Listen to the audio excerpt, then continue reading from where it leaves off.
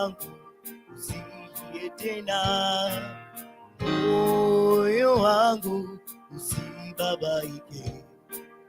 Naye Mungu mkuu sana, naye Mungu muweza wa yote.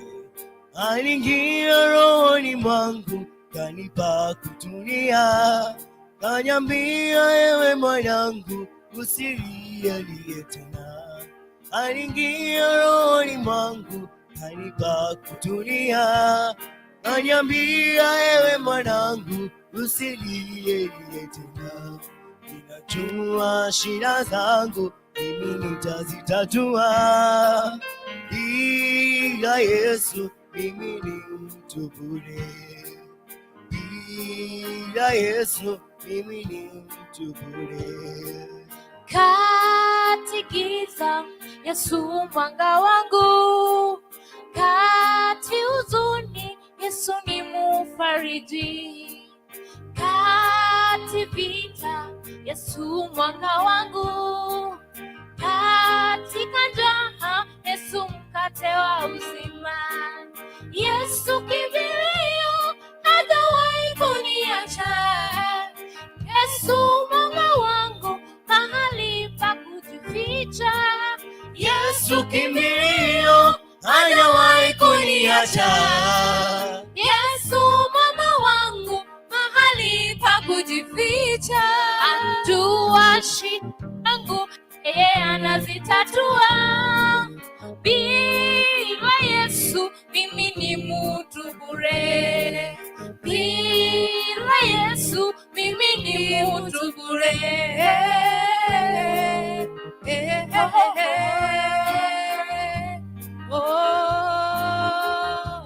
Mwanawe aliingia rohoni mwangu, kanipa kutulia, kaniambia ewe mwanangu usilie. Aliingia rohoni mwangu, kanipa kutulia, kaniambia ewe mwanangu usilie. Najua shida zangu mimi nitazitatua, bila Yesu mimi ni, bila Yesu mimi ni mtu bure. Aliingia rohoni mwangu, kanipa kutulia, kaniambia ewe mwanangu usilie. Aliingia rohoni mwangu, kanipa kutulia, kaniambia ewe mwanangu usilie tena. Ninajua shida zangu mimi nitazitatua, bila Yesu mimi ni mtu bure, bila Yesu mimi ni mtu bure.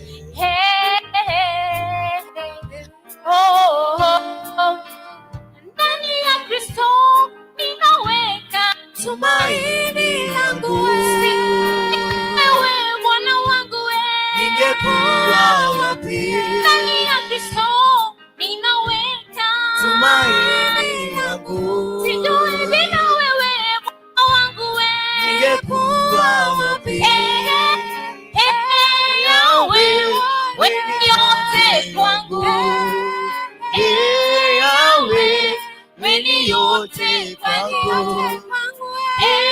Yawe wewe yote kwangu, Yawe wewe yote, Yawe wewe yote kwangu, Yawe wewe yote kwangu, Yawe wewe yote kwangu. Yawe ningekuwa wapi? Yawe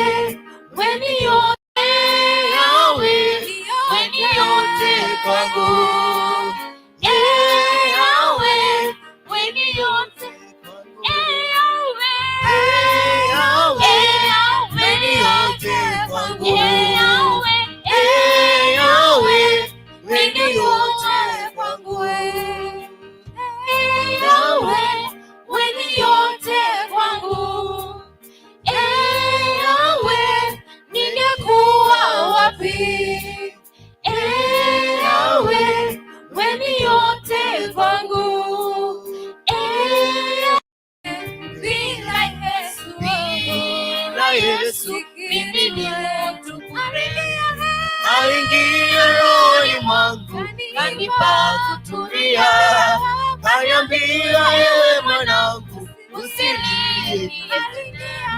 Aliingia rohoni mwangu kanipa kutulia, kaniambia ewe mwanangu usilie tena. Ninajua shida zangu mimi nitazitatua. bila Yesu Mimi ni mtu bila Yesu, bila Yesu mimi ni mtu bure. Oh, ndani ya Kristo ninaweka tumaini langu. Wewe Bwana wangu, ningekuwa wapi? ndani ya Kristo ninaweka tumaini langu. Sijui bila wewe Bwana wangu, ningekuwa wapi? Yahweh, wewe yote kwangu. Yahweh, wewe ni yote kwangu.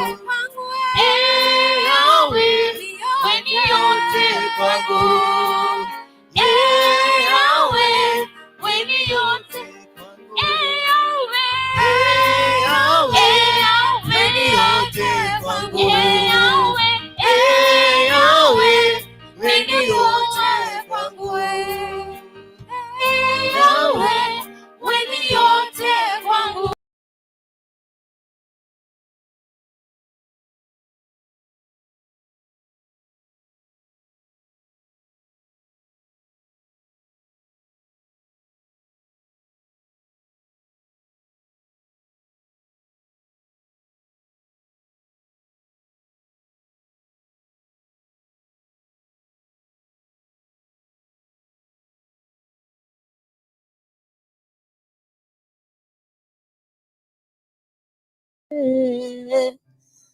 Na kusifu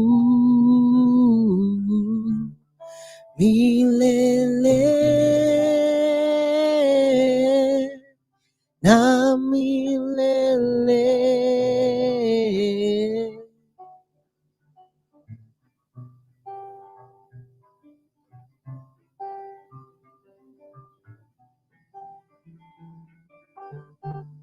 Kwa shangwe na kusifu ewe Bwana milele, na kusifu kwa shangwe na kusifu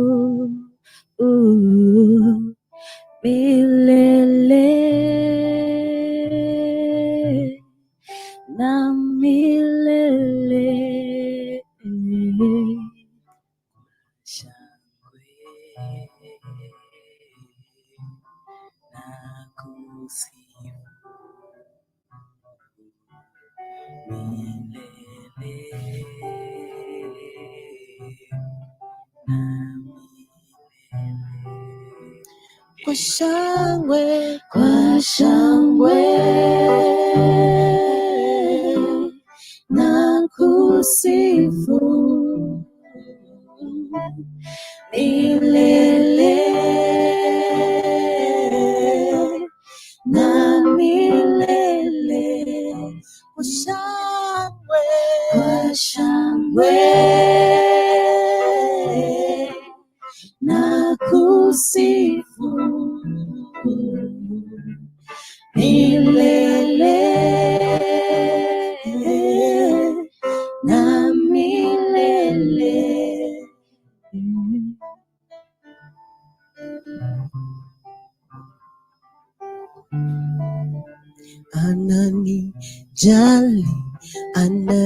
ananijali, sitokubali kuzama kwenye maji. Ananipenda, yeye ni mwema.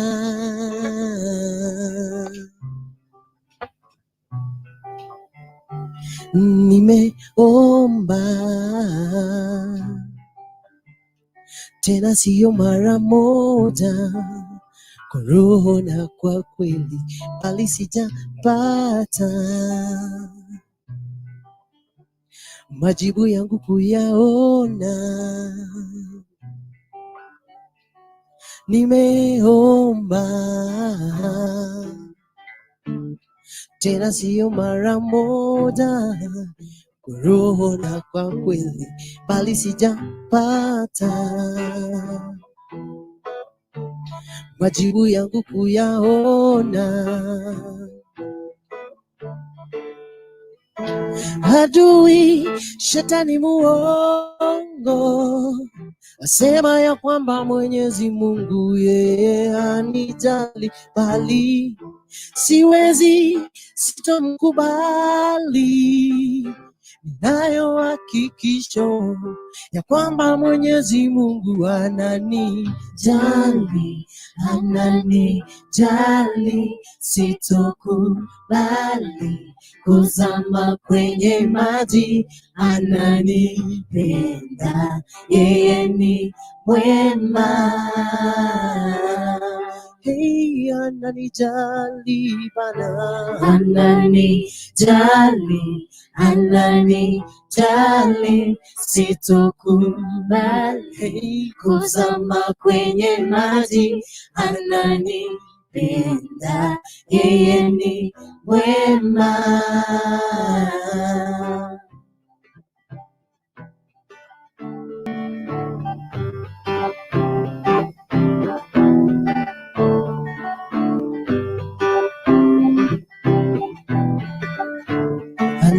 Ananijali, ananijali, sitokubali kuzama kwenye maji. Ananipenda, yeye ni mwema.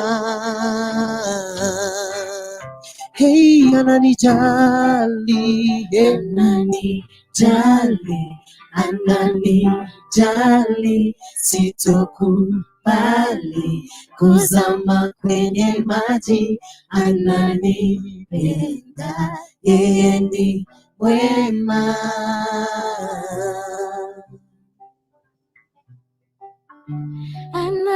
Ananijali, ananijali, sitokubali kuzama kwenye maji. Ananipenda, yeye ni mwema.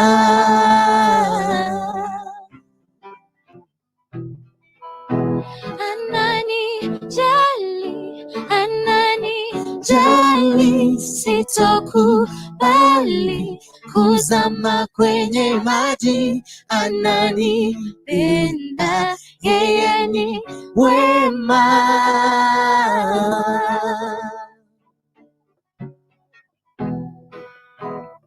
Wewe ndiwe, wewe ndiwe, wewe ndiwe Mfalme mkuu. Wewe ndiwe, wewe ndiwe, wewe ndiwe Mfalme mkuu. Wewe ndiwe, wewe ndiwe, wewe ndiwe, wewe ndiwe Mfalme mkuu. wewe ndiwe, wewe ndiwe, wewe ndiwe, wewe ndiwe Mfalme mkuu. Nilikuwa nimekosa tumaini maishani, lakini Yesu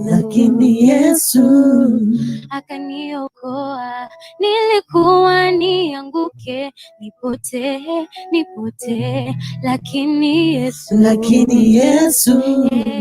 akaniokoa. Pigwa na butwa, nimeshangaa, nimezuba. Wema wako Bwana hauna kipimo. Pigwa na butwa, nimeshangaa, nimezuba. Nguvu zako Bwana hazina kipimo. Wewe ndiwe, wewe ndiwe, wewe ndiwe Mfalme mkuu. wewe ndiwe, wewe wewe ndiwe mfalme mkuu, wewe ndiwe, wewe ndiwe, wewe ndiwe, wewe ndiwe mfalme mkuu. Shangwe na nderemo, furaha ya ajabu, wewe umeniona Mwokozi wangu. Shangwe na nderemo, furaha ya ajabu, wewe umeniona Mwokozi wangu. Shangwe na nderemo, furaha ya ajabu, wewe umeniona Mwokozi wangu. Wewe ndiwe, wewe ndiwe, wewe ndiwe, wewe ndiwe mfalme mkuu, wewe ndiwe, wewe ndiwe, wewe ndiwe, wewe ndiwe mfalme mkuu.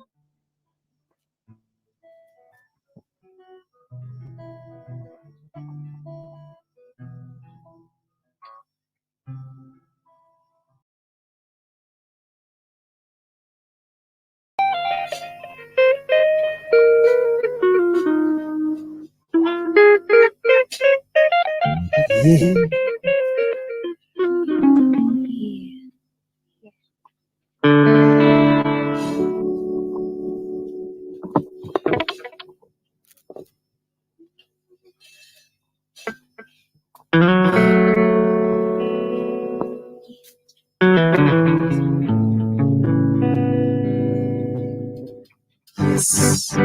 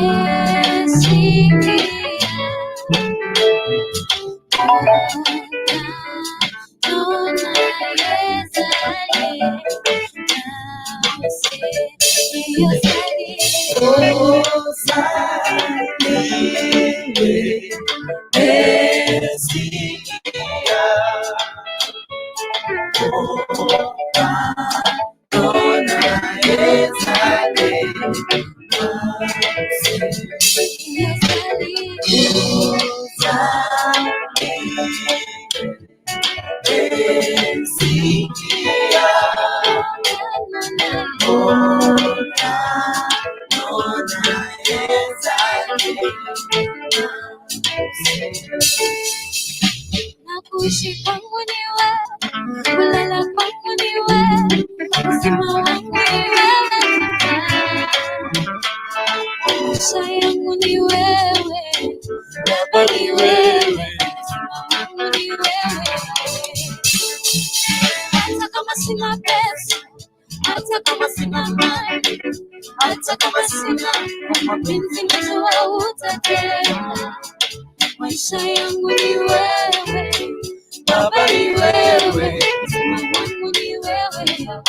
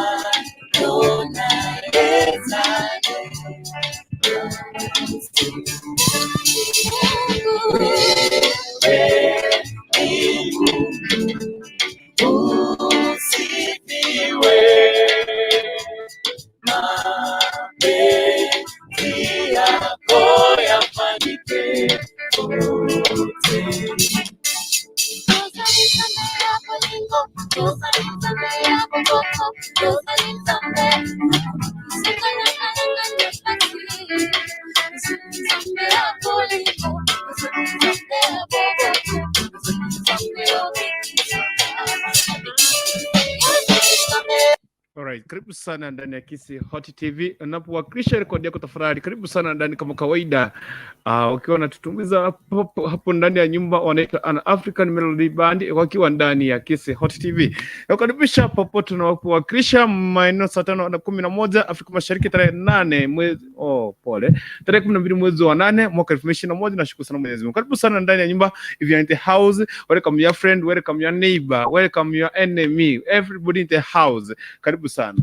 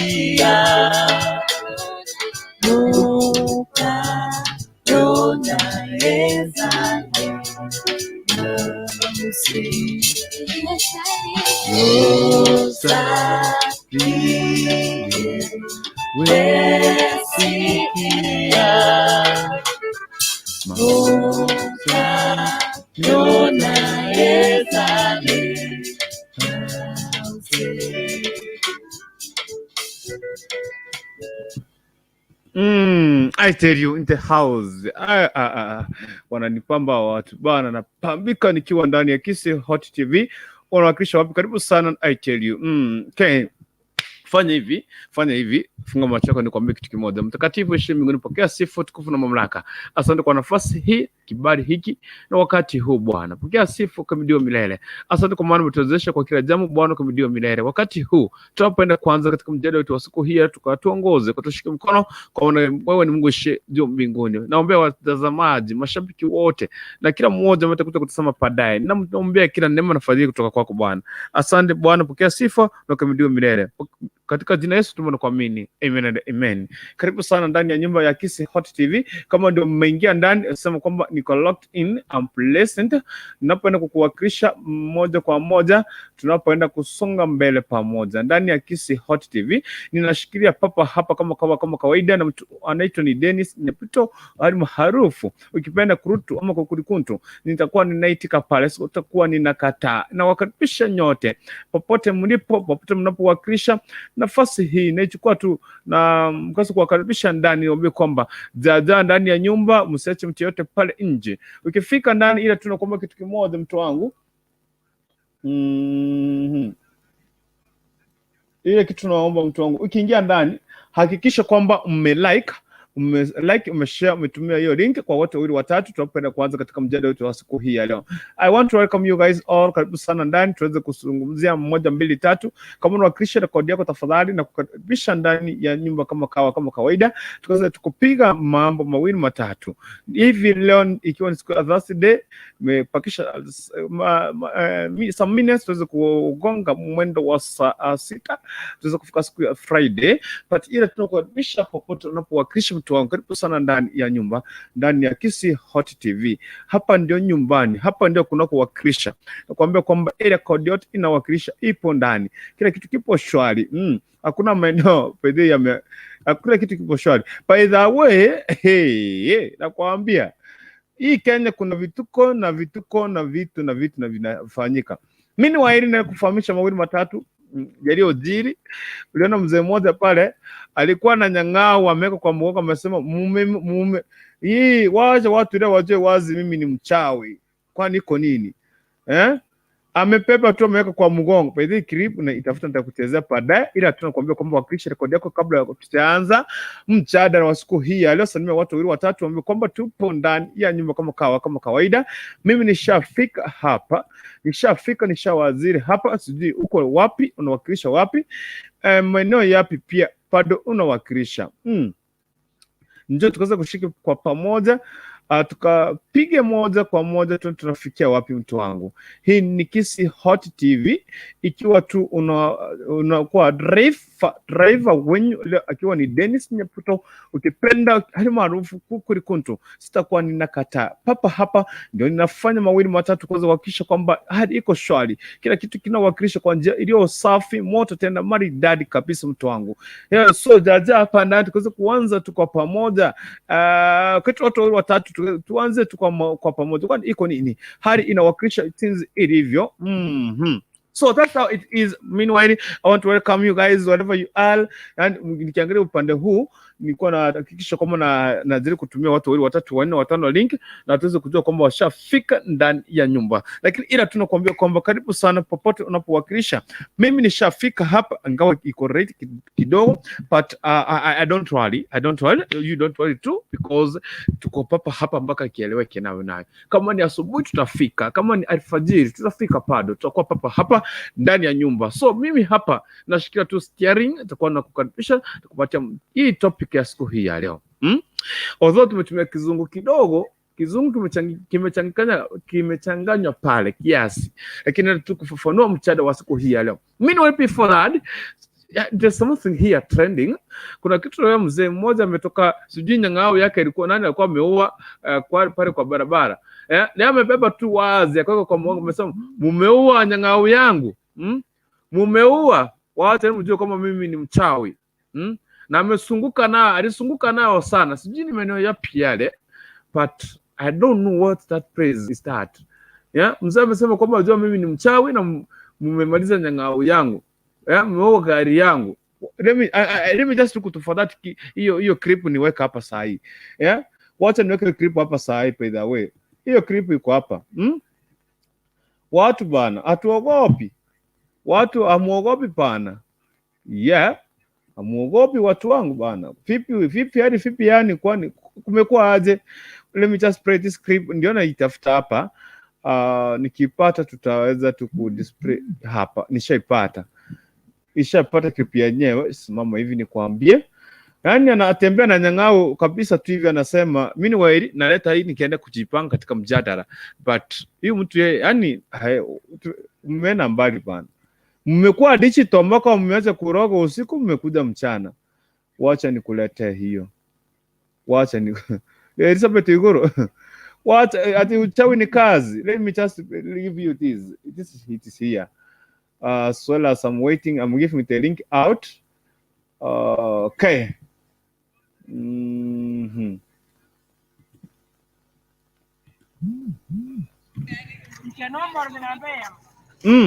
Ainingo.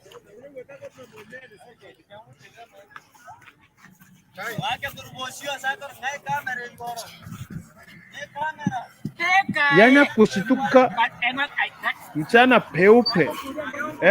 Mama unapiga picha nani bana? Sekarang aku yesere. Beka kabisa na anaki. Beka marakan. Weka uya kabisa. Beka marakan. Watu wamuogopi bana. Kai.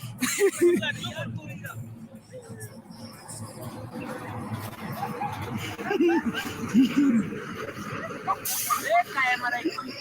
Beka na Abantu bari bwakonze kibica inabaro nkimokondoke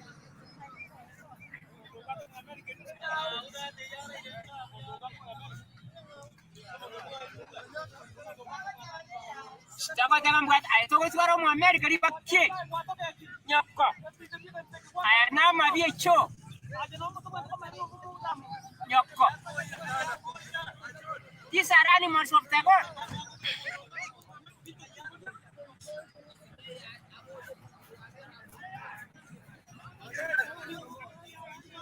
Kainu mo resmo ko adwa yasa ngoja na man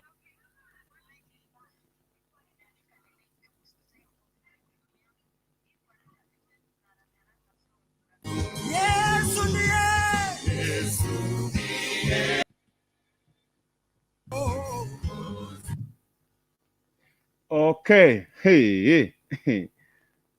Yani hii ndio hali ilikuwa.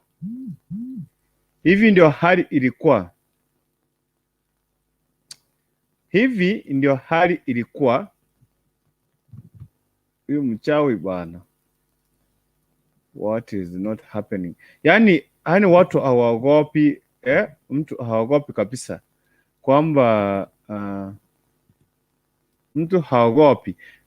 But karibu sana Toli Statu Pondives Ongweza Elizabeth Igoro Jackson's Right the Skin Channel. Pondives Ongweza nakuona pale anaitwa nani? Kuna mtu anaitwa Ruth Bosbody yupo ndani. So mimi hapa nataka tu kuweza kuingia katika mjadala wa siku hii ya leo. So I want to kuweza tu kufanya hivi. I want us to do this. Kufanya hivi. Nataka kuwaletea topic ya siku hii ya leo. Na tukaona tunaifikia wapi. Okay. It is well, good and well. So watu waweze kujaja ndani ya nyumba. Hiyo clip ilikuwa ya mtu, yani yeye haogopi wala hashituki bana. Haogopi wala hashituki bana. Okay. Here I have mtu anaitwa Pondives Ongweza. Nimeshtuka sana, mchawi wazi. Peupe mtu wangu nakwambia, peupe. Mchana tu hivi. Yani peupe, haogopi wala hashtuki. So let me just welcome you in the house. So wherever you are, karibu sana, link ndio hii. Nitakuwa nafafanua mjadala baadaye, lakini nataka kuleta hii watu kaza kufika ndani. Karibu sana ndani ya Kisi Hot TV, and then we want to see on how to do APCD. All right? So if you are there just watching us, karibu sana ndani ya hapa ndani ya nyumba. Tuone tunafikia wapi katika siku hii ya leo. Hakika Mungu ametuwezesha, amekuwa mtakatifu na mlinzi mwema. Na shukuru sana Poni. Poni bwana, uko na nani huyu bwana hapa? Naona ushafika mtu wa kwanza. Vipi mtu wangu? Poa sana.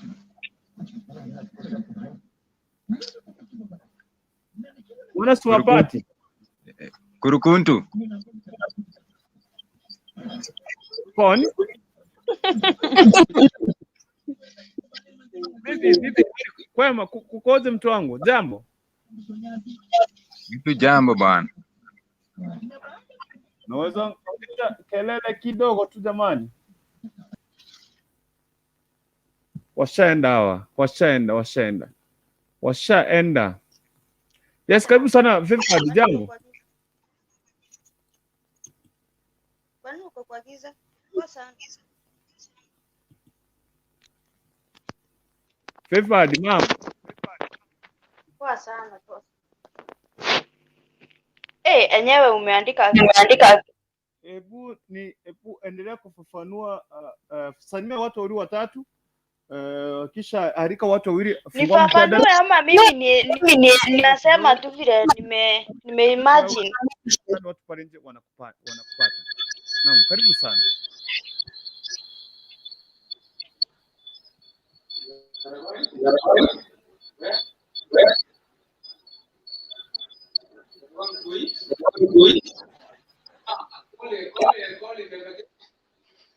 And tell him before you go so that he can take cover. Fefadi, nimekupatia nafasi, endelea salimia watu wawili watatu. Niona Richi nimekuona pale, karibu sana. Ataweza kushughulikia mambo mawili matatu. na tuone tunaelekea Richard vipi. Iko kwako. Karibu sana, karibisha watu wawili watatu na tuanzie kwa mchadara kumradhi, kabla sijaleta Richard. So hapa mimi sikupati vizuri, nataka kushughulikia sauti yangu kiasi, so ila tu nafasi nishakupatia kwako. Unasikia?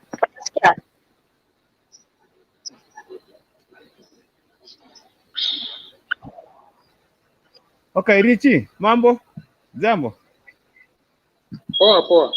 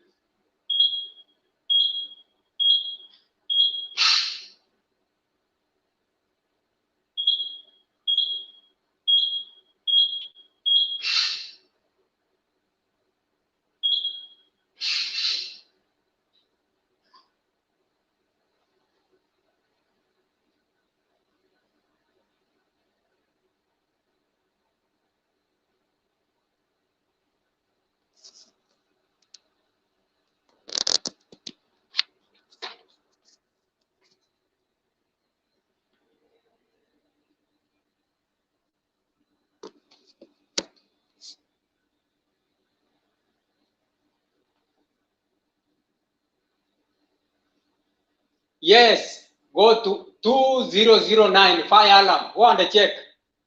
2009. Yeah.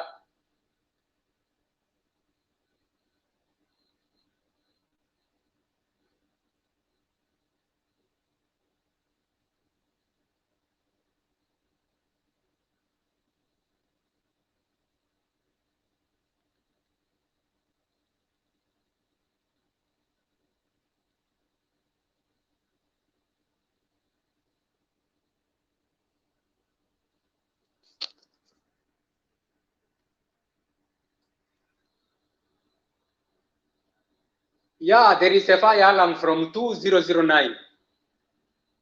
2009. 2009. Okay.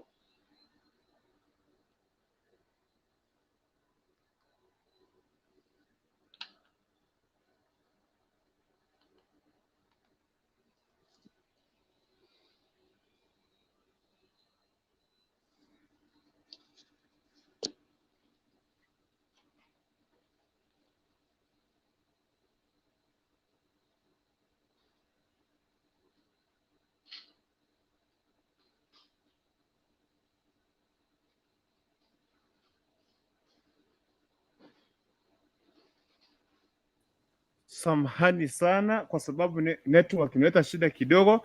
Samson, nimeingia nikikuona hapa backstage. Samson, I've entered kukuona hapa. Tafadhali naomba ukaanze kurudi. Richard, thank you for waiting, and everybody thank you for just waiting. Just because of network imenipatia shida kidogo hapa, and that's why nimetoka out of the nini. So nimetoka kwa sababu ya network imenitoa nje kidogo. So nitakuwa narekebisha on that side. We want to see over this the problem hapa kidogo tu, samahani. Karibu sana watu wangu, karibu sana ndani ya Kisi Hot TV. Okay, tuone kama tunafikia wapi. Typing error. Tunaelewa typing error na kuanga. So okay, kompyuta inanipatia shida kidogo hapa, kidogo tu, lakini naomba mkaze kurejea. Karibu sana, tuone tunafikia wapi. Sawa.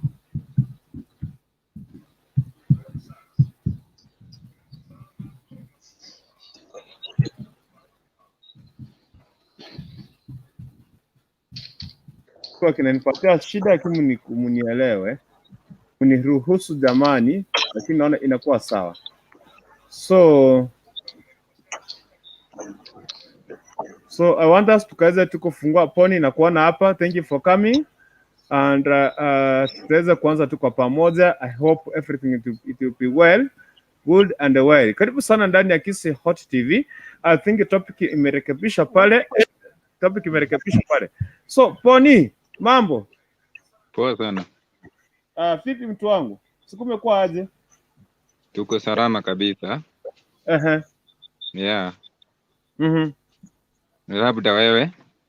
Niko salama. Yeah. Yes, welcome in the studio. Say hi. Hi. Salimia watu kama 5, 6 hivi, 9. Karibisha Kisi Hot TV. Nafasi iko kwako mtu wangu. Asante sana. Ningeanzia kusalimia huyu bibi yangu, tuko na yeye hapa. Yes.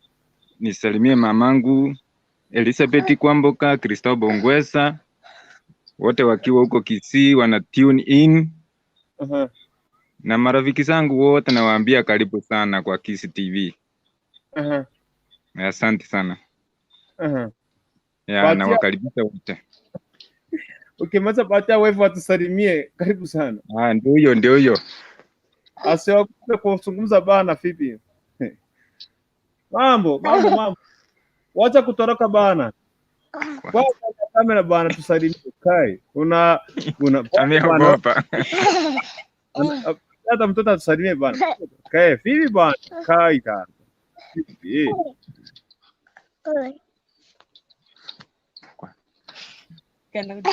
Wameogopa. Anaitwa nani? Mke anaitwa vipi? Bana mmekuredisha down hivi yani. Anaitwa Dofi. Yeah. Doro bana. Doro ameogopa bana kurukundu. Yeah. Shikiri hapo nitakwambia what tutafanya next in the next minute. What an other Richard. Yes, habari gani? Salama sana mtu wangu. Bana bante babarua. Hai. Doro tafadhali. Kai. Yes, Richard. Yes. Karibu sana. Asante. Say hi. Karibisha watu 2 3. Nimesikia bado kwa kazi, nimesikia hapa backstage ingawa network ilinitoa, ukavumilia ukaningoja, nashukuru sana. Asante. Na msalimu mke wangu ambaye yako hapo Kisii. Yes. Na salimu ndugu yangu ambaye ni Johnny Tengea ako Bungoma. AP line. Na msalimu kijana ya ndugu yangu, huyo ni kama kijana yangu. Boniface Orucho ambaye yako Masinde Muriro University. Yes. Na msalimu Duke ambaye ni ndugu yake, wote ni vijana ya ndugu yangu. Ambaye yako Mumias. Na wasalimu watu wote wa Mubuoge family ambao wako nyumbani, hata ingawa tuko na matanga. Anko yangu alifariki, lakini nawaambia pole wote. Hii ni wakati mgumu, lakini Mungu ako tu, Mungu anajua sababu. Nasema asante mtangazaji kwa kuniruhusu niongee na nyinyi. Mimi niko mbali, siko Kenya. Lakini nimewapata vizuri sana. Unawakilisha wapi? Yes. Mimi natoka United Arab Emirates, niko Dubai. Yeah. Hata saa hizi niko kazini. Yeah, I see. Mimi nafanya kazi usiku.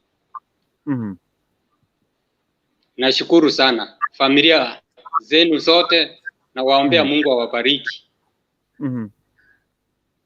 Yeah. Wow. Thank you very much bana. Thank you, siondoke. Poni rudi hapa. I want you guys to come here. Richard, karibu sana. Sisi tunakuanga hapa every time, every now and then. If you are new in the house, subscribe. Akina Patrick Mushiri, karibu sana, mkaribishe our brother Richard. Nakwambia kwamba they call it Dubai inawakilisha wale watu kwa katika sehemu za Gulf. Show your love to our brother. Hey, taanza kusoma comment hapa, lakini nawakaribisha before we start the program na mjadala wetu wa siku hii ya leo. Tafadhali nawakaribisha ndani ya nyumba kama kawaida, sawa sawa. So kama unawakilisha rekodi yako na uko sehemu fulani, nakukaribisha sana ndani. Richard, nyumbani kabisa hapa ni wapi? Sababu nimesikia kuna matanga, mtu wangu.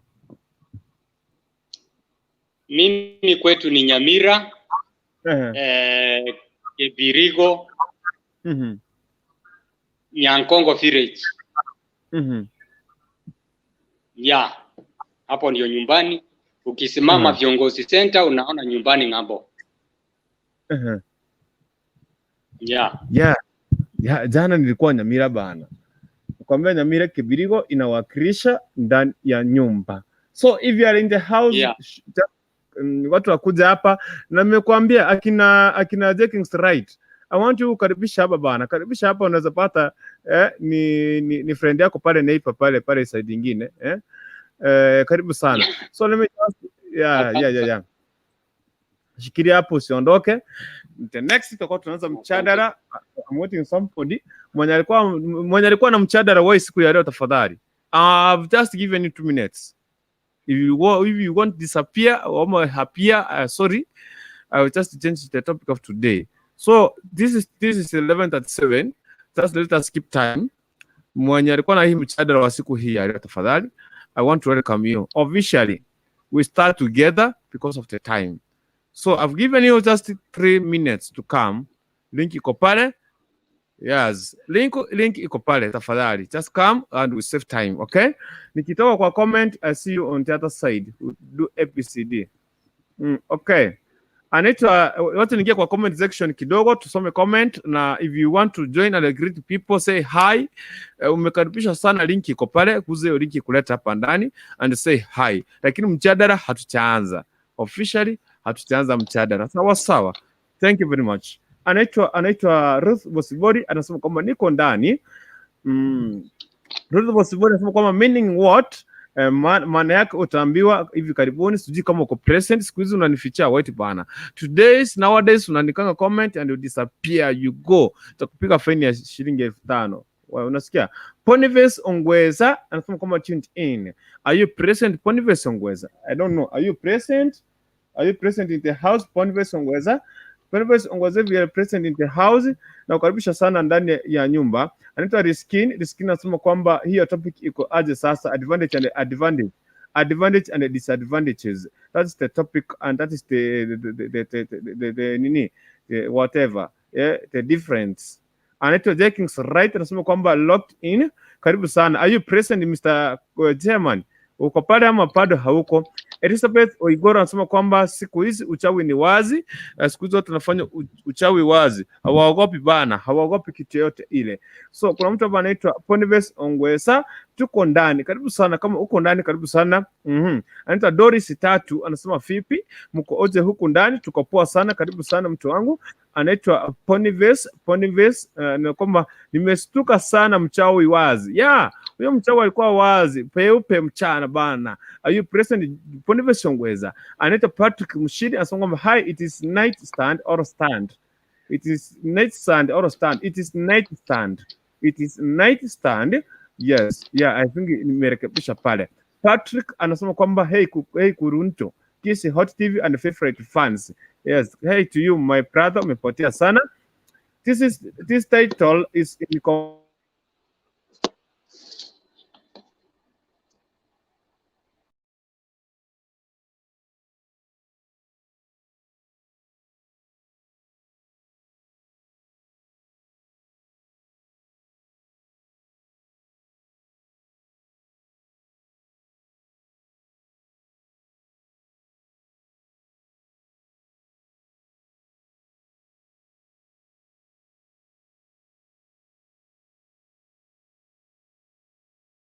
network inanizugua hapa. Patrick, naomba karudi. Richard, network inanizugua hapa jamani. Network leo nani akakuloga bana? Network VP jamani, VP. All right. Richard, you can come back. Okay. Anaitwa Patrick anasema msijali, hii channel itakuwa pingwa siku moja na system poa. Yes, all right, thank you very much. Anaitwa Gregory, I think the topic is supposed to be, do you prefer one night stand? What are the advantages and the disadvantages? I think that's what is been written on the topic. If you can check, that's what is on the topic right now. Patrick Mushiri, Gregory, I think it should be night stand or lifetime stand or something else still. Yes, I think nisharekebisha your title, but I want to welcome you all. So mwenye alikuwa the owner of the topic, I just welcome you. The link is there. So we have so many people who have the program and wakuna topic of today. So if you have this opportunity, so I want to welcome you. Okay, Anita Patrick Mushiri, you made the best choice, Pony. You don't have to worry about the stands or sittings. Hey, congratulations to our wife too. Yani umewa congratulate. Wameingia tu, yani wameingia tu bana. Anaitwa Patrick Mushiri. Okay, Richard, usisahau huko wewe. Okay, Richard, usitusahau huko wewe. Nunua soda pana. Anunue soda kwa kazi. Patrick Mushiri anasema kwamba welcome Richard and join more often. Thank you very much. Patrick Mushiri anasema kwamba hata mimi okay. Nashindwa Liz. Okay, I think that's what you wanted to write. Okay. Patrick Mushiri anasema kwamba hey, taking right. Wapi Wambuhu ulimpeleka wapi mtu wangu? Boniface Maina anasema kwamba yes, I'm present. Thank you very much guys for tuning at Kisi Hot TV. This is Dennis Kukurikuntu Nyabuto and or whatever, those are my names. I want to welcome you all to the house. So I just give nilikuwa nimepata 3 minutes. The on of the topic haweza kukuja. But meanwhile is Damona. I'm adding you again 1 minute. I'm adding you again 1 minute. Violet 20 nasema kama niache deno, niko poa mtu wangu. Wewe Sudanisi mwenzangu umeshafika. Hey, karibu sana. So this is here we are. Violet 20 nakuona. So guys, karibu sana ndani ya Kisi Hot TV. So if you give me in the next 1 minute, nenda kubadilisha topic kwa sababu nilikuwa nimesema topic hii simuhoni na vile juu simuoni, I have to make another. Kuna watu wengine pale nje wako na hiyo na kuna the topic they want to waweze kusaidiwa. So if this one is not present and is not present, tutakuwa na badilisha hivi. Let me just do this because tunaenda na time ama sio? We go with the time and everything will be well. Okay? Oh, so shikilia papo hapo. In this 1 minute ninakuletea hii kitu ni ya kuweza kuangalia nishughulikie mambo na topic sawa sawa. So mtu usiondoke pale, wote nishughulikie kidogo tu mchadara wa siku hii ya leo because ya wakati. So msiondoke, let me just fanya hivi, wote nifanye hivi kidogo tu, just dakika moja tu. Naomba mtu wangu, naomba tu dakika moja. So if they are not present, okay, ninafanya hivyo. Yes. Okay. Thank you very much. Nataka kufanya hivi. So watu wasiweze kuondoka. Msikira tu hivyo kidogo, nirekebishe mchadala kidogo. Hey, wewe Violet. Yeah? Wewe Violet, Sudanisi mwenzangu. Kompyuta jamani, kompyuta bana, bana vipi? So tatushikilie kidogo tu hivi ninapofanya mawili matatu. Okay.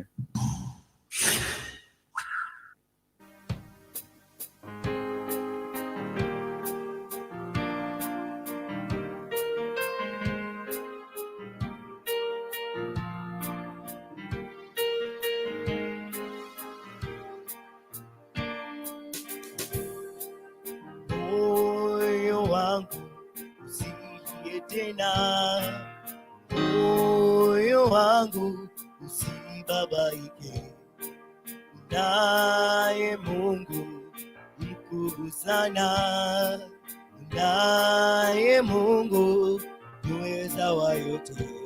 Aliingia rohoni mwangu, kanipa kutulia, kaniambia ewe mwanangu, usilie tena.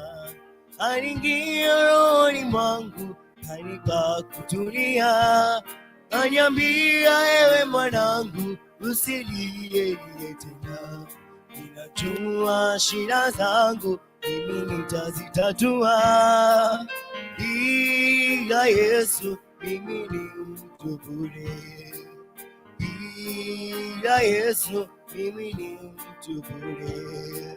Kati giza Yesu mwanga wangu, kati huzuni Yesu ni mufariji, kati vita Yesu mwanga wangu, katika njaa Yesu mkate wa uzima. Yesu kimbilio, hajawahi kuniacha. Yesu mwanga wangu, mahali pa kujificha. Yesu kimbilio, hajawahi kuniacha. Yesu mwanga wangu, mahali pa kujificha. Anajua shida zangu, yeye anazitatua. Bila Yesu mimi ni mtu bure. Bila Yesu mimi ni mtu bure.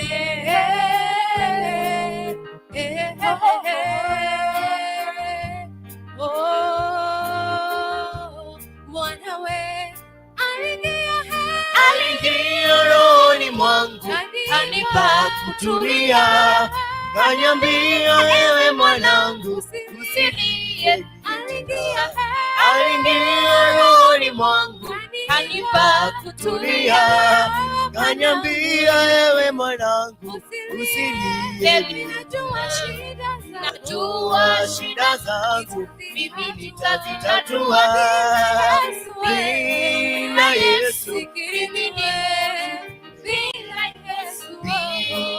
Yesu mimi ni mtu bure. Aliingia rohoni mwangu, kanipa kutulia, kaniambia ewe mwanangu, usilie. Aliingia rohoni. Okay. It's well. Thank you for waiting me. Thank you for waiting us. There we are.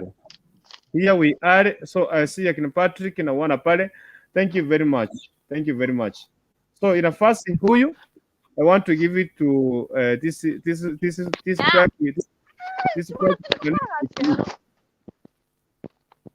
Sudanese kama mimi. Wasudanisi wote waingie hapa. Wasudanisi wote waingie ndani ya nyumba. Okay. All Sudanese in the house. Anyone Sudanese? Come.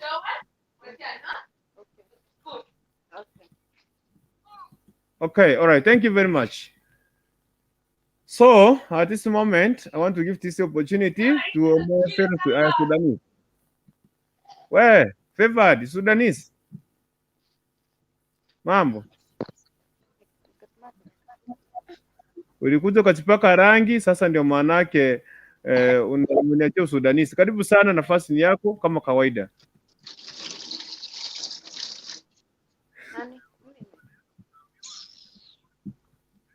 Mimi vile nimeelewa hii topic. Umesalimia watu? Hapo unaingia tu usalimie watu. Sorry. Nataka niwasalimie. I drink it. Mko aje? Yes. Tuko poa. Pia mimi niko sawa. So, tukienda kwa mjadala. Ongeza kelele kidogo. Meza loudspeaker mtu wangu.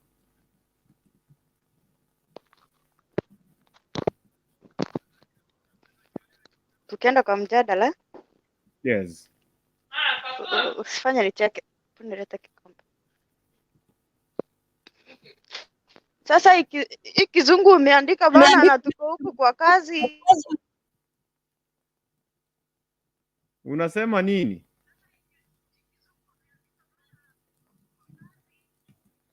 Umekwama? Ufanya kichwa hivi. Tingiza tena hivi. Sasa ona. Network iti mangoma peri unge watch. I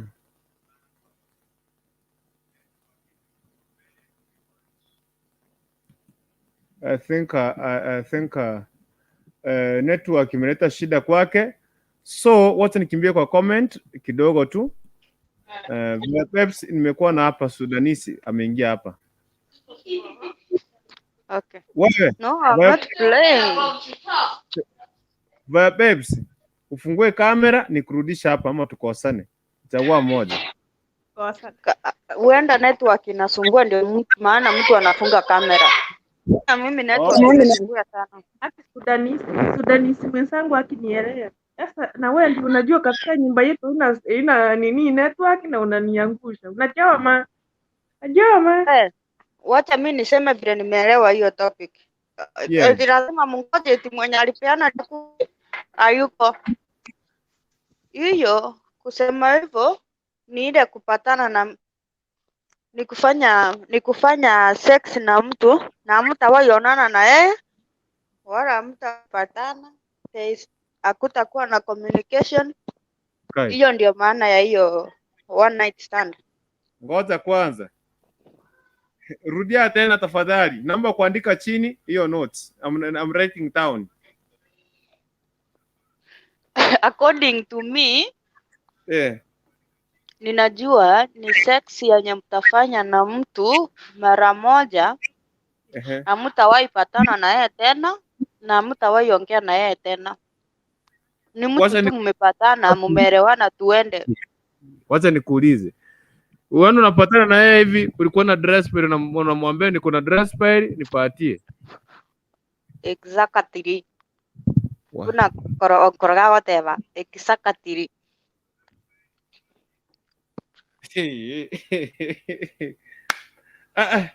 Sasa mimi I think now watu washaelewa.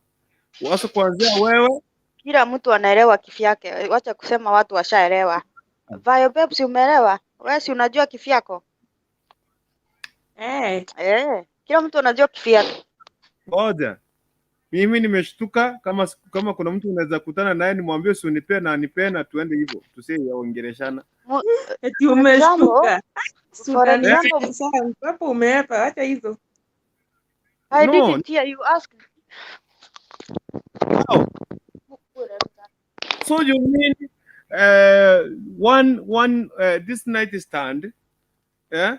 You mean like ukipatana na mwanaume ama mwanamke unamwambia by the way I feel some dress persi chasi tafadhali nipatie niweke okay. So from there unapiga ndani ya miti na unaenda hata namba ya simu huombi. What if sasa? Okay. Hapo tuingie kwa advantages and disadvantages. What if mimba ingie? Tawa mimba ingie. What if mimba ingie? Akuache ugonjwa. Ama mimba. Sasa mimba. Tuseme hiyo. Utapelekea nani mtoto? Sasa mimi nafasi nimewapatia. Wewe sijui ni favored wananasa sijui ni via Peps. My son is a building. People speak entertainment na kuona. Kukurikuntu Lord, kukurikuntu unapenda ama ni kushangaa? Hapana. Sipendi. I can say yeah. Funny. Karibu sana kama sisi. Via Peps. Mbona patiane mtu? Ukipatana wewe hunijui, hujai kupatana, nikwambie niko na dress pair unionjeshe, unanionjesha. Na tunaenda hata namba ya simu huniombi, sikuombi. What if something happens? Nani ataraumiwa? So, nafasi ni yako, mimi nimekuachia mpaka nikirudi na endelea kujadili. I'm coming. Enda wapi? Ninafunga mlango.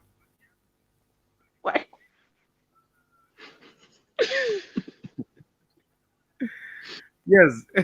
Karibu sana.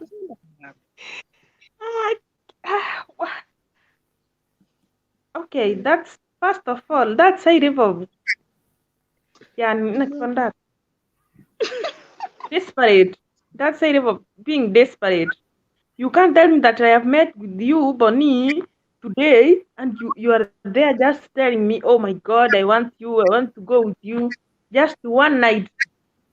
That's okay. Same it ni a level of desperate, but kuna unajua, okay, ngo tafadhali, I'm sorry to say that, but unajua kama mostly ukitembea kuna hii, kuna wazee unapata uko na hii hapa iskimbara kwenye variety street. I say I'm sorry to say that, but I have to. Hapa iskimbara kwenye variety street. Most of the time unajua unapata umu sacha maybe agojo mero umukungu, just namwambia I want night, just one night. I want to spend with you one night. Na hiyo kitu ukienda one night si bure hivyo, ni kulipwa. Unalipwa wewe mwanaume unalipwa mwanamke, unagonga hapo hiyo night moja, asubuhi ikifika unampea yake, kila mtu ana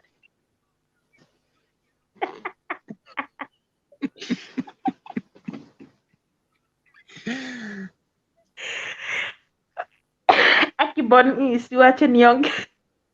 Ongea.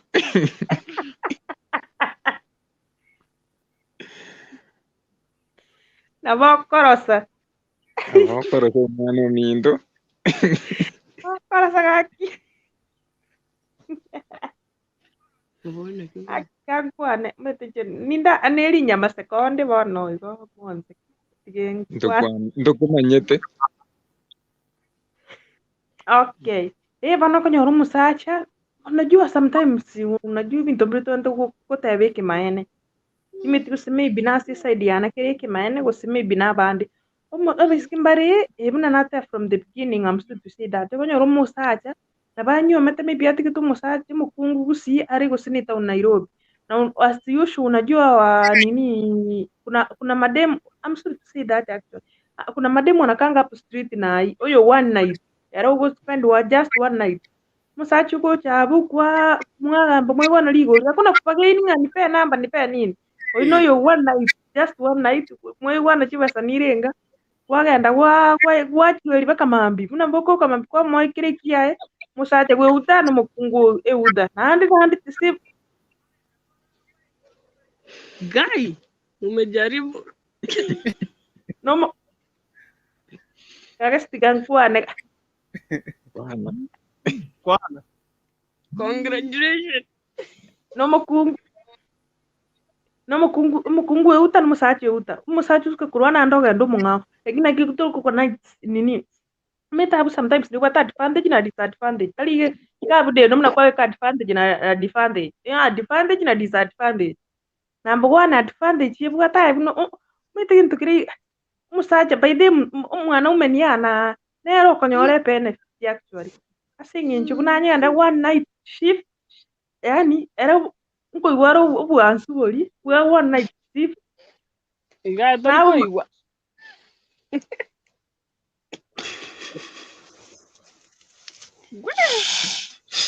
Okay, of course tuasinko kutorobu ansubori lakini umusacha nero intention negente kimono nakikora acha one shift utigo mukungu wa ushago cha kugenda Nairobi kugoet na kiokoro kugo basacha basi huyu tu alikuwa wakupitia yani gaki huyu tu alikuwa wa first time yani ukonyo rumu kwa huyu alikuwa wa first time.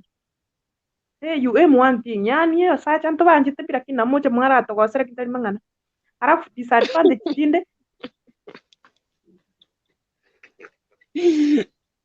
disadvantage meta sometimes even tevi by the na ongelea both men and women even they sometimes unajua sinakwanga tricky sana. Weka mwanaume ama mwanamke sema leo tumemit na wewe Boni halafu unaniambia eti tukikutana na wewe tuwagamba naye vyetu igwana yani yenge metinga ki hani mtete nyora kanguru kaliga ntachenga boom bas yani you don't mind.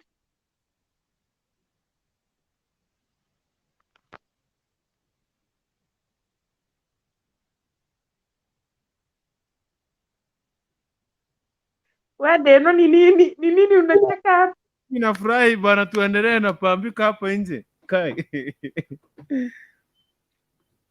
Musacha turko mind na ki yani ema ndia muna kwa mumireiga yani enchirara kantako kana bien chira mete vija watanga oyo na bo tuko vamos na bongo kora mangan ko menya kwando musa wata nani ngento kali ngente testa chengolingo ta chengolinga trap ebesa mbose besa ndara butur mago kona bongo gie besa mbusa ubu ya besa itagamba nga mukungu atati kumenya besa nire ngambwate besa utakwana nga nonda besa teliko gamba bana wata hana ngo tachingoleliga na igure vija igentu kiago cha nan kinetama you don't tuliko mind baki na ki edemwe na manyoli rero bwanchire mapema iga uranyo number 1 uranyoli ndo bwato borwaire ubabonene number 2 maybe edemwe mete squeeze kunyora yani I'm still say that kuna mademu yani unapata tu mtu amejiachiria sasa unapata tu amejitreat yani era ai bega te choncha already na ki yani balidenta balba kuya ni akitaoni bali na kwa most time bagwa ebinte biwa penyasti bali but ana muna basasta ni numura manyawano ende ko bachani tamama nengole ndako rati ndako kwani hivyo. Samson Mbundi, karibu sana. Usishangae msana na kwanga hivyo. Anaongeanga ukweli sometimes. Let me ask you. Mmoja umefanya pwani mpaka umetoroka. Unajoma. Kwanza nikuulize. Kuna kitu umesema hapa ati wote mnasikianga utamu. So, yani mpaka mtu akikurepu hata wewe utasikia utamu juu umerepiwa. Utamu ni ile. Kai. Si umerepiwa, umefosiwa ukuwa unataka. Sasa unajua hiyo ni kitu inakuja automatic. Gwani simu sacha raso ila sengoleliga atachira sama cha limi. Basi owe tolepi kukono umbu ansukura bunga kawaida. It's normal. Tinko manyasa bande lakini nentukira na omoga. Tanda kuboli. Neke kene ni muti mwata eba konyoranga no bwato sine girlfriend. Ndimo achire sabari iyo. Utaka kotemeterero ne bangete tyanzenge bage mawota gocha bono metinga gukoranga bwansumbuka iyo. Yani garo bogo chibwata masenga nzongwe bangete. Ya umeta mkubwati ya mumuranga ngakina ko gereri ngakiole enya tumira nae rero. One boyfriend yago. Mwachire sabari weko kwa mutinga mete ntwa bangete ukora ona bangete usengwa na twaringe sabari iyo tyanzenga ninge bangete ngitengora. Bono nkiye kogera. Bana bunkubwatire ngakiri tukero nyanenge ni moods toko banyundi ne nyatindi moods. Kwani utamwezi kuja tutumie nimesahau. Tafadhali Patrick ana flat hapa. Pige tu Kiswahili. Patrick hapa inapita free. Wah, shikilia hapo.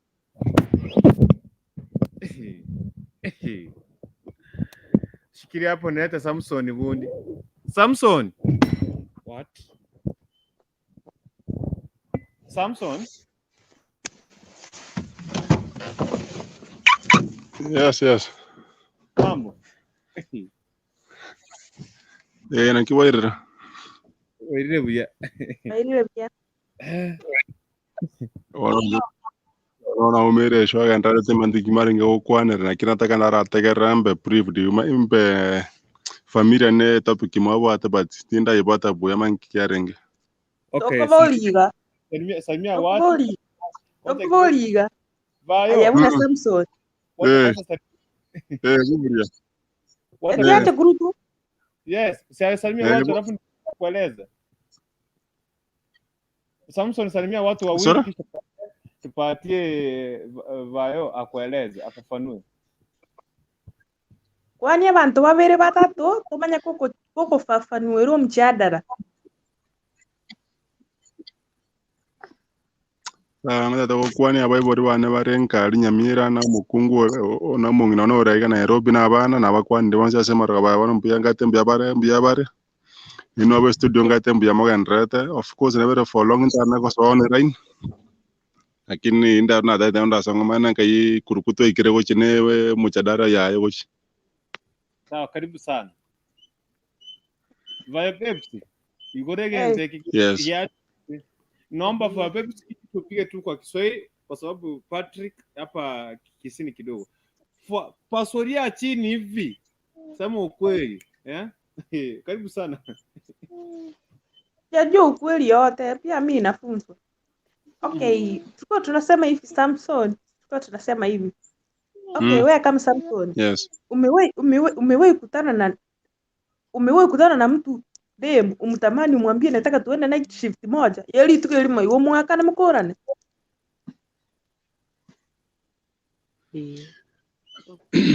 Okay, na bekunyarikana omonto watamani omonto gotobo kubatina na kwa mutamani na waratamani omonto watakama benere but wena weiga waka esabu ya kwa mano omonto na mutakaiga. What are the repercussions after to awareness? Monto maybe there monto genuine na mora no monto. Okay, monto mo kumira on a one stand night. Of course there are some advantages and disadvantages. Na wonda ko kani asoko tukobo asoko ngisanikia. But at the end of the day I will start regretting and kiaga na musbati na banere. Ntoje ntopitura na ntora na topimwe. Borera ngere gose so no bortana moire because onzo nyoro borwaire na yene familia mokomia onzo kwa mwero borito stire gara mambageje ko wera ata uchubosio yo bono ebinte bimutawata na one night shift gose wota ko monta so ko monta mani ni kwa montaka ko montora rengere na inki reasonere nata kiro monto yo na inde aso monto aso monto mo Kristo aso monto kuma korezo ni asinini oro musiko okoega on one day ndo ita same day that person is not genuine or you are after your money or after akwa burere wasa omoborto wacho ja koregere tipadai.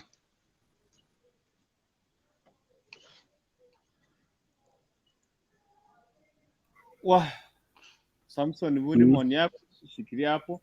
By the way, kuna vijana hata ulize wanaume saa hii wanaume ambao wajaoa kuna girlfriend and whatever, kuja hapa tuseme ukweli. Ongea kwa sauti deno atusikii poa. Ukikatia dem, ukikatia dem ndio baadaye watoto nikuje kwake Poni. Aye Mike ne yakire studio Poni obe ya deno beke Mike yako chomo toko igweti. Okay, Mike ndio hii hapa. Unasikia mimi? Unanisikia? I'm saying like this. Wale wanaume ambao tujaoa tuko na girlfriend, hata kama umeoa uko na bibi, lakini acha nikuulize hivi, kitambo ukikatia msichana achukue siku mingi ajaingia kwa box, usiunachana na yeye uje kwa siku moja anaingia kwa box, siku moja, siku ya pili, ya tatu unasoma katiba na story inaisha. So Poni, wacha nikuje kwake Poni, tutumie Kiswahili kwa sababu kikisi Patrick anafuatilia. Poni,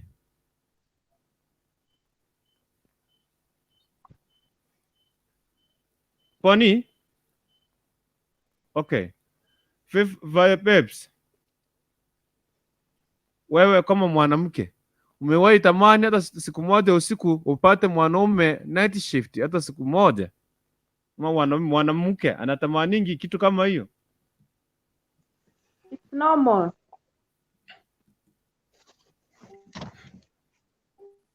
Kai. Lakini ndio kitu normal.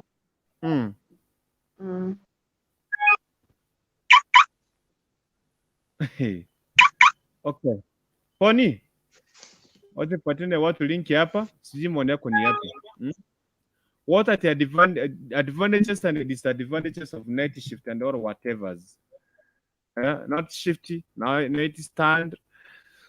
Unasema kama leo nilikuwa naenda lunch tu hivi, ninapita hapa tu utaona nasikia sasa mtu so what do you mean about? Unajua venye mnaipanga? Yeah? Kama unajua venye mnaipanga? No, hii ni town. This is town. These people kwanza wako hapa nyuma yetu hapa. Ni wapi building? Au wako hapa tu nyuma. They are behind us here. Hata sasa nitoka na kamera niwawekea tu hivi utakuwa na waangalia. They are outside here. So that's why I'm asking. So those men who go there, si kwamba si kwamba tu pale nyumbani their wives wamewakataa na wengine wamekataliwa, akienda kukatia vibe anamwambia uko na sura mbaya, sikutaki. So that's why anatoka tu anaenda kutafuta hiyo kitu.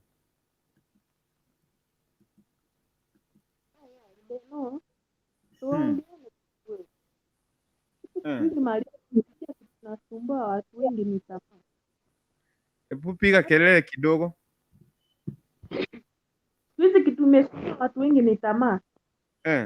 Hata mwanaume amenioa ameniweka kwa nyumba. Alafu na vangu mkolera kile. Of course pia sisi tunachoka, but remember hiyo kitu ndio ilinitoa kwetu ikanileta kwenu. Na wakati nilikuja kwako, I know I have to deal like a wife material in that house. I need to separate everything with that man. In order kwa huyu mwanaume asitoke nje. Hiyo ni mali yake. So ila time yenye anataka vitu misake mimi nitampea. But the main issue ni asitoke nje, aenda kuniletea ugonjwa mimi mwenye niko outside kabisa, mure ndetse vindu vya kumbe nitakora scan hivi. Ona hebu mwanaume hebu nitengeneze mna kwanya nitengeneze uniunde. Anti natanyora hata tukipata watu hii hata mmoja wawili watatu. Kila will remain the queen. Kila will remain the cutest the way you found me. Because you need to treat me as your wife and me to treat you like you are my husband. You are my heart piece, no? So we need to help each other. Yeah, so we need to see the truth. Disadvantage yote anoburwaire na pregnancy. I have no musaja wenye wachili siku kali kutesa night shift.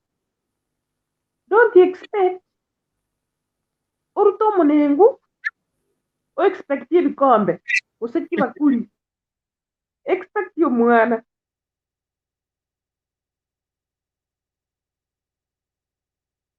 Nini kurutu epua ni mute. Nini unasema? Unanifresha bana. Hapana ni ukweli, unajua kama unataka kuenda night shift. Nini kina watonga kwenyu? Ngimokurera seino. Ose mwote mwibura abana, osabe Grace na kuona kuzi network inasumbua. Umetoka kwenyu kuzi uzae watoto, ujunge poma tuendelee. Kwani hiyo kitu tena na watonga kwenyu? Kama na watoa kwenyu. Mbona mnanyimanga wazee wenyu sometimes wasema tumechoka? Unajua kufika kwetu nilikuwa na ringi no brangeti, nilikuwa na brangeti na kitanda. Nilikuwa na sahani yangu na kikombe. Nimenitoa huko. Ni hiyo kitu ndio imenitoa kwetu, nimekuja kwenu. Na kama nimekuja kwenu, I need to cooperate as the wife of that house. Wanasemanga mwanamke mzuri anachanga nyumba yake ama anapomoa. So as a woman, you need to take care of your man. Wakonya na mani wengine kuna mani wengine you take care, but wanakuanga unmute your mic. Yes. Na mwana mwingine you take care, but siri huko nje wanataka kuonja. Ndio unasikia wametuletea headache. Kasio ni wanataka kuonja. Hata nikimpea huko kwa nyumba. Wakisema bend this way, I bend this way. Do this, I do. Sasa huko nje tu anataka kuonja tu. Sio kuna vitu zingine. So ukienda huko nje kama unaona yani wewe ni mtu wa kuonja na umeoa, don't expect upata kikombe ama sahani. Una expect mtoto. Urusha. Toka ni mkombe kwa somo usichiva kuli. No mwana uko nyasa ngecheke kama ulicheza uliingia kwa hiyo maji bila kutumia gambut. Una expect nini? Expect matunda pia. Na hiyo matunda ikikuja usikatae. Juu wakati ulikuwa unaingia kwa huo mtaro uliona aje? Huu mtaro nikiingia na sijafaa socks, uenda nitafanya nini? Matokeo itakuja baadaye. So unajua sometimes na nyinyi wanaume hiyo kitu utahamu ikipanda you don't remember. Tunaweza agree nawe aje? Kwa tukianza kukochariga, kukochaguiterera ama aje ukimwagia hizi mimea maji. Ukimwagia hizi mimea maji, usimwage maji mingi. Ukiona yamekuwa mingi unamwaga nje. Unamwaga tu kando ya huyo around hapo. But usimwagie maji mingi juu utaharibu maneno. Uende hizo plants zitakauka ama zitakufanya nini? Zitaendelea kukua. So ukienda kucheza huko nje, cheza na gambut. Wewe ujikaze, usweat, uende safari, utembee, uchoke, ukae chini, alafu umetembea kuleta unga Nairobi. Utembee ndio hiyo Narok na mguu, unajikaza jua na kila kitu, alafu umefikia unga, ukijitwika unga kwa kichwa, alafu useme hata sasa ni mwage, ati unga ni mingi, ni mwage kidogo, ni pepe kidogo. Si utakuwa umeenda hasara sana. Okay, basi kama hiyo unga utaki uenda hasara, basi utakaramia pia. Kama utaki kumwaga hiyo unga kidogo, utakaramia. Ndio tuota na ki tota point. Tuko ni bikombe gusitsana. Pero guapa ande umotega nyomwana.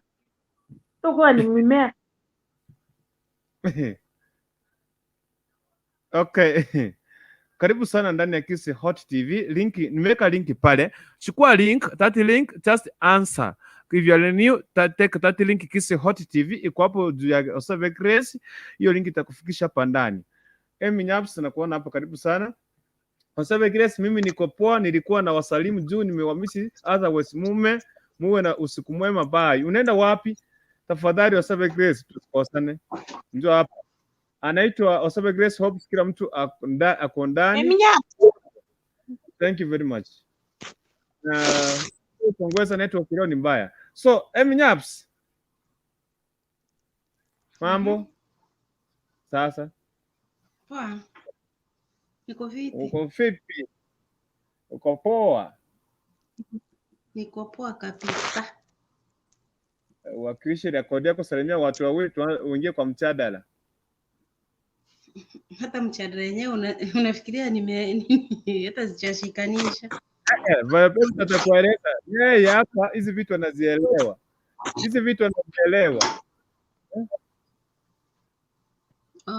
Wataka nisalimie watu wawili watatu. Aje nianze na kurungutu. Nikuje na fayo.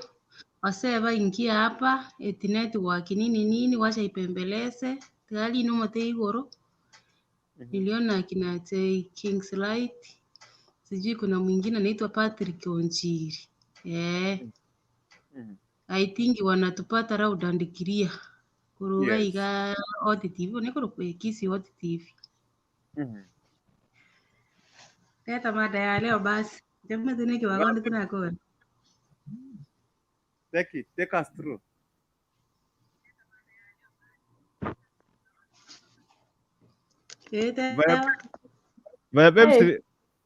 Acha kulala darasani bana. Kai, hebu fungulie Minyaps hapa, mwambie nitakupiga. God. Nyams, tuko tunasema hivi. Kwanye komero musada ko tire aronda geto ongire na shift ya moiga. Na mbatari ko wakene kya ko abuna bono dress bari. Ogenda ari ruga igo gande yo mwande ri itali. Oige ari gwatonyire rira bari itano. Uruga igenze yaragere yi. Kero gwikira ari gwatonyire igo makanyoro muntu ri gwikire iga. Mukadenga igo ngakisero ko ganda toro gotukabamo. Mutamanya inipi. Agotimando gotukabamo iga akoseri kiao. Advantage nero na disadvantage ya manganai.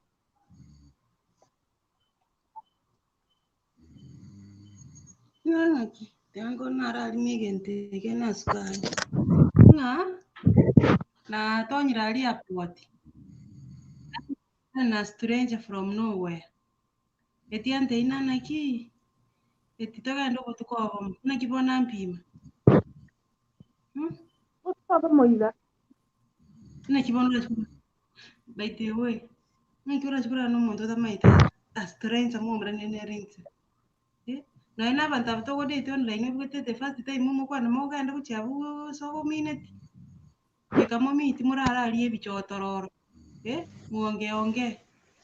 Ikifika kwa hiyo mambo ya kusoma misa ni baadaye. Unaona? Mtakatifu Tindo juzi ni kolikoli. Tuko na Ando juzi ni watu wapo, ukienda hapa town kuna wana misururu. Mtu anamwambia wanaelewana, unanihusia ngapi? Anakuambia 20 pop, kale kamoja ka kwanza 20 pop, ya pili 50, ya tatu 100, na room 100. Zote ni ngapi? 300 usiku mzima. Kurukutureti miteli. Yeah. Nje narura mchu na arandiri Kenya. Sijaenda Koinange Street, nienda kuuza hiyo kitu. Unaona? Niko bono mimi ya kisiesi. Yeah. Wacha nikuulize. Let me ask you. Network imetupa Biopeps, imetupa Gesare. Let me ask you. Wewe Mnyaps, umewahi msichana, uliwahi katiwa wewe Osebe Grace, ulikuwa hapa ndani usijume umechitoa, uliwahi katiwa na kijana? Wakati ulikuwa unakatiwa alikuwa anachukua siku ngapi ndio unampatia hizo vitu? Ni wali mwachumu tonete mbe igoro wakati wosi ni mupande yani kurukutu. Ndio neke. Okay. Nitaona laki yani si chocha but nishaikatiwa. Time ya nilikuanga form 4 by the na nyorte montore konge. Usina nachite time tu sina nachite kieni kurwa bombare kondora by the time nilikuanga form 4 na nyorte boyfriend yo konte. Tukapush niga igolini.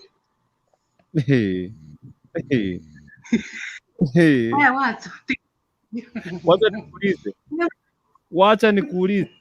Yani class 1 2 3 4 8 form 1 form 2 form 3 4 ndio unakuja kukutia. Ulichukua siku ngapi ndio ukapatiana vitu sasa? Sato mtari ngo mutindi. Ari ngo mu yani akonya no mumra kubuna. Sato mtari kutyombe. Yani akonyore yani kwa gosi kubuna ngombe ili akonyengese. By the way nilikuwa namuogopa. So mumro no tulikuwa tunaendanga church moja. So hata tika toru nyotara nere babangu wako anachua what's going on. Yako abana bataya. Abango tera ndiri sasa. Kwa tu atera kwa. So akwanga na doubt.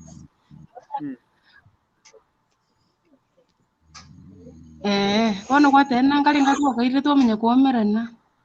Huyo jamaa arinda no, akia tu kusoma. The first day ulichukua siku ngapi akikukatia? Ulichukua siku ngapi ndio kapatiana katipa?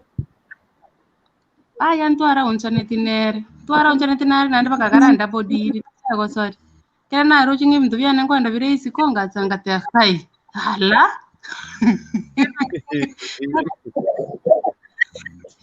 ana ngatika ko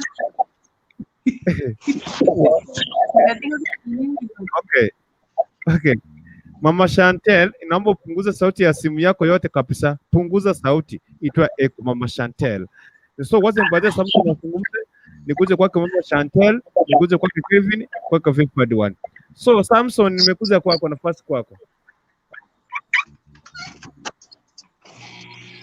Okay, entrare ngoteba ngire otwaro ko no monta so ko mo na ngo konya ko ndenge kwata advantage maybe ngo bata girlfriend mukabana mwa gosengenero ona ko mero monto for a one night stand abo konyora una ngotemoro punguza mawazo ende yentokende nkobere na turiko batachi dia so tru ani turiko ba committed na montoria onyo metamono but ne wata mu challenges kunya sa to sana ibintu biro bikorante shida sana si familia lakini so monto tara nyomwere Oso muntu nyoma trata kere esike. Because takerori na moswati na umera so butuko boga bamo. Ngento ki kera agera to benero nki olimbo nyomba atabu ati ya bwate. Bose oyonki abatero yomba atabu ati. Oyo. Okay. Bose kwa nyora bantu ndo batana natawano monto it's no for this business. Na wango no monta so butuko bomo. Ngoch kombo after all. Njobe kamante nangina akora. Kine kare o konyana kwa no mondo no jotangasa ko na ko nte shida pate kero mandra it's no for this business monte o komana ngwa batino monto na nyarabe.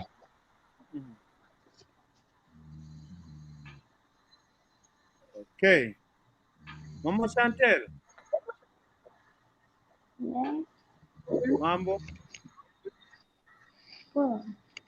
Leta sura kidogo watu wakusalimie. Akina Kelvin P4 anataka kukusalimia. Leta sura kidogo watu wakuone. Niko kwa bed ndio maana. Niko kwa kitanda ndio maana. Usijali. Naomba ufanye hivi. Punguza sauti yako, punguza sauti chini kabisa, punguza sauti yote, alafu itoa echo. Nimetoka. Okay. Salimia watu na ongea kwa mjadala. Karibu sana nafasi yako. Habari yenu nini watu? Salama sana. Mnaendeleaje huku ndani? Tunashukuru Mungu, labda wewe.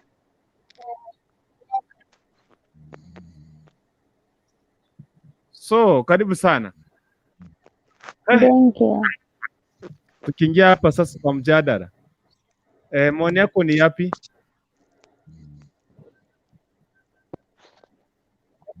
Sikuwa nimesikia sasa ndio nimeingia sasa. Nikapata mnaendelea. Nikuulize. Wewe saa hii mtu akupate kuanzia kuambie Mama Chantel, ninataka unipatie hata mara moja tu hivi, haumjui, hujai muona na mnaenda ama mnaelewana, unamwambia nikikupea na wewe unanipatia 500. Unaenda hapo usiku analala na wewe anakupatia 500. Utaweza enda? Utaweza enda? Uko very serious? Hebu nikuulize. Boyfriend alikukatia alichukua siku ngapi ukapata hizo katiba?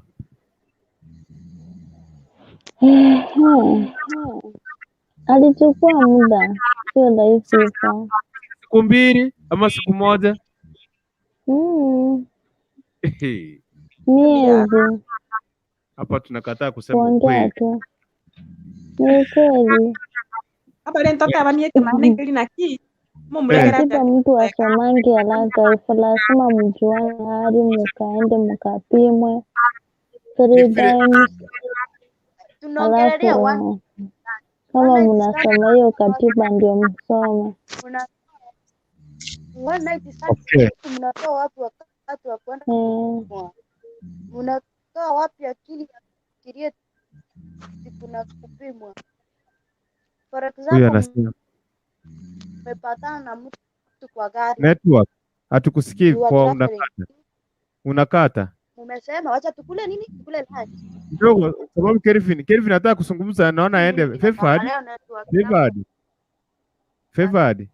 Naona pale mkono Kelvin alikuwa amekutangulia, anataka kuzungumza aende, ni kama anaenda kazi. Ukimwona kwa ready shikilia, naomba tu shikilie. Baada ya yeye ni wewe. Kelvin P4, karibu sana.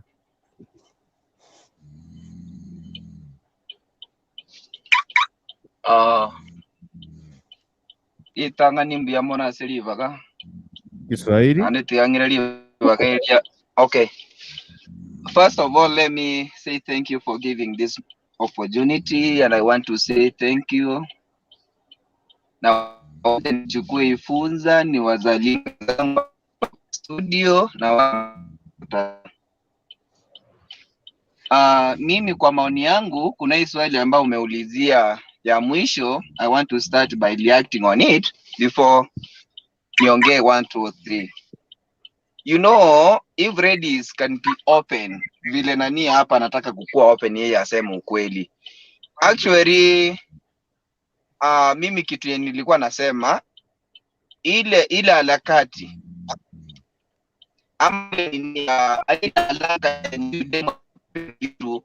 it's gonna depend from the angle of upload. Maybe wewe ulimpata ukamupload na ile maneno yako. With that, huyu demo akienda anaanza kuweigh your words. You know, even you get yourself like from the angle kesho kutwa or after maybe maneno yako. With that, demo akienda if I want to be honest, one of my first lady by the way, when ilikatia, of course, I think kuna echo.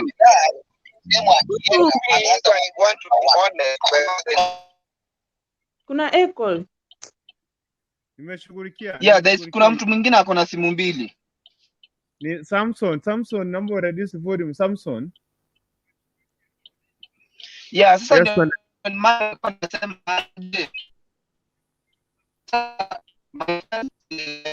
girlfriend sasa demo kwanza, to be honest, si ile ya kumkatia, sikuwa najua kukatia by the time, to be honest, but mimi nilikuwa najua ni girlfriend yangu.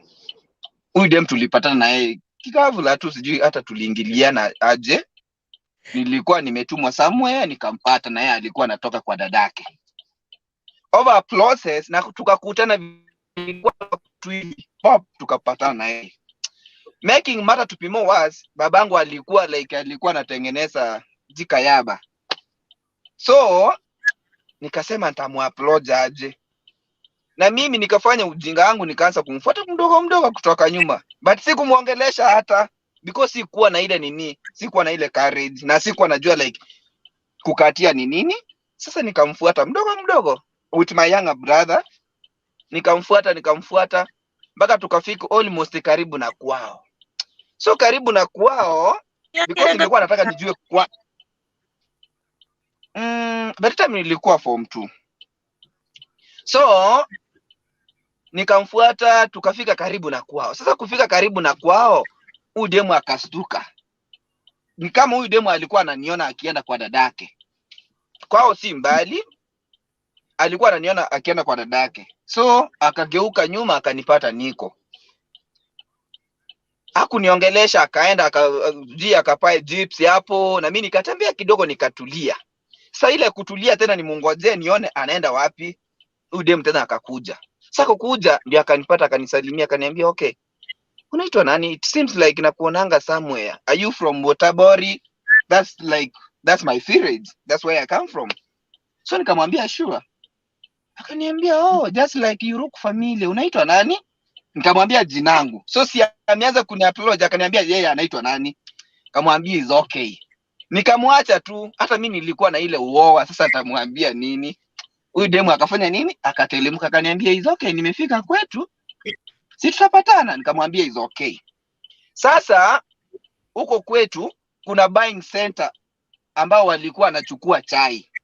So hiyo buying center yao walikuwa na siku ambazo walikuwa wanachukua chai huko. Sasa na wao wakachuna chai, ikabidi like hawachukui huko, ikabidi wakaleta buying center next to nini kwetu sasa. Na sisi tulikuwa tumechuna chai.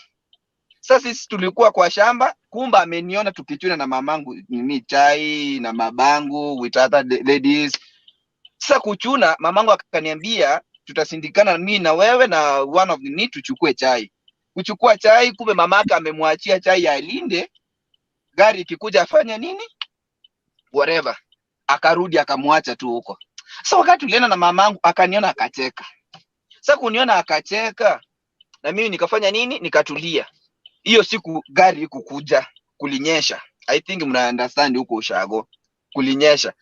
So wakati kulinyesha, yeye hakuenda kwao. Sasa ikabidi aende next kwa sistake. Sistake alikuwa ameolewa ku hizo sides. Akaenda kule, kesho yake akafanya nini? akakuja kuona chai, na mimi nikaenda asubuhi na hizo nini banana leaves, at least niwekelee hiyo chai. I think you understand those stories. Sasa nikampata, tukashinda hapo. Sasa tukaanza kuongelea mambo ya shule, tukaanza kuongelea mambo ya shule. The other day gari ilikuja siku kama ya 3. Sasa hiyo ya 3 ndio nikamwambia nini, niko na friend yangu, si basi tutembee kwenda huko. Sasa kutembea kwenda huko, huyo friend yangu yeye alikuwa anaelewa hii mambo.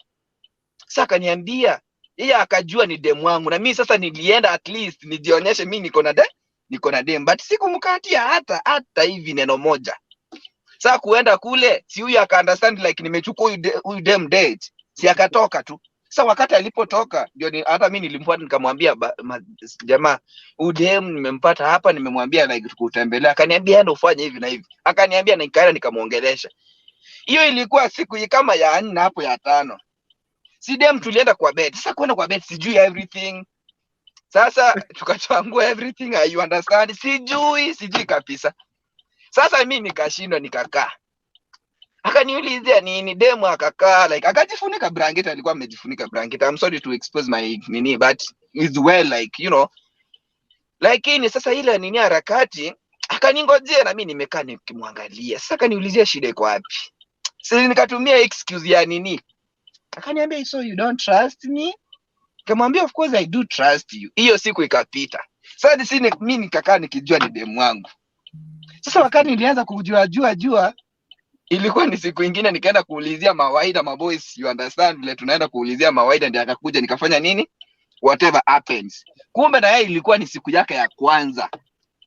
Ikakaa difficult. Si akarudi na mimi nikarudi. Sasa ile difficult mimi nikajua like nimefanya. Na huyo jamaa alikuwa amejua like nimefanya because si tumeenda kwa room, tumetoka but sikumwambia what happens because anakuona kama mtoto. Nikamwambia Mahsen nimefanya hivi. Akaniambia umefanya aje? Mara ngapi? Si nikamdanganya mara 16 akateka akaniambia hakuna mtu. Sikuwa naelewa, imagine. So that's what happened. Sasa kugundua ndiye akaniambia nini? No. That one can't happen. Ndiye akaniambia vile unafanya. Na mimi nikaenda nika-apply hiyo criteria ikafanya nini? Nikapita nini hiyo sasa mtihani. Tulishinda na huyu dem for long time ago. Even hata wazazi wangu walikuwa anapata tu kwa nini kwa room yangu wakati nilikuwa namwacha tu nikifunga, kumbe mamangu alikuwa na copy. Mimi nilikuwa namwachilia tu namfungia tu kwa nini kwa keja yangu tu. Sasa kumbe mama alikuwa ametoa copy, sikuwa najua. Sasa hiyo kesho yake nilikuwa nimetoka at least niende kuleta 1 2 3, mama akitoka ni tupike tukule. Nikakuja nikapata mlango uko open. Sasa ukuwa open na mimi nikashangaa. Sasa kumbe aliingia akatoa mahindi because alikuwa anaweka mahindi kwangu. Na huyu demu nilimwacha hivyo tu akampata. Sasa nikakuja nikapata huyo demu ametoka kwa nini kwa bedroom ako living room amekaa amechishika hivi. Nini? Sasa nikamuulizia akaniambia 1 2 3 from then mamangu akamjua. So tukaanza like almost yoro ragu whatever. So what am I trying to say actually? Vile mimi nakukatia ila upload. You can get sometimes actually kuna ile nini mfuruto wa damu. Na vile nimekuupload. Unapata like hata kama nimekuupload nimekukatia ndio, but hata wewe umefurahishwa na mimi.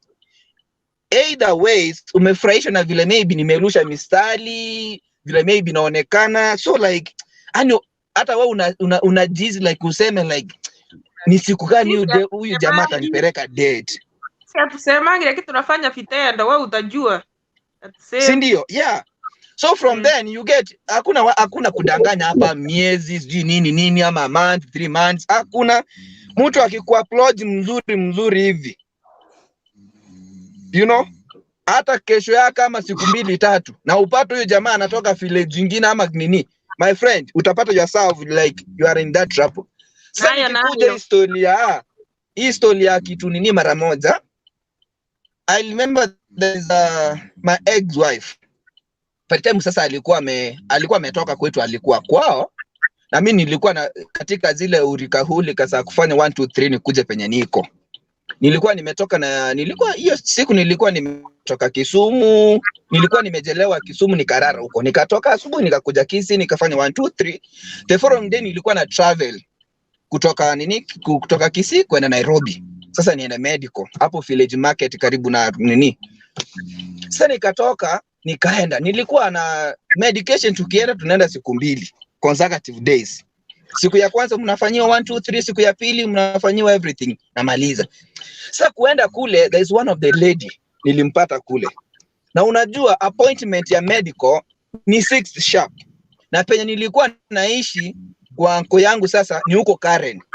Hebu niambie na mkaje kutoka Karen nifike town, kuna hiyo traffic everything, nitoke hapo mpaka nifike huko nini village market.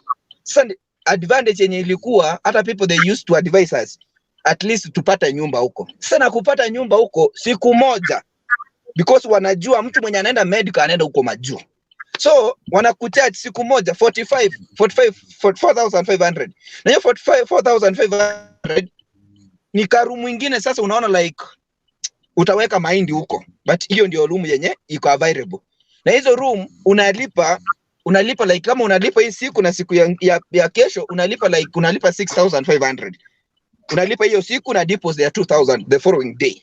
Sasa huyo dem kwenda kuangalia akapata like iko difficult, na mimi nilikuwa hizo hulika because aliniona mimi nilimuona. To be honest, nilimtamani na yeye alikuwa amenitamani, sikuwa najua, so sikuwa naelewa kama yeye ni Mkisi pia. That lady alikuwa anatoka Nyamira. Sasa pesa zikakosa, ikabidi nipigie mama Kisti. Kamwambia nini? Nimekosa nyumba, nilidanganya mamangu nyumba ni 6,000. Nikamwambia nyumba ni 6,000 na pesa sina. Kaniambia kuna pesa ngapi? Nikamwambia by now nimebaki like 1,500. Nilikuwa nimemdanganya, at least nipate pesa kidogo at least ya kukaa nini hapa. Sasa ile akatika harakati ya kuongea na simu, nikamwambia nimebaki na 1,500. Demu akasikia. Kusikia ndiye akakujia karibu, akaniambia unatoka wapi? Nikamwambia, tukaongea sasa kikwetu, tukaelewana. Akaniambia ini everything. Akaniambia hata mimi vile niko hivi sina mahali pa kuenda. Unaishi wapi? Nikamwambia naishi Kare. Akaniambia by the time alikuwa anaishi like Airways huko karibu na Kenka. Sasa akaniambia tutafanya aje? Nikamwambia mimi nikitoka hapa, ndio maana nilikuwa nataka nikuzungumze na mama, nitafuta at least nyumba siku 2 hizi nimalizie shughuli zangu, nifanye nini?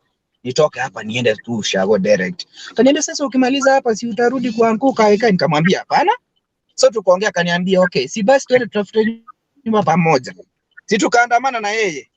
Sasa ile katika kutafuta nyumba, mimi nilikuwa najua nitatafuta nyumba yangu na yeye alikuwa anatafuta nyumba yake, si ndio?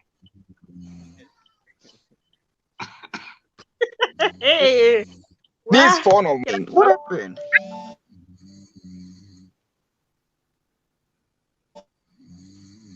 Kevin, hata uondo wa network imeenda wapi jamani?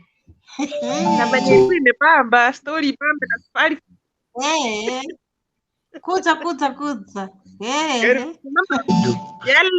Yalla simama, mwambie aende kwa mama. Mama.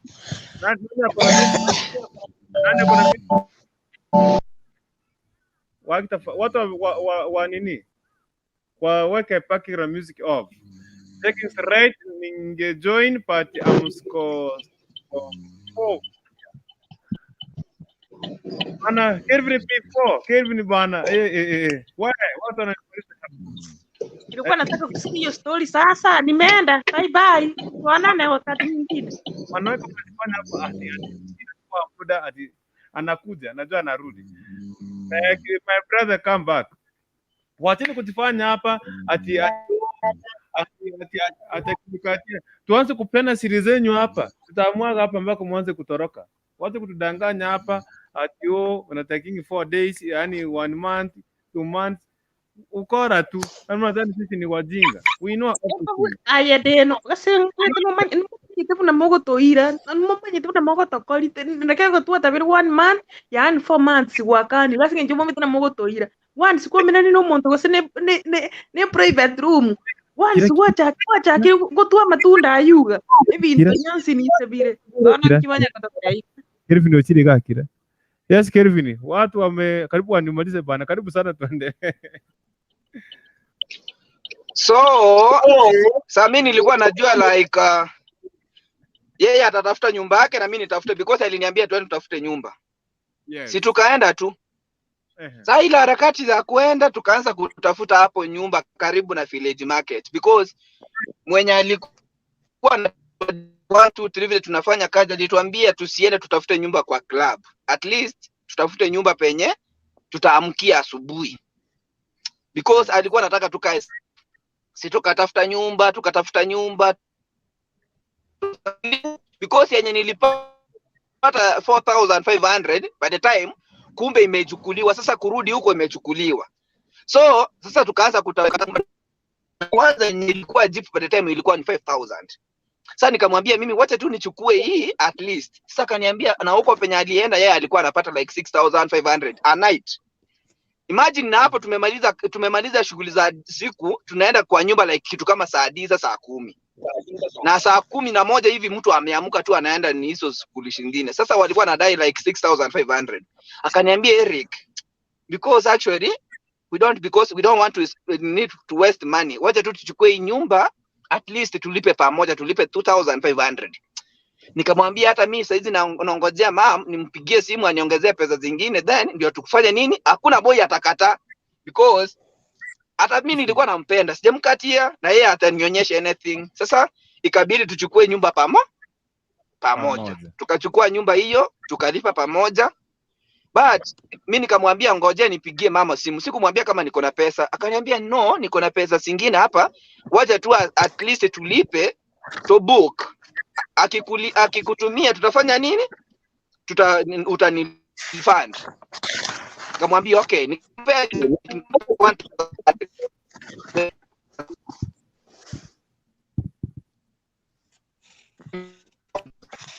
network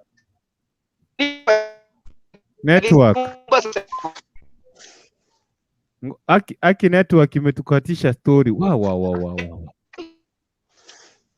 Network bana. Hello. Hata kurukutu anataka asikie walimalizia wapi. Network. Hello. Yes. Are you getting me? Yeah.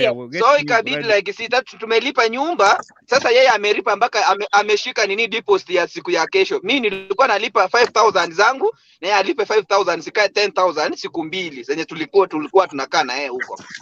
But siku ya kwanza mimi nikampea 1,500, yeye akalipa zingine. Tukamaliza, akaniambia sasa inabidi tufanye nini? At least tuende tufanye nini? Tuende tutafute chakula. Kamwambia because nini shower room iko moja, wacha tu nienda ni shower, nikimaliza then you go. Niambia nikaenda nika shower, nikamaliza na yeye akaenda akashawa akamaliza. Ikafika kitu kama saa 12 almost saa 1. Like bidi tuende tutafute chakula. Kidogo tu hivi mama akanitumia pesa. Nikamwambia mama amenitumia pesa. Sasa ile kumwambia wacha tu nikutumie, nipe namba nikutumie kwa M-Pesa. By the time sikuwa na namba yake, akaniambia nipe namba nimtumie kwa M-Pesa. Akaniambia it's okay Eric, don't worry, we are together. Hatuchamaliza bado, because siku yenye alikuwa anaenda embassy, that's for interview, ilikuwa ni siku tarehe 7 na mimi nilikuwa tarehe 6. So mimi ndio nilikuwa namtangulia huko, but medical dates ilikuwa the same. So akaniambia tuko pamoja Eric. Sikumpea hizo pesa, nilikuwa nimempea 1,500 out of 5,000. Si nikamaliza, tukaenda tukaanza kutafuta chakula, tukaenda kwa kibanda moja. By the time hatuko expense ourselves, tukaenda tukakula chakula ya 150 each. Tukakula tukamaliza, siku ya pili tukamaliza everything. Sasa machipu yangu ya X-ray na ya mkojo iko kuja mzuri. So mimi nikadhani nimemaliza shughuli zangu, wakanitext wakaniambia again you need to come back utoe Spitamo for 3 consecutive days and you need to pay 12,000.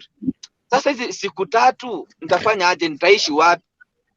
Sasa huyu demu akaniambia Eric, sasa na yeye akasuka because alikuwa na expect kila mtu majibu yake itakuja sawa, but majibu yangu iko kuja mzuri juu ya chest yangu ile X-ray.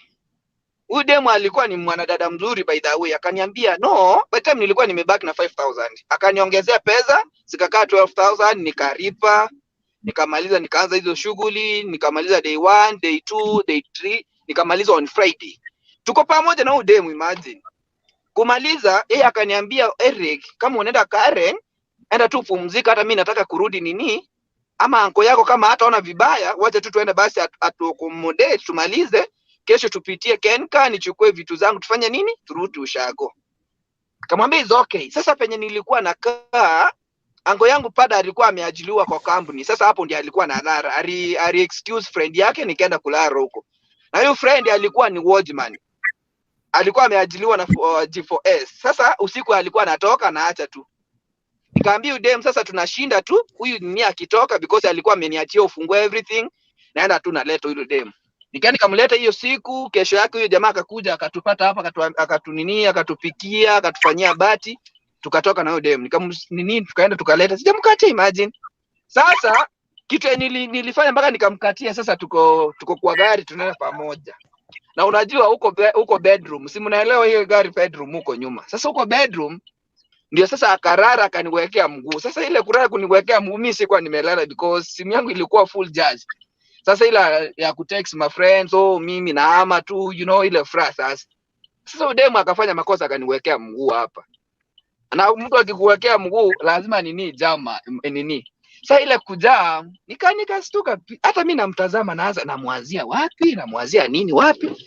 Sasa kufika Narok tukaenda tukakula pamoja. Dem by the way kwao walikuwa ni kama walikuwa na pesa. Akaenda akaleta chakula tukakula hapo. Sasa hakulala, tukaanza stories zetu. Akaniuliza, Eric, uko married, uko na nini, uko na dem? Kamkataza. Nani atasema? By the time nilikuwa na mke but alikuwa ameenda kwa, but nikakataa kabisa. Kamwambia hapana, mimi sina. So nikamuulizia na yeye akaniambia, okay, I used to nini ku date but niachana.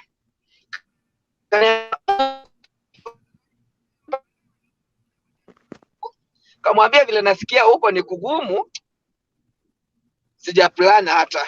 Akaniambia hata mimi ni hivyo. Akaniambia kwani unaenda state gani? State yenye niko ilikuwa ni next. But wewe mimi nilidivert. Sasa wakati everything ilikuwa true nikadivert state. Akaniambia tutapatana. Ana ngate muise koyo kwenye kongete mtese nitafanya aje? Nikamrushia vibes. Hata haikuchukua nini, akasema it's okay. Hivyo tu tukafight na yeye. Sasa kufika Kisii Town ilikuwa kitu kama saa 11. Saa 11 nikamwambia tukashinda tu, nikamwambia okay, tukaenda kwa auntie. Kwa auntie hapo sasa hapo Chogo. Tukaenda kwa auntie, tukashawa huko kwa makazini yangu. Hiyo siku hiyo sasa kuenda huko, sasa mnaenda huko kufanya nini na ameingia box. Si tukamalizana kwani hivyo tu. Kwani hiyo si ilikuwa ni siku ya kwanza? Hatujanini anything. Ni ile kujuana tumepatana na si alipeana vitu kwani. Hivyo tu. Na huyo demu hapa ndani by the way.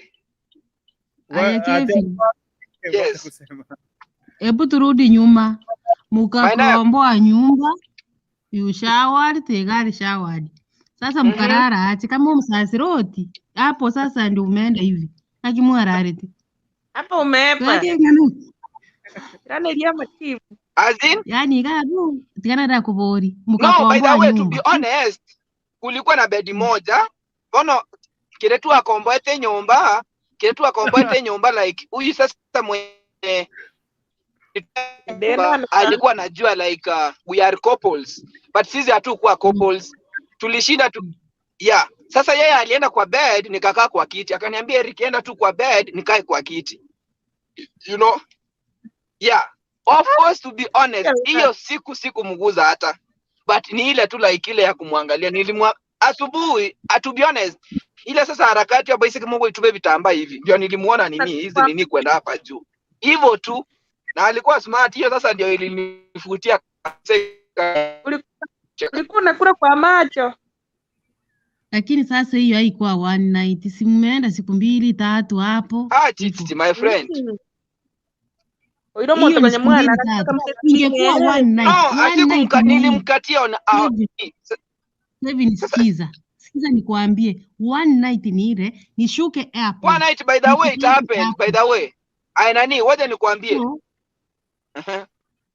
Hiyo yako si one night. Hiyo ni kama 3 nights. Let me tell you the truth. Sasa hiyo sasa hiyo yenye mnasema, hiyo hiyo yenye unasema one night, sasa ufire uko hivi, uko na dry spell kabisa. To be honest, ukisema ukweli, olineta ndege kosengoru nini sasa ikoleta gocha Jomo Kenyatta your last flight makonyora na jamaa mwingine ako huko tu ndani kwarali mufive na yeye mogo ika Nairobi ga nabato mwegento koreke maana buno ole iga yani oche mugeteiga ogotia tigiri mali yani mpaka kwanyire noande ko mwegento kana ya tingo mweke vini bora munandi gomete nimbugeti omonto ne bono bunankorangi gene no akorangi sewa ninde kabisa. Huyo mtu na saa mogo ngaile linsa my friend Kevin tiga ngotebi aithiwe nukiro turi gaiga etubugetia bantu muna tukuruga tukugenda Wacha ni wa baba na ne pagi ngunyiba Kelvin, wacha niwaambie ukweli. Kuna mwenye kuna gogopoki ngoyo yani kwani hujawahi panga ati unaenda kwa somebody kununua nyanya upata nyanya mzuri hapa chiko tu maiso kole kwele ndo kole kurwa rotara ikiduke kwa bange tia to ngaina bana inune nyanya wacha kufananisha mtu na nyanya. Breaking Those are news. two different things. Wacha nikwambie. Juzi tuliona news pale kwa nini? Kwa gazeti. Msichana ametoka majuu. Ni wakati kidogo nipigie nani hapa Madam Boss nimchukue. Msichana katoka Gulf. Akakuja, kafika airport. Alikuwa amejuana na kijana mwingine online. Alikuwa amempuki vizuri sana. Kijana amefika msichana amefika airport, kijana amekuja pia airport. Hawajuani, wakapigana simu kajuana. Huyu msichana alipewa kila kitu kwa bagi zake kila kitu. Jamaa akaweka kwa taxi. Akampeleka hawajuani. Wakaenda kwa guest house. Kumbe jamaa hivyo ndio anafanyanga, akifikisha pale akimwezana na hiyo kazi, kuna dawa kuna anakuwekea unalala kidogo, anachukua pesa, anachukua kila kitu, anakuachia simu peke yake na anaenda. So party mbaya demo alikuwa na some cash zenye alikuwa ameweka tu. Jamaa aliyepa na kaenda nazo. Na hawajuani, hakuna mwana anaenda kumtafuta. So that's we tell you guys ladies, nyinyi wacha kudanganya hapa. Sema ukweli aje, ina happening mnajipata hata mkipatana mtu one day, Nimewaambia sisi ni wanaume. Hivi tukianza kumwaga hapa unga tutamwaga. We know. We know. Hata nyinyi tunawachua, hata nyinyi tukianza kumwaga hapa unga venye mnafuatanga watu tutamwaga. Ni vile Yes, nyinyi Samson anasema kitu hapa amerudi. Yes, Samson.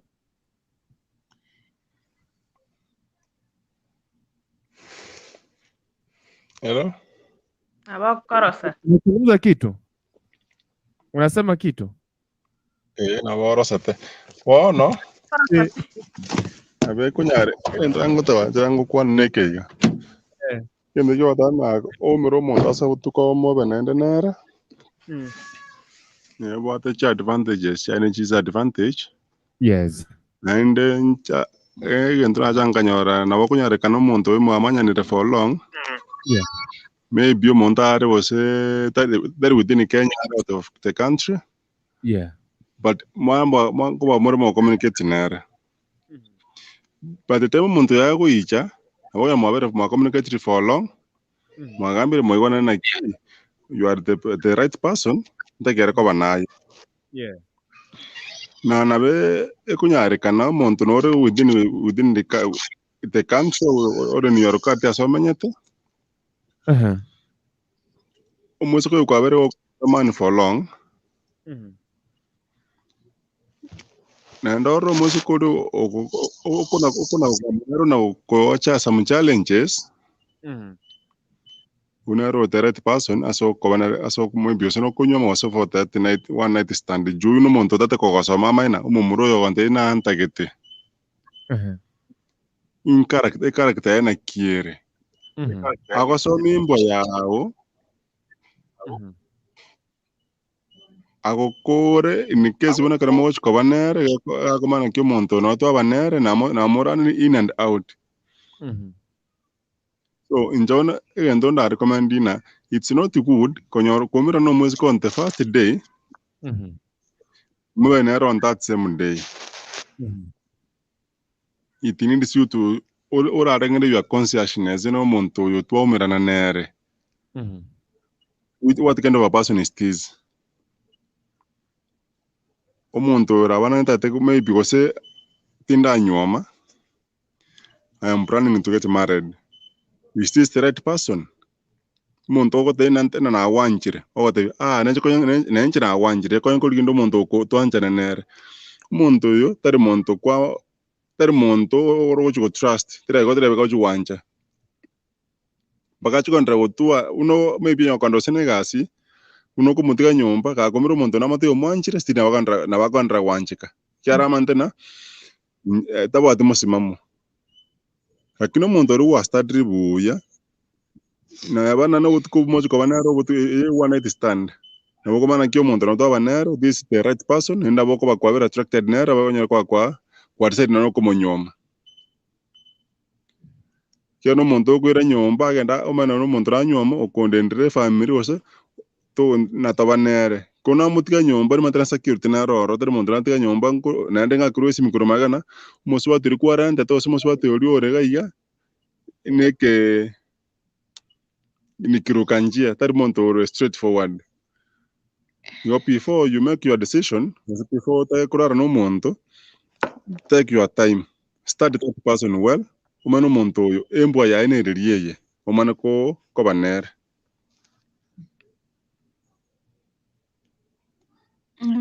Njina renga maoni ya. Yabora ile chini ru. Ansa basika bangi bakuru matu batigiru chitaye igoro. Ponta ko urba ke simi. Umaga. Even though wakoro kwa macharo kwa no muntu within wako nara ngura mo chinere nora ngura ko mukora nara ko kanare room kwa nyara kwara rekwebir na tere mo kwa ringa te padete moja uda woko ko ta woko kwa nyara ore osine gitaru osora asike tota minute.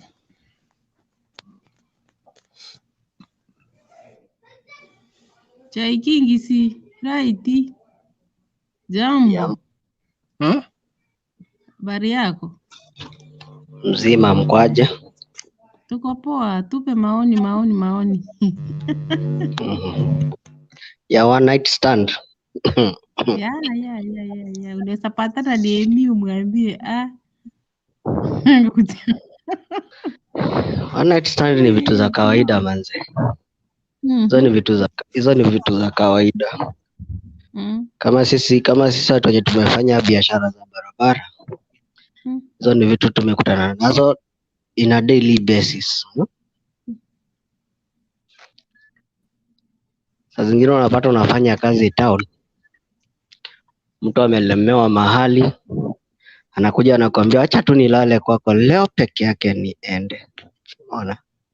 By the end of vitu mnastukia mlifanya na akaenda asubuhi na tena there's no string attached. Na utaimkumbuka alienda hivyo. So these things happens, but ni venye Samson amesema when you are doing a one night stand, it doesn't mean that you have any strings attached. Ni ile yenye mmekutana na mtu mmefanya hiyo siku na mmesahau, hiyo siku na mmesahau. So mambo ya ndoa hapo kwa one night stand sidhani kama inakujaga, si sana. Wengi by the way ufanya one night stand na skill kwa poa, by the end of vitu wanakuja kupanga harusi baadaye, but many of people wanaifanyaga na wanaenda kabisa wakutani. Wengine venye nani alisema, venye finest alisema, wanakutana kwa basi, wametoka Kisii, wakifika Nairobi wameshakubaliana, wanaingia kwa room wanamalizana, mwingine anaenda Muthaiga, mwingine anaenda tuseme wapi, tuseme Ngong. Yeah, hao watu hawezi kutana tena. Ile story iliishia pale. Unaona? Saa zingine unapata sasa tuseme kama sisi wenye tulikuwa tunafanya biashara. Unapata umetoka Kisumu, umeenda Eldoret. Ukienda Eldoret kuna huyo mtu ukuserve.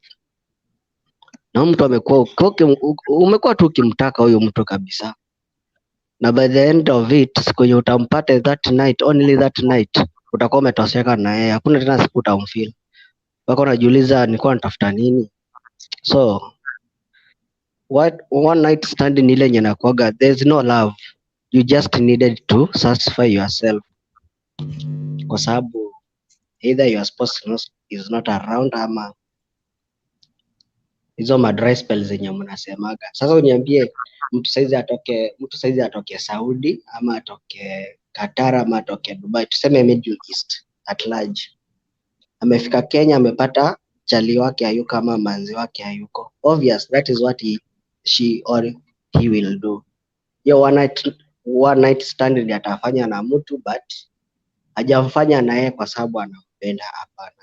Amefanya naye kwa sababu ako na zile feelings, but the person who she or he is supposed to do with hayuko around. But the good thing to do, don't do it dry. Protection ziko siku hizo, wameleta sijui ni peps, inaitwa peps ama whatever, yeah. Ziko zinasaidia. That's my statement. Sir, kama nimekosea mahali mnikosoe. Well. By the way, amenikumbusha kitu hapa. You know, those days when we were in the college, ile miaka yetu tukiwa watoto wadogo, I remember I was on the admission desk. I was on the admission desk. There was a friend tulikuwa tunafanya na yeye kwa admission desk. nilikuwa saidia college ID. So mimi nilikuwa na guide kufill form ya ID. The friend of mine there's a new nini alikuja. There's a new student. She was from I don't know from where she was, but hakuwa anatoka Kisii. It was late hours. Akamchukua to the process, akapatiwa admission letter. So as she was given the admission letter, so ikapatika party mbaya, officers zimefungwa at 4:30. Na dem bado atapewa hata cube ya hostel. So the guy alimwambia kitu iko, the guy kaniambia wewe sasa endelea kushughulika hizo vitu urudishe kwa ofisi tulikuwa tunafanyia nje. Akamwambia msichana, they come and take you lunch because tulikuwa tunasurura. Kumbe the guy alikuwa anapima ampeleke kule waende kukula lunch town. So wakirudi wapate maofisi sasa zimekuwa fungwa completely, hakuna mtu, ni masocha wamesimama kwa mlango. So wakarudi baadaye akapata everything is closed. Akamwambia na utalala wapi? Jamaa anajifanya sasa utalala hapa kweli? Msere akamwambia sasa nifanya aje? Jamaa akamwambia come I take you to my house, alafu kisha baadaye ndio nikutafutie kwa pesa yangu ulale. Si wale wakaenda. Jamaa akapika wakakula. From there the guy akamwambia, wakapiga story saa 3 ndio akamwambia kama pesa yangu hayuko, acha nikuwekee maji ukaoge ukaoge. Jamaa kumwekea maji akaoga. Msichana alimalizia kulala huko. And waliendelea walikaa wiki moja, the relationship ikakatika. You see? So watu mkiambiwa ukweli, wacha kuficha hapa. The ladies akina Nyamsa kina Vayo, sema ukweli, mko weak and that's what happens. So what are the advantages and disadvantages? Sijawaifanya. Maybe waza iko karibu kumaliza contract, niende nicharibu. Ikicharibu nitakuja niwaambie. Just wait for it. Nikapata mtu wangu hayuko kwenye Instagram amesema nitaenda. Dress by making sense. But ujue pia wakati unaenda kuifanya njia gani? Unaona? Usikimbia ati dry spell imekukimbisha pale, ujipata umetoka na ugonjwa. Kurukutu. Ni ukweli. Lakini mimi niko na mtu wangu, mimi niko na mzee. Mzee uko na. Nyinyi kwanza wenye mko na wazee, nyinyi ndio wabaya. Exactly. And I'm telling you the truth. Yeah. Nakwambia ukweli kabisa. Emi. Sema ukweli, tusikie. Emi nikikwambia nimefanya kazi Oyugis, nimefanya Kisumu, nimefanya Eldoret, nimefanya Kericho, nimefanya Homa Bay.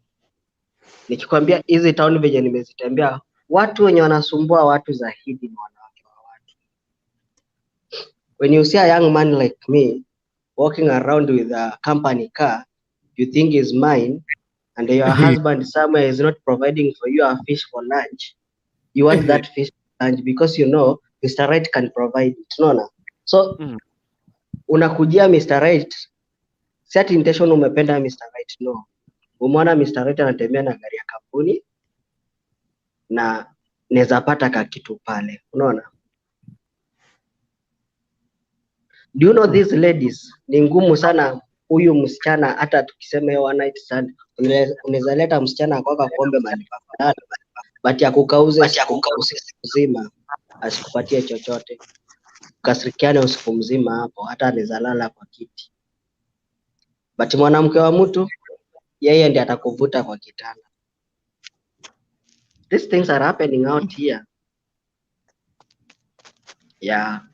So tusiekelee single ladies at the ones doing these things. Unapata umetoka kwao, ameenda mtu umetoka kwenu, umeenda kutembelea sister yako mahali amepeleka.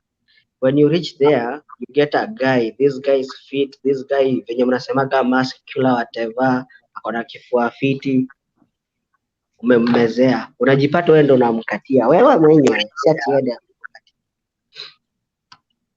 ati sinikupatie namba alafu utanitumia credit. Kwetu ni mbali na duka. Sio credit ulikuwa unamtumia bro. Ni namba alikuwa anataka apate. So Nyabs, sijasema ni wewe, nimesema wanawake siku hizo wamegeuka by the way. Yeah. So what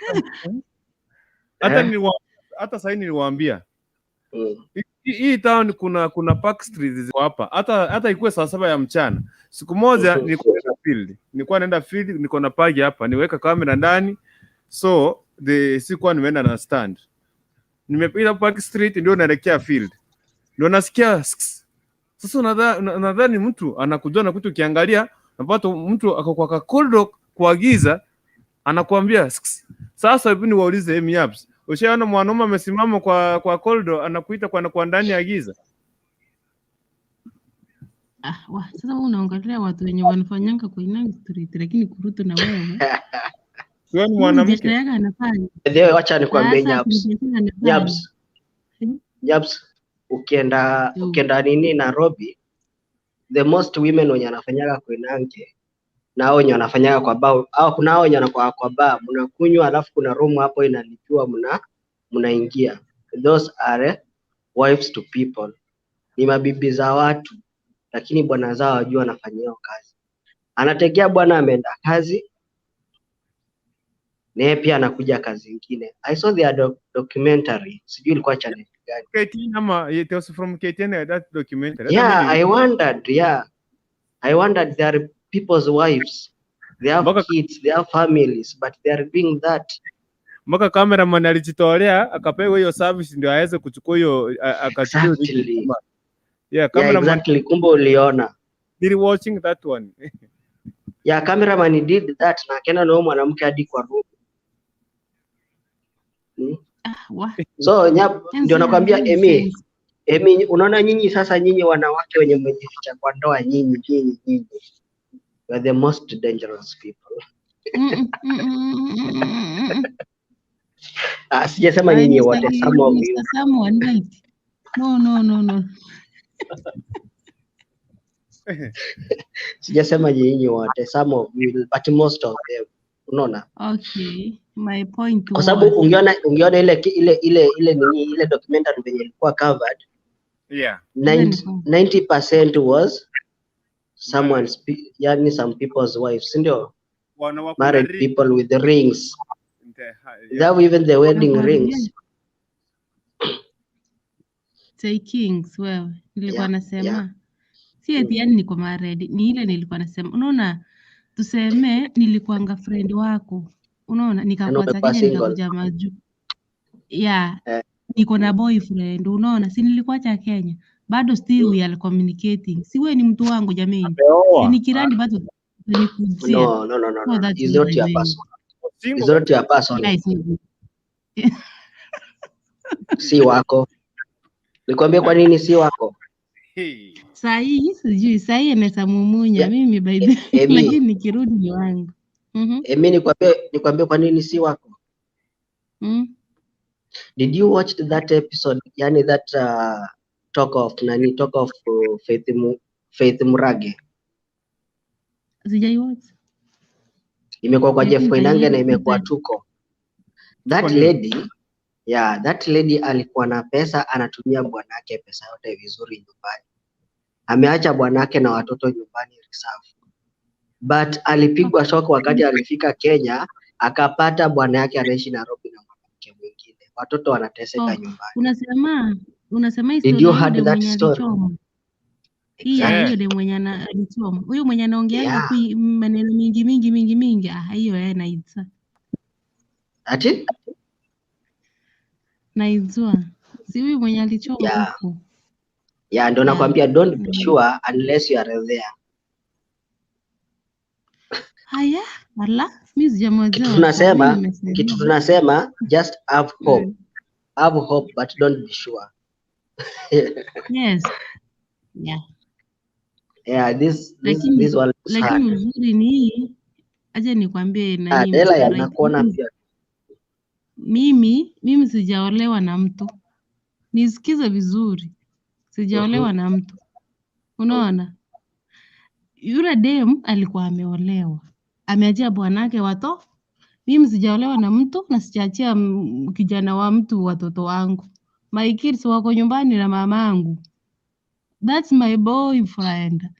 Hata nikienda nipatana na mtu, I don't care. Na mimi nitaenda nitafute boyfriend mwingi. So long as nimefika Kenya, nimefika kwetu, nimeona watoto wangu. Huyo mwingine utafutwe.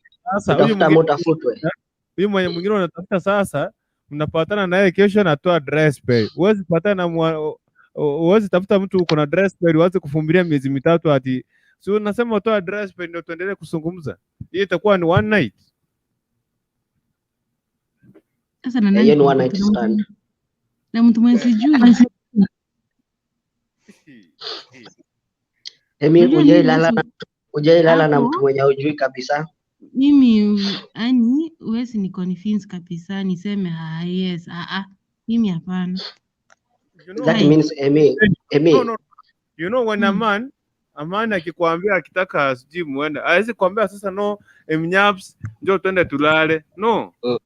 Anakuambia let's go this way, twende hivi, anakupeleka akikufikisha mahali una hang. Akikuhangisha kidogo unapata the nini ameshakubali. Si hata nakwambia na twende sasa unipatie. Hapana. Utakuja kujaribu. Nasikia Emi twenda hapa kwa nyumba tukunywe soda. Mnaenda mnakaa kwa meza mnakunywa soda, mnamaliza soda. Kuja uone bedroom yangu venye nakaa, mnafika sukalie kitanda. Situlale hapa tupige story. Story inakuwa story. Mimi sijaambiwa ukweli wa mambo. Sasa wewe unapatanaga ni vile unapatanaga na watu madanda. Ukipata mwanaume mwenye ako straightforward anakuambia twende tukunywe soda kwa nyumba, tutoke kwa nyumba, kuja uone bedroom yangu venye mimi utaandika kitanda.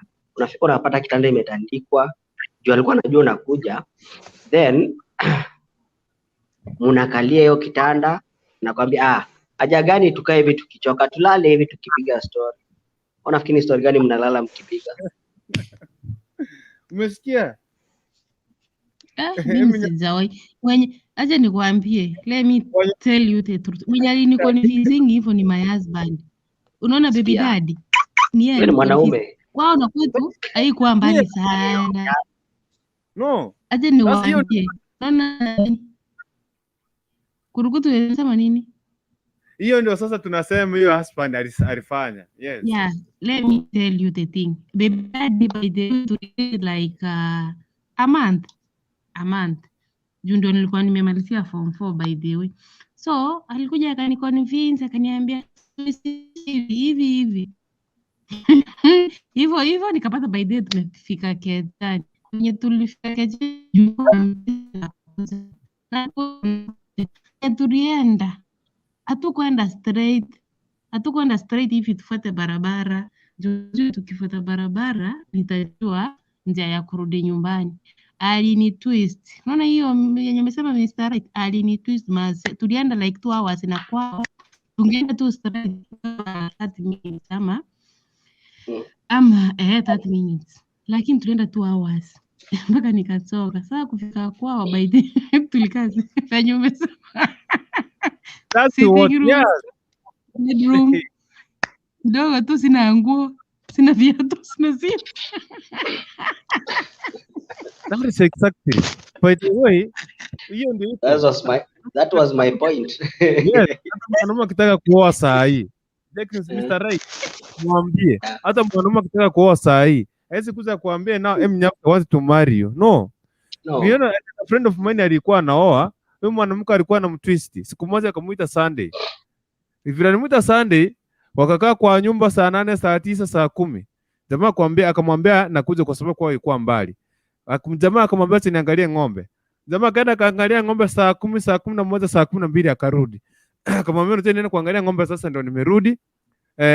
Kumwambia ngoja kidogo na kuja tena. Kufika hivi saa 1, msichana yeye anataka kwenda, anatoka kwa barabara. Sasa sisi tukachora plani. Jamaa akakuja akatuambia, nyinyi mnakuja, mnamwambia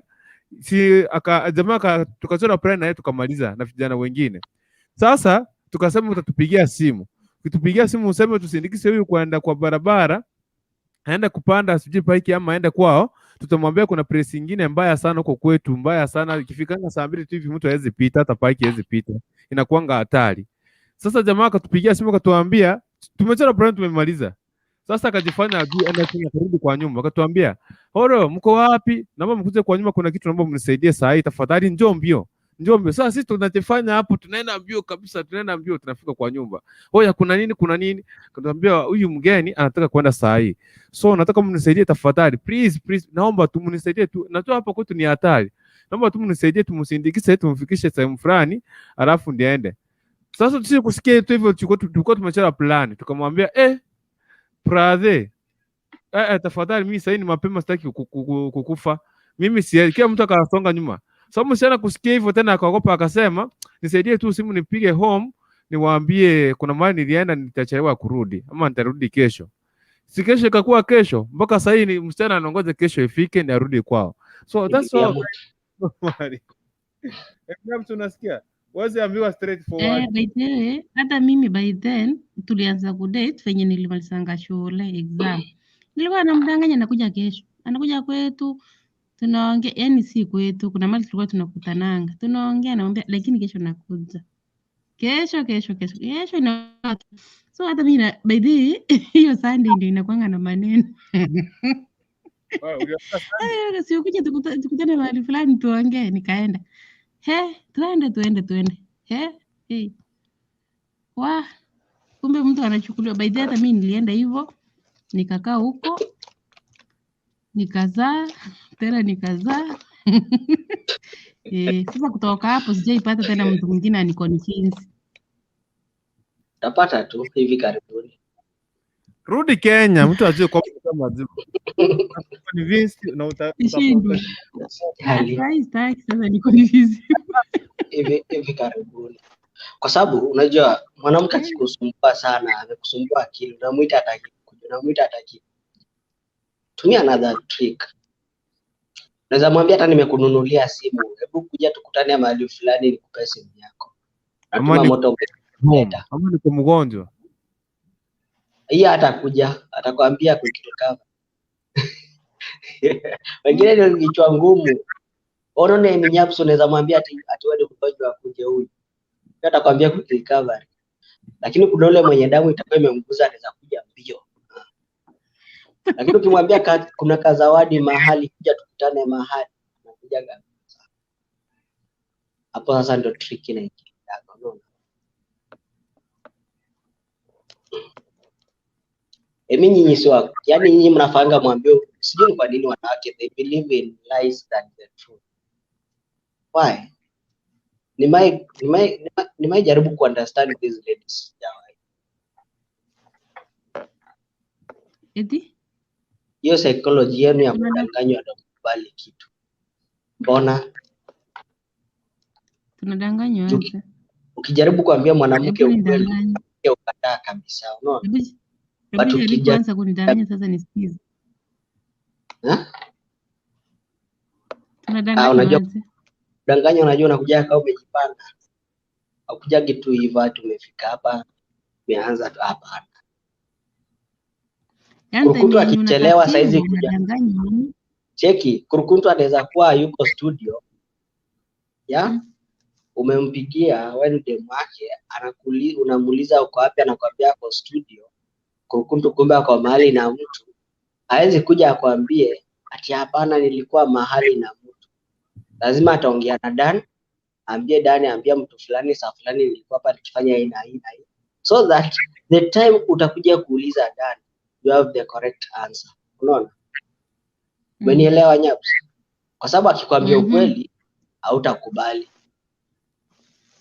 Kama saizi nikwambie hapana nilikuwa na mora. Utakubali nilikuwa na mora? Utajam. Lakini roho yako nasema ni kama nataka nimwache, mdanganya nimwache, unaona? But nimekwambia ukweli nilikuwa na mora. Umeona? Celestine ingieni huko.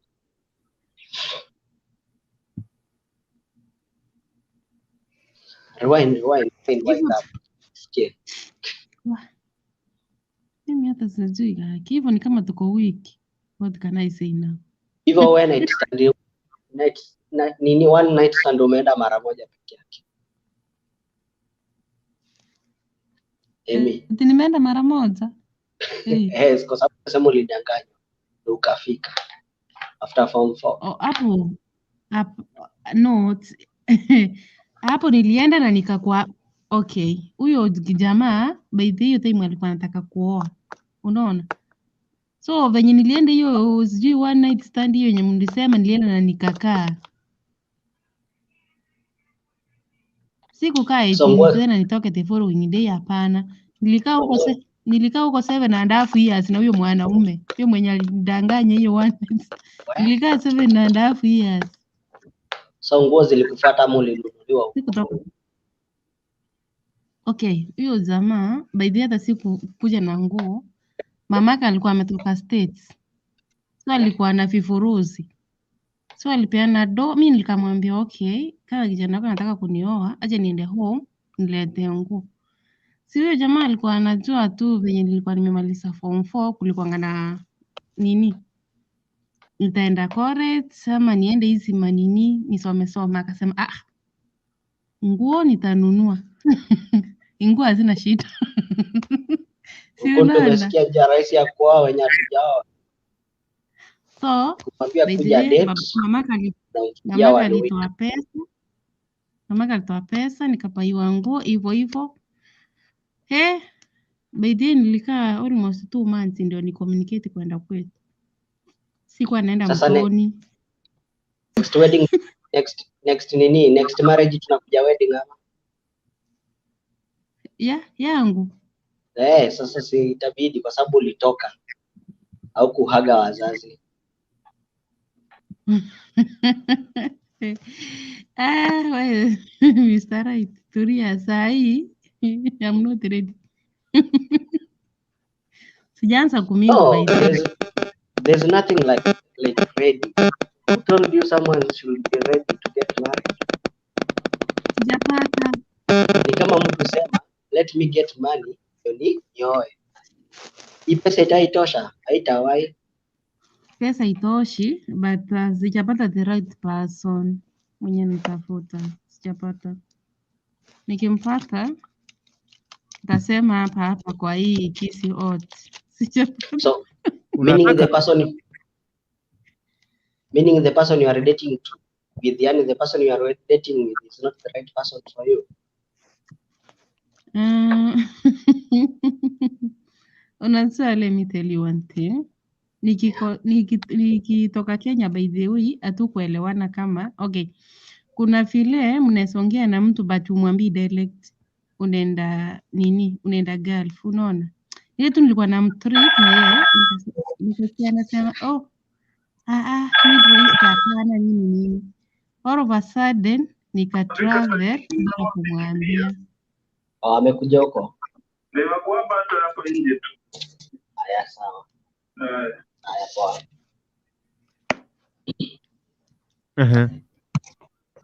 Pole kwa hiyo. Yes, tuendelee. Hata Kurukuta nataka kusikia. Chunguza kabisa. Usingizi unapotea. Unaona vile nani anasema hapa usingizi inaenda bado. Niliona kilala. So time yenye nilikuwa na travel hakuwa anajua kama nimeprocess kila kitu nimemaliza. Unaona? So nilikuja tu by the hiyo time tulikuwa tunasosana, tulikuwa tunaelewana. Hata akikuja, unajua sikuwa nataka by the nichome medical, so I was like hizi vitu wacha kwanza, unaona. So alikuwa amejam, nakumbuka by then alikuwa amejam time yenye nilipiwa simu eti unafaa utravel siku fulani. Si akanijamia akadrop pesa, ndio hizo ununue sijui shopping, hizo pesa nayo mpaka Kisii. Kufika Kisii nikawapa bye. The following day nikamwambia utanitumia fare nikuje Nairobi ama utaki? Kaniambia nitakutumia. Si akanitumia fare. By the way sikukuja, sikulala kwa hiyo nyumba. So nikaenda kulala kwa my friend. The following day nikaamka nika travel. My friend I traveled. Alinicall, kwani ulikuja kweli kwa nyumba? Nikamwambia yes, nilikuja lakini niko kwa rafiki yangu. Eti mbona? Hebu kuja kwa nyumba. Nikamwambia nakuja, kuna mahali naelekea. Hapo naelekea wapi? Jomo Kenyatta Airport. Kufika Ethiopia, kupiga simu ni offline. Sasa akasema hala, kwani huyo msichana nilimfanyia nini? Kwani amenibro. So this is the baby daddy ama this is the No, baby daddy. Nimekwambia aje? Mimi niko na boyfriend. Baby daddy tuliachana na yeye 7.5 years. Yaani tumeachana na yeye. What happened? What happened to the baby daddy? Si yako kwao. Sasa hii ni kitu unaniuliza live jamani, hata akienda kuochi sasa. Unajua some things unaongea manze, anaweza pata makosa yake arudi aombe msamaha. Okay, baby dad tuliachana na yeye ilikuwa 2017 up to date. Miaka ngapi? Hiyo miaka I will calculate. Hiyo ni mwingine tu. Mwingine nilipata. Ulipata wapi? Si Nairobi, where I was working. My working class. Oh, so this is the colleague you are working together. Mali nilikuwa nafanya job. Oh, hii ndio ile story tulikuwa tunasema. Mnafanya kazi unapata umespakiwa. So that spark came with love. Let me tell you. Mimi nilikuwa nafanya kwa super fulani. Unaona hapo? By the way, nilikuwa na waki Kileleshwa. Kuna supermarket inaitwa Kasuku. Sijui kama umeitembea hiyo route. So nilikuwa nafanya kwa hiyo supermarket. Nilikuwa nafanya kwa grocery. So kwa grocery. Si hata wewe unakujanga kwa grocery kufanya shopping. Sawa, na yeye alikuwa anakuja kufanya shopping. Tukanokiana hivyo hivyo. Anakuja grocery kufanya shopping kwa grocery. Sema tu si kununua madani nini kununua marashi hizo vitu, grocery things kama matunda nini. Alikuwa mtu kishopping yeah. Aya, sawa, acha tuaje Kurukutu alale. Naona Kurukutu macho. Bana kuna usingizi. Wa. Siwe uliuliza maswali. Mimi sikumwambia by the way. Sasa huyo kuuliza maswali nitaingilia hadi Kurukutu hapa. Mimi jana huwa na maswali mengi. Unataka niulize? So wacha niulize swali moja. Emi. Huyo sasa huyo boyfriend. Unasema huyo mtu wangu. Wacha nikuulize swali. Huyo boyfriend. Ulikuwa umekaa naye ama ulikuwa umelala naye siku ngapi? Mwaka mmoja. Tulikuwa tumedate mwaka mmoja. Hapana, hujelewa swali ya Kurunkuntu. Kurunkuntu hajauliza mulidate how long, ameuliza engage in sex how many times. Ambia sex nao zameni.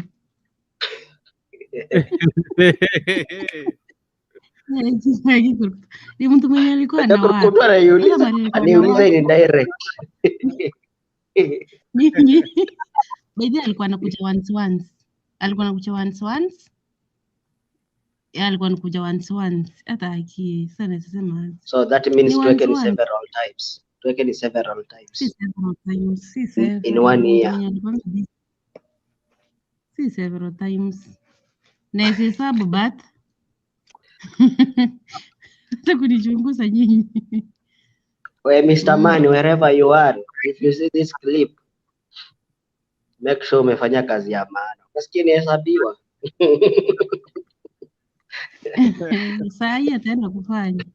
Saa hii aliniambia wewe ulinituriki ukaenda huko. Saa hii naendelea kuhesabu masiku. Saa hii kuna mtu ako kwa nyumba, ukipelekwa hautapelekwa kwa ile nyumba yenye ulikuwa unajua, atakwambia nilihama, so njoo nikupeleka, utapelekwa kwingine, mtakuwa wawili. Atama, let me tell you, aisi ama hiyo nyumba ilikuwa yangu, unaona hapo mimi ndio nilikuwa naishi. So hiyo nyumba iko bado nalipiwa rent. Hata kama analeta mtu I don't care. Nikienda atamtoa nikae kwa nyumba yangu niendelee kuishi na maisha iendelee. Kurukutu after all, wanzi kufikiria. Let me tell you. After all, wanze kufikiria eti mtu wako mwenye uliacha Kenya eti yako na mtu utakufa stress. Watoto wako wapi Emi? Si wako nyumbani kwetu. Umelipia mtu rent anakaa lakini watoto wako nyumbani. Okay, mimi sijalipia mtu. Sasa nataka nikwambie. Okay, the rent, okay, let me tell you. By the way, mtu ni mzuri. Okay, hata kukuja huku Gulf nilikuwa nataka kumtry. Nione kama huyu mtu ataendelea kuniongelesha ama alikuwa anataka take advantage nikiwa Kenya. Yani unaona hiyo kumpima. By the way, nilikuwa nataka kumpima. Intention yangu haikuwa ni kuja Gulf kufanya kazi. Nilikuwa nataka kumpima. Unaona? So you are Ungefika Gulf tena urudi Kenya kama angekataa. Kai. Angekataa, bajaza nimekaa. Nimevumilia. So Gulf ndio ilikuwa kipimisi cha mapenzi chako. Huyo mtu atanichukua, yani baadaye nilikuwa namtalibu vitu mingi. Mimi simlipi rent. Huyo mtu ni mkisi kweli? Ni sakisi. Nikienda Kenya tutakuwa live na yeye. Tamuona tu. A gentleman. Mr. Right. Sasa Emi Nyam tulikuwa mmenipuki. Sasa tena umenigeuka. Umesema kuna mwingine. Sasa ona, sasa wote niseme ukweli hapa. Unaona hapa Mr. Right vinageuka mchana. Unajua Kurunkuntu nilikuwa nakuja kwako nikikuuliza. Nilipata kukuuliza kwani Kurunkuntu bado uko single? Sasa na Emi Nyam kwa hapa. Sasa amenigeuka bana. Wa. Mimi nataka kila mtu aanze kutangaza msimamo. If you are dating someone in here. Kurukutu mimi, unaona? Kuna siku nilisemanga hapa, mimi nataka mtu mwenye ako 35 years and above. Mtu mwenye amekula raha mpaka ametosheka. Hata kama ataenda kukula raha yani ile tu. Yani si sana. Yani. Fikiri hapo. Ile ya kwanza. Fikiri hapo. Mimi mwenye niko 50. Kwanza nikuulize swali. Ulikuwa na mtu umeacha kwa nyumba yako. Tena muone unatafuta mtu kwa 35 years. Ama huyo bado ako kwa nyumba si 35. Mimi nimetafuta mtu. Nimekwambia nikolete Domingo. Umeisikia? Ulikuwa unatafuta. Mbona uliniambia ati tuendelee alafu umenigeuka saa hii? Kurukutu wewe acha kuchama mimi mtu wangu aniache wewe. Unajua mahali amenitoa mpaka mahali nimefika saa hii sitaki kumruhusu. Mimi nimesikia statement yako ulisema hapa unatafuta mtu mwenye ako 35 years and above, huyo ndiye amekomaa akili. How old is your man? Ako na hiyo miaka gani? Ako na miaka gani? Hiyo 35. Ako 35. Celeste, nikuja hapa, niko na maswali zako wewe pia na Rispa. Oh, Rispa pia hapo. Let me tell you. Nani Mr. Light. Sikiza. Yeah. Mimi sikiza venye Kurukutu aliuliza jana. Mbona mimi mnatakanga watu wenye yani wanaume wenye wamefika 35 years and above.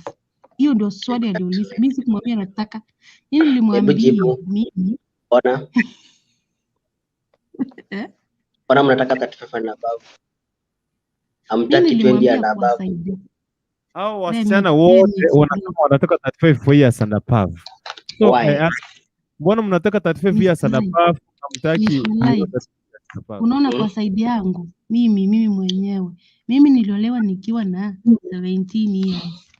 Sweetheart, yani kuachile karibu sana. Nikakaa kwa ndoa miaka ngapi nilikwambia? Miaka 7.5. Unaona hiyo miaka nilikuanga mtoto mdogo, sikuwa nimechelewa, sikuwa nimekula starehe. So that means uliolewa na 17. Uliolewa na 17. Yeah. So 17 plus 7 that is 24. Yeah, 20. So by 24 ulikuwa nje ya ndoa. Yeah, by 24 nikatoka kwa ndoa na niko na watoto wawili, 2 kids. So from that time sijai Alafu saizi uko how old? Si upige tu calculation. Ukutoka kwa ndoa ukakuja Gulf direct? No, si nimekwambia nilitoka kwa ndoa 2017. Jamani. Oh, 2017. So from 2017 to 2021 hiyo ni 4 years plus 24 uko 28. I'm wedding. Hata niko nafanya birthday yangu next year January. Sasa nimekuelewa mbona unataka 35 hapa. Rispa Waro anasema but 33 mimi niliambia Kurukutu ananichomea, lakini mimi siwezi nikasahau chenye niliongea jana. Nikasema mimi my first birthday kuna 7 hivyo ilikuwa ni nilikuja hapa wewe. Hebu nyamanza nieleze Mr. Light. Si wewe ndio umeleta hiyo story. Kwa Mr. Light, my case is mimi siwezi nikadate kama 24. The reason being my first born sahi anaelekea 8 years. Ikifika mwezi wa 11 ana turn 8 years. Unaona? Pili second born ako na 6 years. Abuna abana batene nguriro musacho wate 24 years. Like yako nguru kurgesie. Hawa watoto ni wanawake ama ni wanaume? Maji ni wanaume. Ndume. Ni wanaume. Poa. Maji.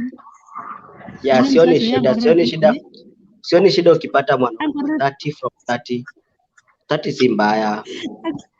Atakuwa amekushinda na 2 years. Nani Mr. Cheki Emi. Yes.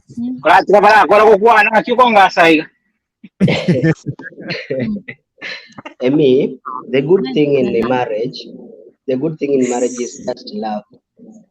You love each other and you respect each other. No. There's nothing like age, whatever. Age is just a no. But tusiseme ati uende uoe mtoto kukushinda ati kwa sababu tumesema ni love and respect. No. Kuna hiyo dignity pia unafaa kuwa nayo. Ukienda kwa wazazi wako wakikuona, they have respect to you too. Kwa sababu wanaona mtoto wangu amekomaa, ameoneka na mtoto mkomaa. But huwezi kuja na mtoto wa 18 years uko 30 alafu expect wazazi wa kurespect. No. But pia saa zingine wanasemaga, unajua we go by the option. Just hear what people says but make your own decision. Unaona? Yeah, but 30 and above is not. Wacha kuweka limit ya tunasema 35 na unapata hapa. There's someone anakutaka lakini ako na 30. Unaona? Lakini wewe umemwekea limit ya 35. Unajua that one utaumiza huyo mtu. Labda is the correct person for you, you never know. All right. Okay. Hiyo tumemaliza ya Nyabs. Tulikuwa tumeenda kwa nani next? Sasa Mr. Right, umeelewa, si hivyo ndio? tunakuwa tunakuja Urukutu wewe. kwake. Hiyo story yangu sasa leo imeisha. Sawa, lakini usiniache. Yes, Geoffrey Oketo na kuona Cheran Nyamue. Kwanza nikupatie nafasi, karibu sana, say hi, halafu awa debate rapo leta kwa hapa tutakupatia vile topic ilikuwa siku ya leo. Karibu sana, nafasi ni yako. Hadi dakika moja. Okay. Yeah. Yes, sawa. Rispa Wara anasema kosi wako machua family. Yaani watu 35 and above ndio wanafunga part ya family. Ukiona hapa amesema she was married 17. Yeah, 17 years alikuwa enough to think. Celeste Nyang'aka anataka kusema kwamba tangaza msimamo wa right. Mr. Right, ni kama kuna watu wanataka kusema ukweli hivi are persons. Yes, Jerang. I'm single but not ready to search for now. Sasa Celestine. Sasa unataka hii wewe Mr. Right. Why you are Sasa not hii yako ready to So hapana, I was just advising Amy when alikuwa anasema anataka 35 and above. Those are the people who are mature. Maturity haikuja kwa sababu of the age. No, maturity comes the way wewe mwenyewe venye umejipeleka. Unaweza kuwa 20 but I'm mature. Unaweza kuwa 25 and I'm mature, unaona? Urukonto nimefika. Okay. Yes, Jerang. Geoffrey nafasi yake. Nafasi ni yako. Karibu sana. Asante na wasalimu, sijui nini ilikuwa inaendelea hapa, lakini nilikuwa napita nikasikia watu wakiongea nikakuja niwasalimie. Nashukuru. Via Peps atakufungulia hapa. Via Peps. Mwambie wote ile kitu tuko nayo hapa, ile topic yetu tutangie 2-3. Nafasi ni yenyu. Yes, karibu sana. Geoffrey mbio bwakiri bwairire. Bwairire bya. Bono twariko liga. Kwanya konyora omonto ige demu. Bweri tukeri mario ko botuko bamoiga. Mambio mo kiaye, kero monta ni shughuli kiaye. Buya kibara no wobe. This is what I can say. And anybody in any man who's upright, who's functioning, that thing has happened. Whereby I'm included. You know, getting a key. Sometimes these things have some long-term effect to both either a female or a male. Sasa tuseme kama mlikuwa mmepatana na mtu only once, tuseme you never used protection, waenda upate huyu apate mimba. Now, in such a situation, a lady gonna be in a very awkward because there's no way you're gonna confuse this convince this man kwamba this you're pregnant.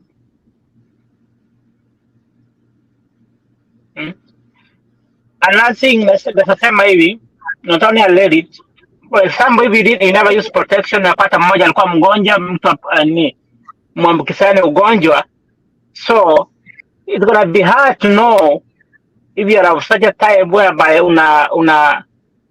unapata mtu one night stand, they say, then that's it. You're gonna be in a very awkward situation. Where did I get this from?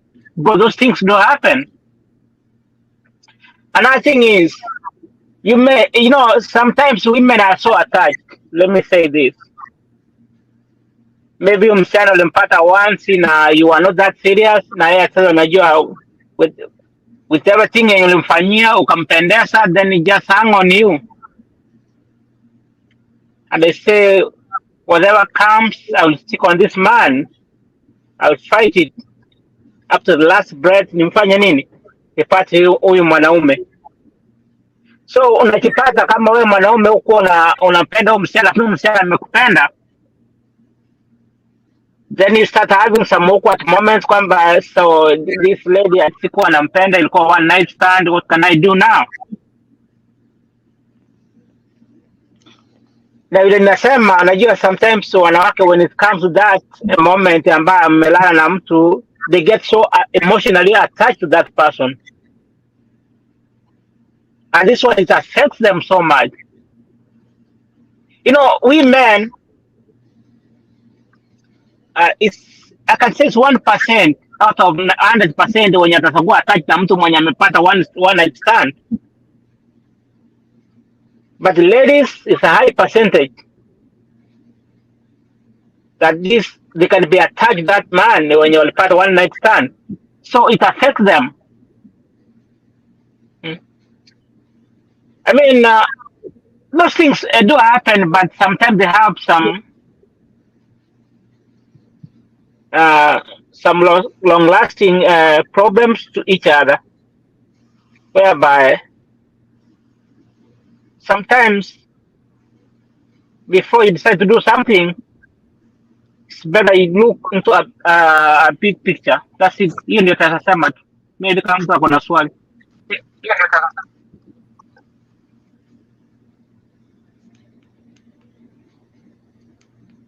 Asante sana maoni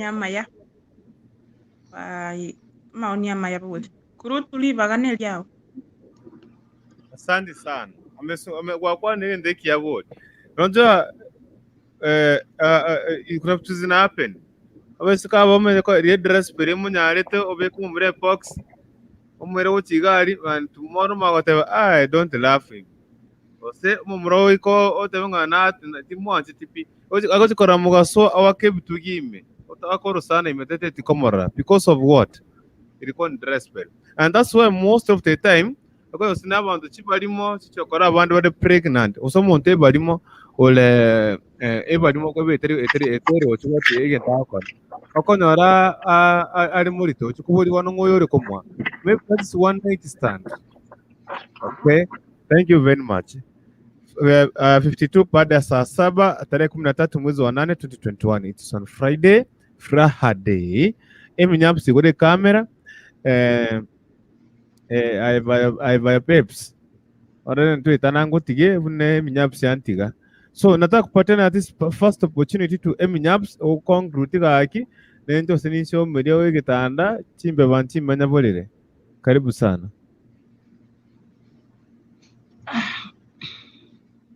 Sasa nataka ni conclude aje.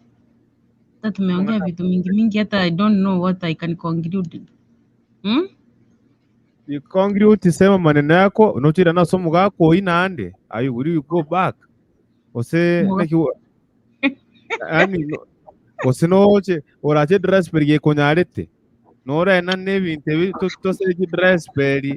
Eko takire ochikolere mugaka. O 35 years na paf sinzi to aba 20 mwangire toro. Mimi nimesema niko na mtu. Umesikia?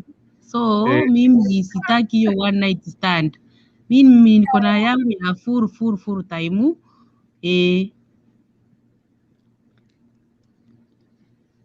Okay, what can you say about one night stand?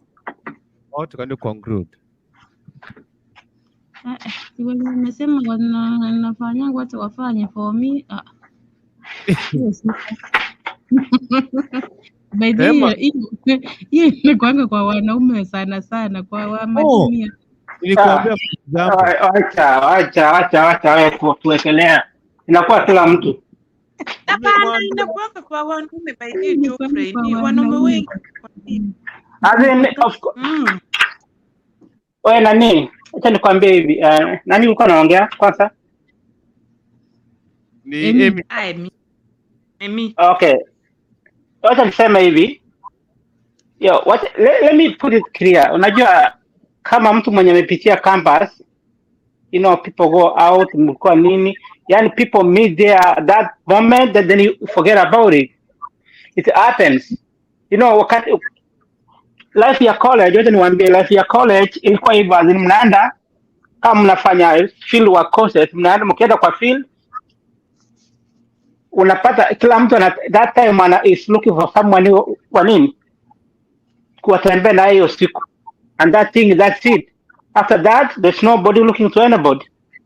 Kusema hivyo, kila mtu alikuwa na hiyo nini, hiyo tabia either nini girls and wasichana na nini wafulana. So mambo ya kusema ati ni men ndio wako hivyo, now the things are changing either way. Okay. For me, what I can say, I can't risk. Kurukutu. Kama nimekaa more than 2 years na hiyo dry spell yangu, mbona niharibu hiyo one night nijipate kwa shida? So for me, I cannot risk my life. Okay?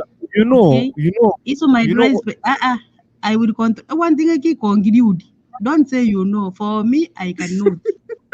Yeah, that's my conclusion. I can't risk my life. Na habe nichi dry spell iga for more than 2 years. Kwani hiyo siku moja ngwa dry spell ya nengo ziki ingwa ndalene kwerende ne skill. Kwani you know, let me help you something here. In the kwa 2 years nichi dry spell ya sema hiyo kwa sasa tewe kwa sio meri so the mind is so far away. At the moment tutachuna Kenya iga the freedom country akoranga risate kurmata lilibwate kabisa yo ne kurunga yo ne kurmata kuramate onde bwese takukwanya.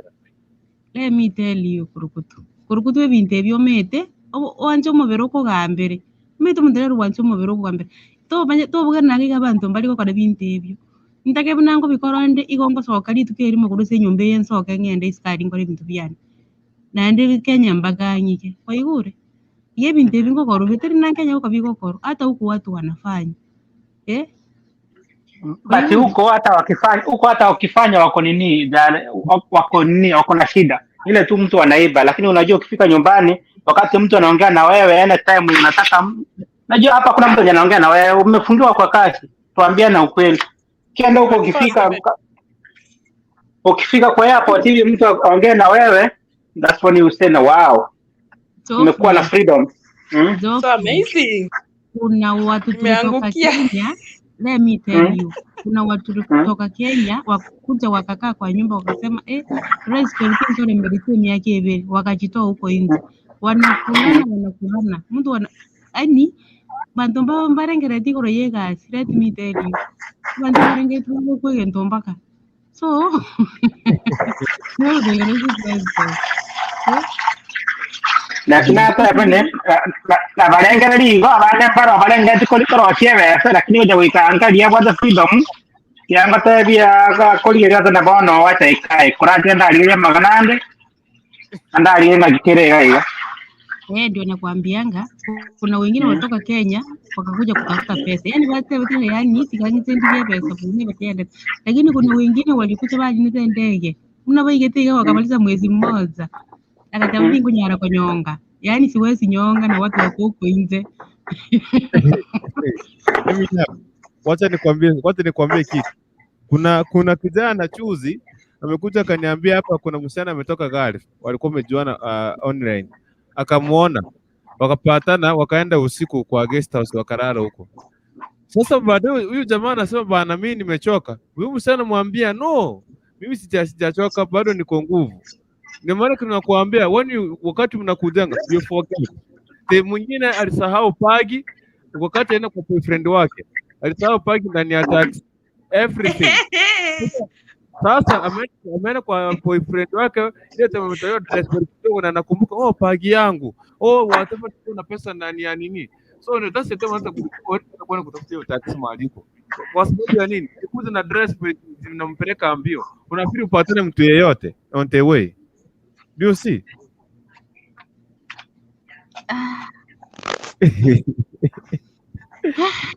Kuna watu hapa, kuna Nyamuita wacha nisome comment kidogo.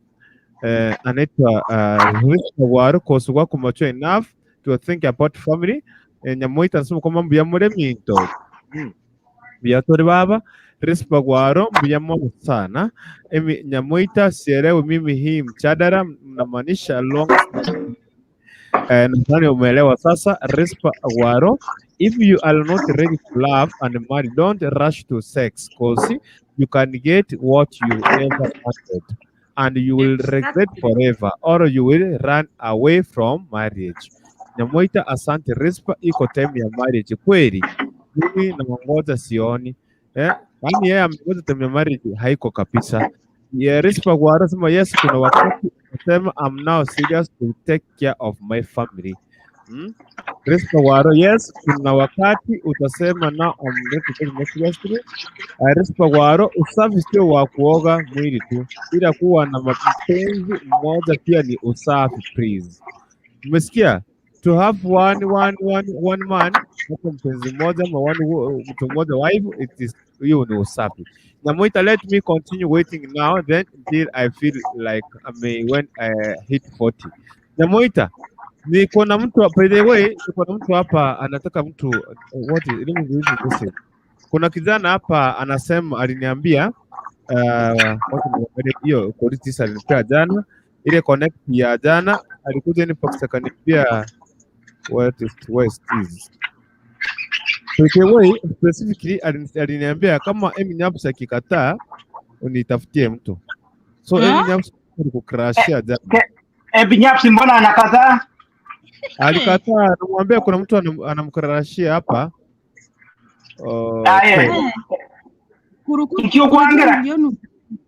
Unajua niliona hiyo text.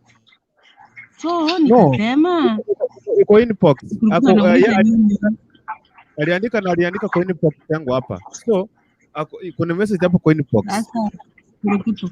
Sasa mbona unaingia inbox yako? Ni text hiyo text wewe. Mimi ndio toko. So nalichunguza mpaka nimekula maneno mengi. No. So let me say this. Pia mtu anaita Viopep pia kuna mtu anakutaka. So kuna sasa mimi inaongoza. That's why niliwaambia jana muni text kwa nini? Muni text in inbox yangu.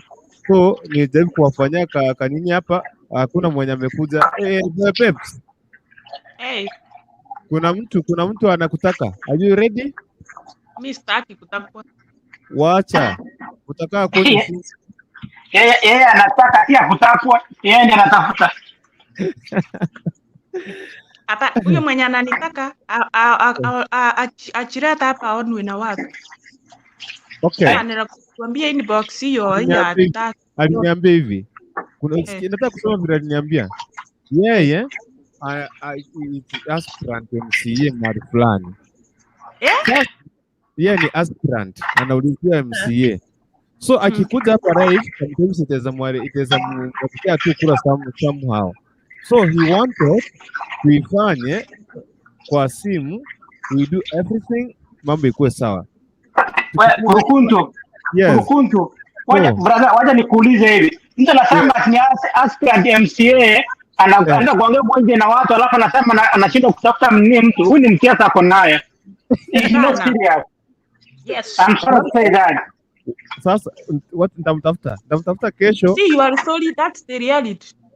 I will tell him to come. I will tell him to come here. Alikuja inbox.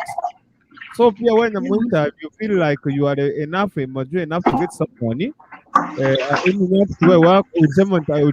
ukasema nikupea 35, umefika umesema sijui umesimama wapi. I don't know. Nikuulizie. Sasa na kiyogo chako divorce ntara ko divorce yo chako ndigelio monto. Igo kwa ntigiro tarantara manyi. Sawa tunaenda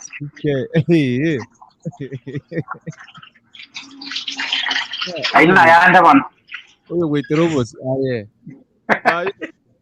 umesahau watu hawakwenda nyumba.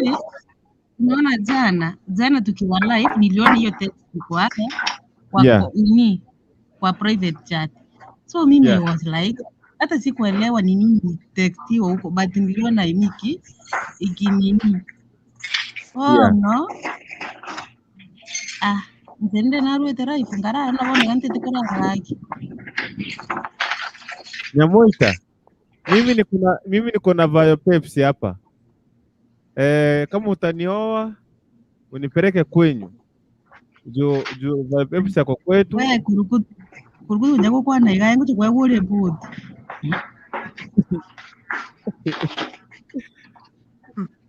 Okay. Via Peps, nataka kuelezea, kuna Rispa anauliza we net stand ndio gani sasa, hata sielewi, make us understand. Via Peps, naomba tafadhali ukarudie hiyo kitu kwa Rispa Waro na nani. So Nyamoita, kama utanioa I'm ready. So Via Peps, mweleze, mwambie what does that mean? Oini ngoko boy. Anaitwa Rispa Waro. Rispa Waro. Reiga. Wanya kumira no musacha. Utagete ngole yubo tukobamo. Nakioko burukaniga mangana tebo utageta kiribo tukobamo. Hawa Geoffrey yori bekire byabo bawe kwa nagire. Yendo kugare kuchikoyoro brake rubuga ki. Ngenda popi nawe kuleru tigango ndare tije kungonya kubugia mangana nditiko imoka chikogeta. Okay. Yaga tutama akaba kwa igure kwende bagwana mangana makona yote tutama. Ekitari gito geko mikento kire no mobo no nguta manyeti gente. Kabanyisa. Okay, Iris Pawaru twabwa tumchada ruriga. Ayabuna Iris Pawaru. Avi ngwanya nyoro musacho takitago twali botuko kugima kama bweka. Mambi buna boka saa moja. Kila mtu ana shughuli zake. Akatebna isi bigenda. Akota yesi kwanza liutara kora wesi bata nyikere gotia. Bo ikero kwa pie pare yo. Bo pie pare. Nyamoita, hiyo kitu tabu ako engoro ati engoro ka ha. Kina baba bayo. Lakini nani tena matai. No matega ndoro ya sekati kagarangaro studio. No matega li school nera ko. Ngani ke mo ndangi ngani. Kasi kira ver ki kare gade Jesus. Hey wali. Mura. Ana mzee na bakabwate mechanda bo.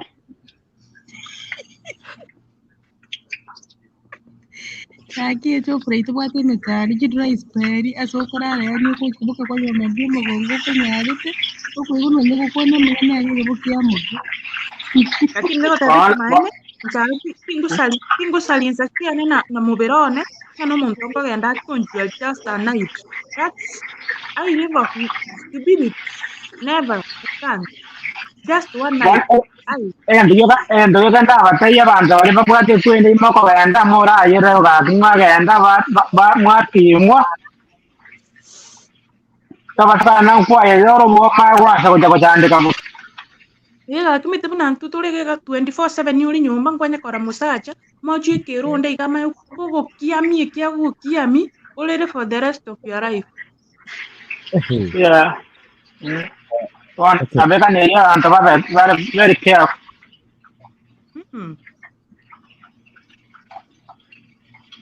Anasema kwamba no, I never do that in my life and I don't see the reason of doing that because you can get a dangerous disease which can ruin your life forever.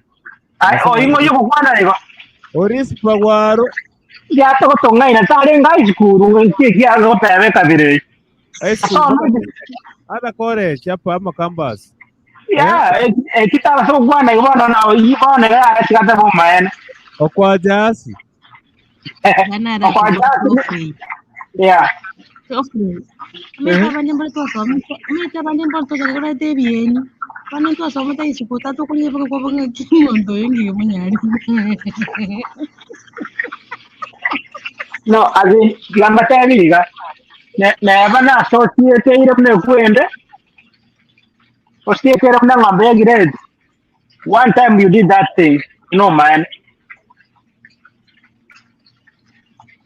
Yani bana shike mo. Hey.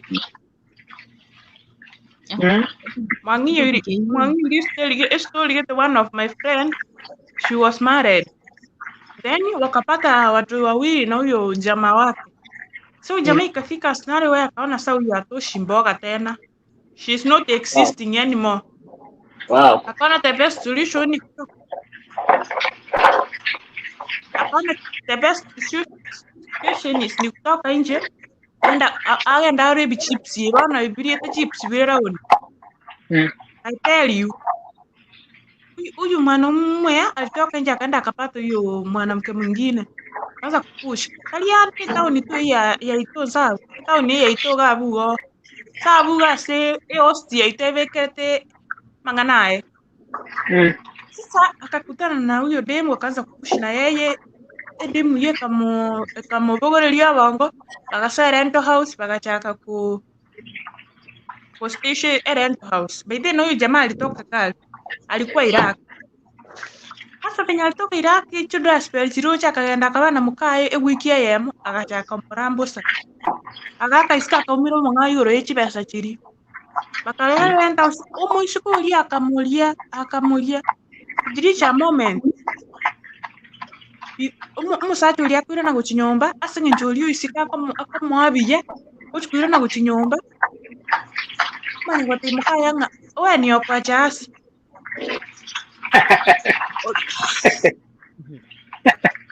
Kwa jasi yirende amura Rispa wara amekuja Jofrey. It reach a moment yake umusacha yege tora kanda akabuli kire nto kunyomba katika my friend akamutige nyomba regeti. Imagine you can imagine everything mumeasa na mwacha kimusacha kurunza alafu muike igoro asinali umusacha buli kire ndaso akamena lioko okurangiri musacha yote mwago cheneli sakaralia yero. Aye. Ndio ndio kama ndio masaja ngomgora masakara yero. Wa Rispa kwa hapa. Musacho ngabuno ya ntingo mwabira sobo mabuana yani. Yani na Aye Rispa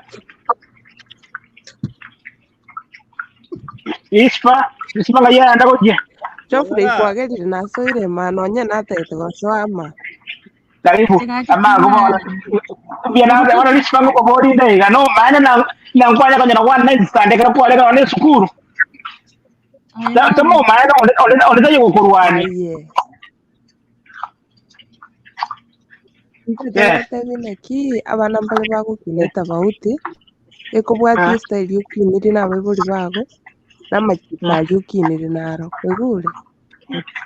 Njente tentebe na I'm really impressed because ukukina nakinete style kiteta bauti no mbona ngoikanara bauti naki riri mbuya narenge buli gose nabwata gatabigete njitu kundiri natenete na baisi para ngabona ni boyfriend in school nale umwana uli gutumwa cyangu tumanya nacha akaminyo kwangu minyako baka nande ngira nuna nale itukundiri mwisi antenene tukenyoro itukundiri na tegemete ngabona nebesa ngo sabu mwisi ndiko gore kende because I was so busy. I thank God my mom angete ubuzima gete uko manyana kingo litibesa kindomoke ikuna nale ngo mwana gete kisi onye ni weekend yokora nyore isiko nande kitukulia Sunday yo Sunday yeyu okanyora eita ngae ruchinge ningire ikiro ngoni ngore bintu biri bitakire na biri ntagete bono kwanyora nga nje nabwate tameri ngabona gose nintagete umuisie garage ko ngachi besa ngorera maitasha linganite soro kumabwana nchibono nalenge Aye bono besa musacha na Rispa janda kubutara kerawe. Okay, iwo nkwa bwate musani kuru na ora iskuru gotira iga. nche basani no nche no gotare mechiga sobo kumabwana. By the way in fact no yani kenyoro kya no meta abantu bande karondinga bagocha babuli my mom umwana oyo noyo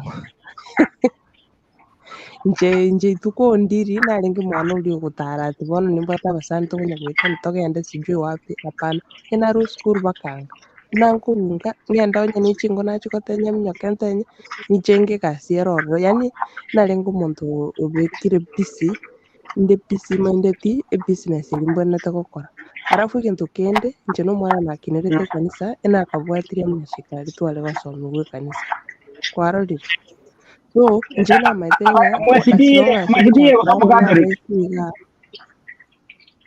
ayo n'umwesidiye asinga asigacha kurara n'abaisi siko gaiga biri ro kwarorire nonya n'omugaka oyo twachete kuumirana nere nekero nachete komenya bwa sister yane nari nachagete gutwara bono high school nari nachagete gutwara amapensi bono omaete riria bono adolescence yagoikeire bono gwachakire gutwara feelings nande okong'ainwa lakini bono narenge still omwobe ase eng'encho mwabande emenyete okuumerana tituumerana onye mpara naende natama mbiombio tinyorekana bobande noroche okomenya obande bono rituko tuumeranete na omosacha oyo nekero natomete oitwe togatuomana buna moratumana na omonto obegete ebirengereri korigereria ching'eni chiria gwatuka na oyio iga iga kumbe abwate nere akarigerete gochia para togatuomana agasekara nabwate kagatonya korwa erio agachora agasekara ake ogwapologize bono togachaka tokoegana tu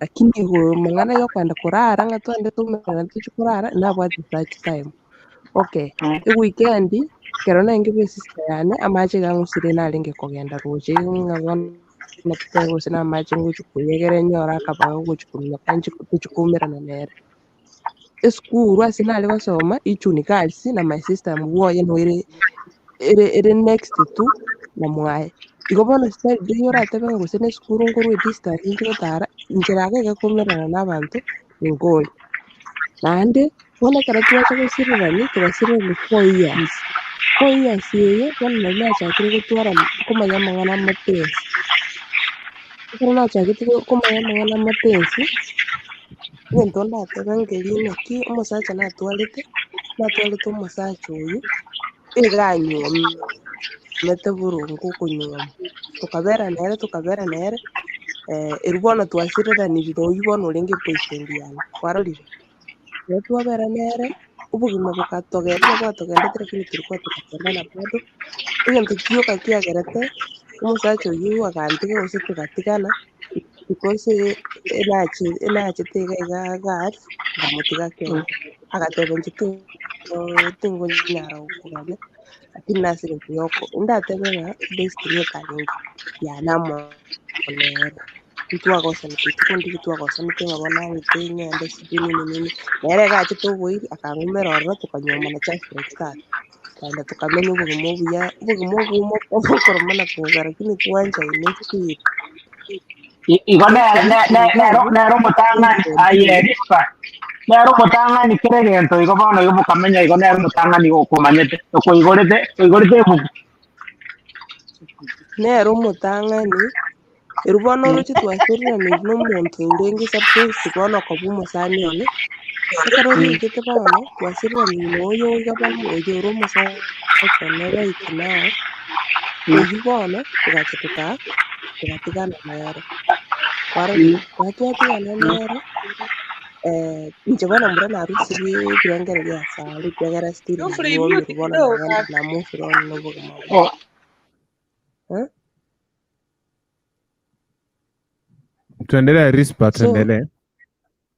So from there inche ngacha togenderete obogima inche bono ning'isanegete ninyuomire bono rituko omosacha oyio achete ekero nachete iga iga buna nachete iga iga ngakora 3 months omosacha oyio akanyuoma naamine it because na abanto twanchaine egekone infact twanchaine mpaka abanto bare goteba amariogo mobekerete yaani noroche abanto barimo gwanchana obotaka boro pi lakini mwanchaine abanto nabataka gocha kubasarani mbabwati option ende tulikuwa tunapendana lakini egento kiagerete togatigana na ase eng'encho nachete iga iga agateba iga bono ochirete akoirana iga iga akaira ebirengereri bia ogotegerera abanto plus abaibori togakorana nere story yane nere egakora ki ekaera ekero nkirete iga ngonya korera ng'a natigirwe nkanyora omosani oria boyfriend eria nabwate bono oyio nere ndatebe boyfriend tware koumerana totari korinana nere ochete kondigia iga omotandao naende ekero achete kondigia omotandao na ekero aumerete my sister agakagania inche agachaka goapologize iga asirereti akaira na esukuru sijui nini nini lakini tari inche nare bono oyio moiseke omonto agotebia ebinto ebio bionsi moiseke omonto agakominora bono nakoneire omonto so kero motebia ng'a oyu tari inche maybe ekwambwekani akamutebia aya oyu ogoteba Rispa gwaro ne sister yane omoke onye noagatore nere echira lakini finally ike nere iga I don't know ngai ekorwera. So from there ekero aichi koigwa ng'a Rispa gwaro ochire gatu agachaka kondigia omotandao. Bono nere nari konyora yaikire engaki eria bono ataete goikaransa inse anyuome. Kwarorire? Kiagera ere buna arwete gusia agacha Nairobi akaibirwa agasimi bono communication yane nere ekabora. Buna yaborete akaenda kivyake na inche ng'enda kivyangu. Ere akaenda akairana esukuru university na inche bono inche oroche mbwane ngare. Iga bono oboreri bwasoire. Hard working nimbwate omwana iga bono ngenderete obogima still. Bono oroche ekero nachaka iga, ekero ngochaka 2014 narinde iga 3 months omosacha oyo agacha gosoka omotandao iga iga. Ekero acha omotandao iga achete komboria Rispa gwaro nkorigia korwa Saudia. Kusema ukweli namong'ainete naende kimaete ninche. Namotebetie Rispa gwaro inche ngorokwa lakini inde rongai Nairobi. Akainsist because namaete nonye na echibicha konya nari nabekire nkeigo tu konya tindamenya motandao mono na oroche. So nkaramuombia lakini ekero nachaka korigereria na inche bono nkayora na omonto omanyete nkagenderera komorama kiagera nanogetie ase eng'encho bono omaete omonto oroche konya gwachakire konarera omanyire korwa ororo ogotigire naki oroche ogokora? Nothing you can do. Bono nkarora nki ngokora. Bono naende nabwate chiasira natigirwe oroche omosacha konya ng'anchete ontigire. Bono nabwate amasira ane nachamete bono nare korora abasacha bonsi nababe. By the way narenge heartbroken naende bono naroche ng'a abasacha bonsi pi nabo babwekaine. So I never believed buna ninsoe naende ase obwancha naende ng'anche naende riria buna bono ng'anchete naende nyisanegete. So korwa erio omosacha oyio akaba ogenderete naende kong'ea naende togachaka koegana fresh bono naende buna abanto totamanyaine abanto twachakire komanyana 2 years tokoegana iga naende omotandao bono. Egento nakorete ekero antebetie inche bono nabeire serious ntagete konyuoma namotebetie I can't promise you anything until I come ng'ende seino ndore seino manye kere egento about you because nonye riria nakomaete inche namaete seino namaete kende about you. Bono nari ntagete ng'iche na inche manye kere egento about you manye gokora ki? Manye gokoa richigu gose nkonyuomana tori gose ntori konyuomana. Oigure? Enyomo yane egachaka bono buna narwete iga after 2 years nkagenda sobo nkakora research kwanza atamanyeti ngoika sobo buna ekebao. Nkagenda nkakora research sobo gose gakanyuomete gakong'aina. Kiagera emiaka eyio yonsi pi ninde sure gose nanyuomete gose tanyuomete. Nkagenda ngaika sobo ngakora research ekero nakora research agacha gwaka esimi nkamotebia omaete nonde seino agastuka akamboria nki otang'irire nki otarenge kontebia twende naye. Nkamotebia no yarenge necessary anyway naikire lakini next time bono tomanye gocha naye. Then nkairana back to Nairobi tokabera tokaenda Gusii bono naende buya abaibori bagatomanya bono tokamogochaka obogima bwa enyomo kogenderera mpaka buna twaikire iga.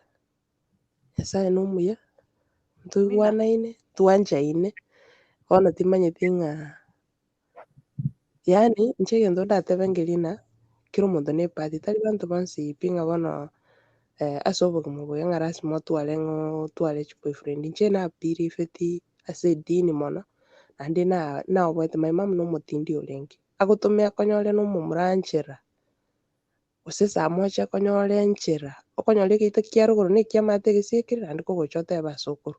Naende ogoitwa inche bono narenge korigeria example about my sisters because inche omaete inde omogati gocha nse iga bono my sister abanenete iga barenge koeguse narenge kogania na inche koeguse buna barabwo kwarorire. So nabwate my mom nomonto orenge so strict oise koenda noe roche akonyore goteneine otachua uchui. Arafu na mang'ana yuko pinyoka kuchime ching'ana basani. Background tu alelele tu nelinga minto tu alenga baisika bangi abamurabo kamaheka bono obochaimbore bwarenge kenyoro bono maybe my cousins abantu bono baraboko bababwata abamuraba nene bono obochaimbore bwarengo bono into twibekete kando ase eng'encho omonto tayogwanja gochesa na abana abanyaruka bachi barabase gochi kobaigeri chitabi chimbe obochaigete rende mbwarengo so na into bono tokebeka kando naki we have nothing to do with abantu bachaete bakorana ebi na ebisagane mbigokora kende bono obogima buna twamenyete compound yaitu onye togokora egasi minto tosoeborire torare gose tokore egasi etorengete enga iga ase ogotoma okominyoka otari korigereria otari gotenena njera bono obogima obu igo naki ngorateba ng'a sometimes tari banto bonsi pi oratebe ng'a kera omonto ng'a nobwate chingaki chiogochi kominyokera abasacha gose nobwate chingaki chiogokora ng'otagete tari bono iga my mom noe mbono abeire omwororo ndatebe iga mama omonto yaani agokobwata akobuna mpaka osinywa koenda mama omonto nomoiborigete orenge so strong ndatebe naende bono ntwaroche my father buna aserete twaenga abake ntwaroche ng'a eburden nere oraretera omoibori nase ekenyoro keino arafu na omoibori oyomo oroche moche stress it's really hard gokinia abana abanyaruka omokungu aye bieka mosacha taiyo gokwana ase eng'encho abanto abagusii bono iga bapire fitina ng'ekero obwate abana abanyaruka ng'a lazima omoibori atoke omosacha gokwana abana bari baigu no etabia eri mogokiniwa nero nere eragere ase kende gionsi mogokora gose ase obogima boria abana bagokina kwarorire so obogima mbororo inche ngoikana by the way ngoikana naratamani buna inche bono chifea echi ngoigwa abanto ngotomerwa bare bari inche nanye gotomerwa fea ya bande ndikana inche ngocha gotomerwa efea Notori bwana kero vile. Unajua ukifika stage yoyote utapitia hiyo stage. Kama uliruka hiyo stage, fea utakula. Mi sijakula fea ya mtu, sijaikula fea ya mtu. Nani anasema hivyo? Tena anya gotomerwa pesa ya musacha ndiga ng'a bono ni date twagenda tuchikoria onye tokoria na endagera maybe ndagende togore tori igo lakini ng'a bono nagotomeire efea inche tomera nasegete tintwareti wakati tintwareti ng'aki echo tintwareti ng'aki chiobogima oino na abasacha ng'a ndarora oboro naende ngorateba nding'anya fea Vayo betu mbong'ane riore na nkwane kuri fea ya monta abana diego tong'aina ati Abjiki manyando mwaba ubijipit kusa musacha besa. okay gwate Kimaina unless yantumire taxi eche kong'oira talinta ntume jake maina pingo ta kuruga sijaikula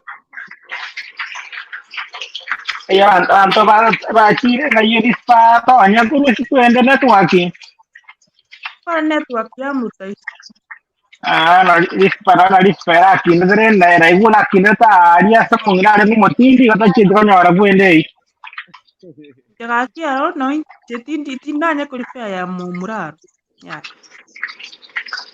ate atagasi moto merwe nabo kwa guta to meri tanga italina ali ine no nja tonga ngendo goleker wana igara kana tunakwanya kuri fea ya monto kwalire indirect ngereri inche ndongoteba ngirine ki bono yani sometimes ekero ore omonto ore focus na obogima sometimes no yani turikorora ng'a nad feelings ekero okorigia ebesa eriere yago egento kera kontanyare bono iga ndatebe nonya nase enyomo nonya na omogaka one amaete omosacha oria ogontebia ng'a bono babe nakunyomire nkobeke goikaranse oganye nkoretere kera egento eki tingonyara kera eki naki keragera twetane na omonto ase eng'encho nanarire korigia inche ase obogima bwane bwensi ting'ancheti gosaberera ng'ang'a ng'a chibesa ngorire ngorete chibesa ngorire ispa Siapa tahu no maka mwana rata no choro ka umaka jaka na kwata tiko ga ndande sko jaka mukana tiko ga ndiko kiba se sko na bono le sko ga ko kalenka ko kan tia ngota ya ita ko ngota na gono kora ka ki dabe ga to ta ga tempo ba dio ba ranyo ba ra ga na inji yo ka yo ka ndako atinda akanau lakini ngokotebi ng'enche netoka ng'anke nyande gose nonye before ntarachaga iga ntagete ng'ende ng'ikaranse kenyande ende family yane lakini timba idle timbesa koba idle nyore egento ngokora gekombeka bisi gekong'e ebesa yane timbesa konyora mbwate chingaki chia ogotebi omogaka one ng'a chibesa chia ching'eni ng'a chibesa chia esabuni ng'a chibesa chia gento gete nimosaba mahitaji yane onsi bitagoikerania kwarorire buna ndaiga I want to make my mom happy ndete komo appreciate tari omosacha one ndanya gotenerera kere engaki ng'a chibesa ntomere mama ng'a chibesa mogorere epenado ng'a chibesa ngorere gento gete no naende nonye naye omokungu notakeire obe empowered so that gwasurprise omogaka ogo sometimes you know it's better ekero gwete akagasi kago naye weekend kwarebanga buna omokungu boronge gose kogweta echirari kwanyora nonye na esocks kwagorera omogaka ogo it's really better nari nonye na omosacha ogo akorora ng'a ndoche tari burden mbogoreti nonye omokungu oyo iga nkomoa ribaga ria ogokora egasi at least ngokora are ebinto bire reasonable you see mokaga ng'a bono abakungu sometimes ekero mokoba ribaga ng'a bono ebinto ng'a bono chibesa chiabo morikoorora ase chigochi bono igo nonye na emergency nabo eratoke tori ang'e gose na omwana orwara rikoba gose kende gose omoibori tinkokoganyerera ng'a ase ogaka roche konkonya akabesa karia nkogacha karia kane nkonyora gose karia okong'a nagacha gake gatigara gake natumeka nabo kagokonya ase gete naende mbuya ekero omokungu are empowered so that neisa gotoka mosacha oyo taiyo in fact you can help your children you can help your family life must continue omosacha abere otabera ororo inche egento gekogera ngokwana igo nkobwati inde example korwa ase my mother ase twatigetwe since my dad akwete in fact onye ndiri my mama arenge omonto ore resi kanga ntoigete buna tori iga kanga tindi inche buna inche bono incho roche ninche ngakara ang'e na erasti born onde oyo ogatato gochia oborasti born kanga bono iga timaete gokora kende gionsi onye nare koebereriwa gose onye ndiri narenge gotabereriwa ntamaete gasi ende yonsi ntamanyeti kende gionsi kanga bono iga timanyeti gwetegemea it is good ekero ogotiga omwana bwetegemea naende it is good bono iga ndatebie abakungu bonsi pi gose abasacha bategerera tena chingaki echi gokonyora togotiga abana iga iga banya kominyoka gochesa batabwati gasi bagokora gokoboka mambia ikaransia abana bagemesa batebie okokora egasi na okuya ekero mogokora egasi morora ng'a mochandire gose mochandegete it's really good because nabo orasome tonyora gose na amasomo amaya nabo oratare bono iga abanto mbarenge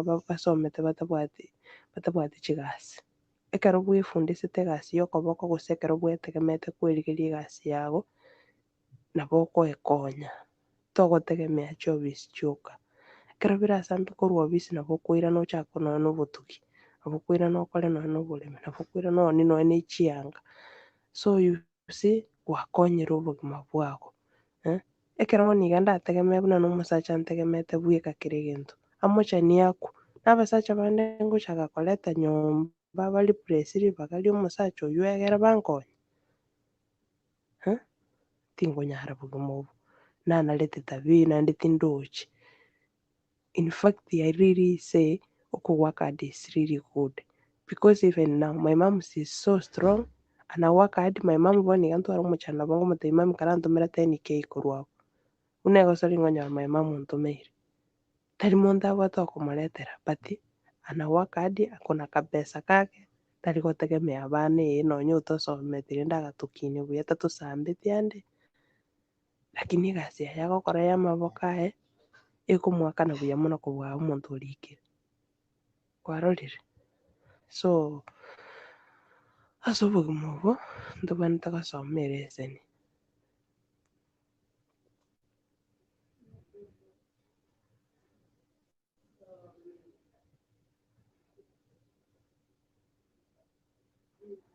Mwachi mwara. Tore na to kata. Okay. Maite na konkora kuna ankal kuja kuiga mbiga asante pia. So hiyo ntenda tebe nje Mtena ameenda kulala ametuacha hapa. No, amuye bana nilale. Olire ndale nse. Anye deno ora sirata ya ta basu girai ko tumo sira gwecher. No, niko hapa. Nitawaambia tumekuwa tembea. Ntoma ite twanalire kokesa. Ocho tubwatekani kwayire. Igo bono noroche chofre igento nare kogotebe. Nonye toriega iga chi long distance chiga tore. Also we think about our family. Also nandi mbuya gwato omonto understand. Kero gwato omusacha understand omaete reason oriega iga naende omanyete obuya bwoko work hard. It's really good ekero mogokonyana. Omogaka okoreta siringi 2 naye kwareta tegotoka ng'a na omogaka bweka otigire omosigo bwensi nimanyete ng'a na inche mambia na mambia nkoritaya ande korwa ase chigasi echo omogaka oyo nere ngocha korigereria oroche onye tingokora nkong'ibia gokora bono iga mokonya ake ekero ngocha koirana nse korera abana nere bweka obogorete omosigo oyo iga oroche tagotwara stress agotwara stress enyinge eywo egochi kogera bono ribaga riokoreta obwanchani nyomba ribore egotoka omwana na echibesa atagete gochia inche nimwate chistress gochia kera egento nere kerigererete onye tingogoaka hadi inche buna omokungu bono iga mbeke ebinto bibe buya bibe straight ekero ngocha goikaransa nse etoke gose na inche nimbwate agaduka kane ng'ikaransi torora omogaka gakoreta twamenterana gakoreta korwa onyora na inche nimbwate chisiringi 5 chiane iga iga gakoreta obosi nareta ching'eni. Sometimes nkoratebia nde abasubati aba okonyora omonto ng'a nobwate egari nobwate enyomba nwagachete aye nki kwarosirie gose aye nki obwate ase okoboko kwago ekero otagete obuya reta siringi 5 na inche ndete 10 onye nkosaba omogaka one siringi 10 etoke ng'a na inche nimbwate 5 ngomenterania nkorera egento keria twabwenete gokorera na abasacha bande bare transparent ekero bwanchete mokago akabesa okonyora bonsi omokungu omong'aini reta ebesa eria bekerere emesa motebia omong'ina ebesa nanyorete nere eye omokungu omong'aini nki togokorera ebesa eye aka esabu yago korera egento keria gekororokana ekero ogokora ebinto bikororokana omogaka ogo agakoreta chibesa chionsi biamaete ng'aki egesugute kiane iga aria risase riane ekerangwati kiane akogoseka by the way oyo iga nimotigera chibesa tari komisuse tari endayo kagokorera you see naende egento kende mono mono kegocha giatosinya ogotaunderstand na komanya esituation ya omogaka ogo gose esituation ya omong'ina ogo tiga konya kobisana ebinto obwate chistress ochandegete mono totaeti gokwana inche naki ndabe riraika manye emechando ogwetera rituko rigima onye togontebia be free ekero monyomaine more omobere oyomo emechando yago na eyane tobogoreranie emechando ase ebinto bionsi bia ense eye iga inche buna namanyire motang'ani Yeso Kristo nere orachokani enyomo yaino momotang'ani obe gokoremia omogaka ogo gose gokoremia omong'ina ogo ase ebinto bionsi ebio mogokora nonye na eching'aki chiogochesia abana baino sometimes karareta abana baino baikaranse iga emesa bakwanere some senses maete nonye na poor background omwana orwete poor background takwenda atiena esukuru ase eng'encho namaete ase arwete omwana oria motebia omwana one namaete noche buna nachandekire noche buna nakorire chikonda narabukire naende nabo totaete gocha komenya obogima bore iga omwana agokokania yaya bono kora omokia oche ondusia ong'ina okia korwa ase nakwerire kero omwana arorire igo nonya na eburuburu ekero yachire yogosamba chisukuru okonyora ere agoesukia maega korwa ase emegorogoro buna eywo naende inyoria abana nabare obegeria batebi ng'a mwasabirania abaibori ekiagera amatemo bagweterana amange ekero ogosaba nari abana baga amasabo kero okorara saba naende sabirania efamily yago yonsi rangeria omogaka ogo eriete ase ase amasabo ekero okomosaba kiagera amatemo na amange agwetera isiko iga aria without God's guidance in fact kende ngei oranyora ase obogima obo iga tukunyara chinguru chiagaibika uranyara chinguru chomonene Nyasaye uri iguru tutungite nandi kama ite itachi ya moyo wako hatakosa kukupea, hataweza kufungua, hatakosa kukufungulia njia.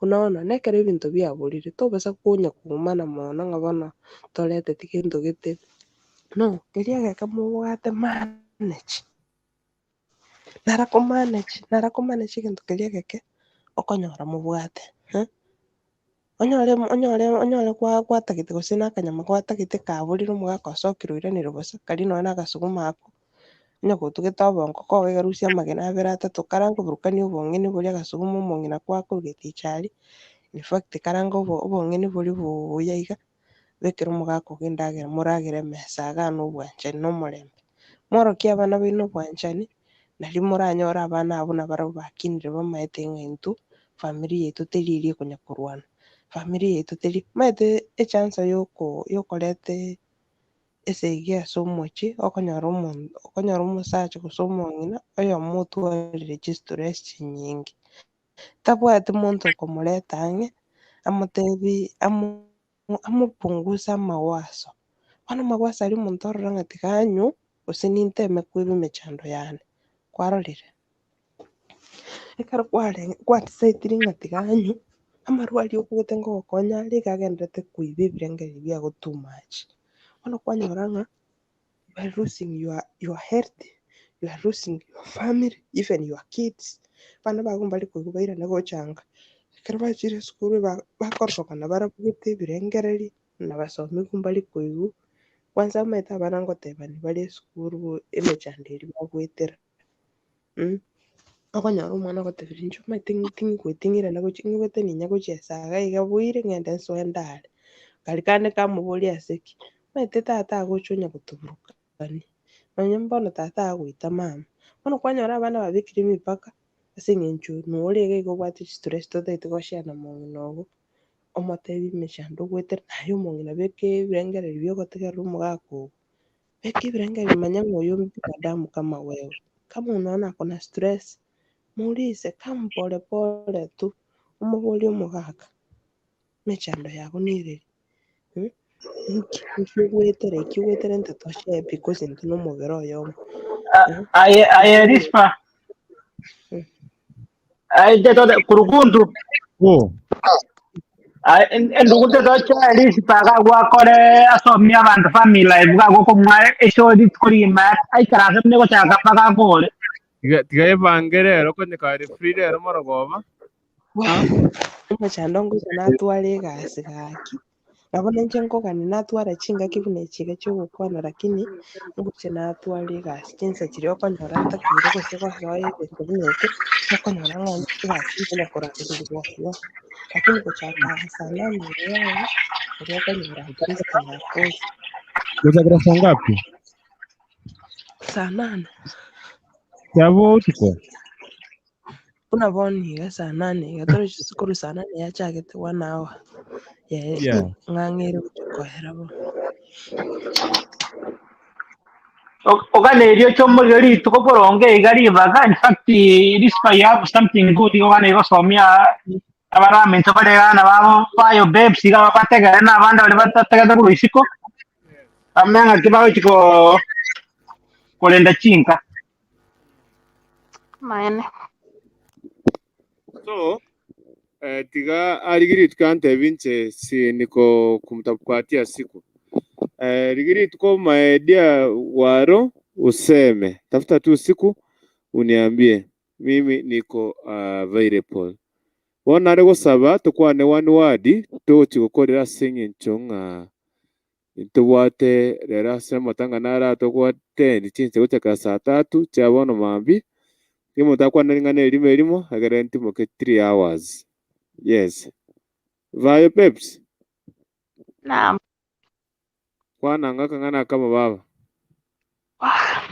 naranya tegere ikorwa ase isiko minto oranya kwanire ana inche nare komomentera kidogo ase chinsa ibere iga alafu rende togotiga otumoke na bakungu bande na intwe ntore gaki tiga torakwana na bakungu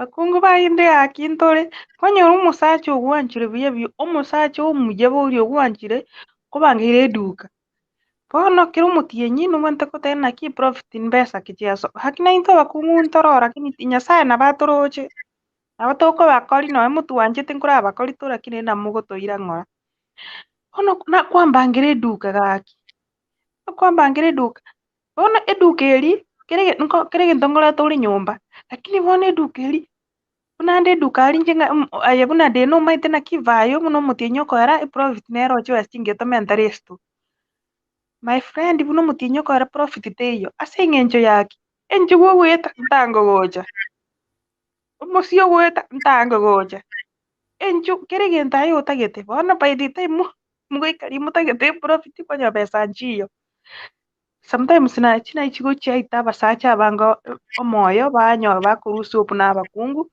bari batabwati amagenderero sawa. Yes, Geoffrey, karibu sana.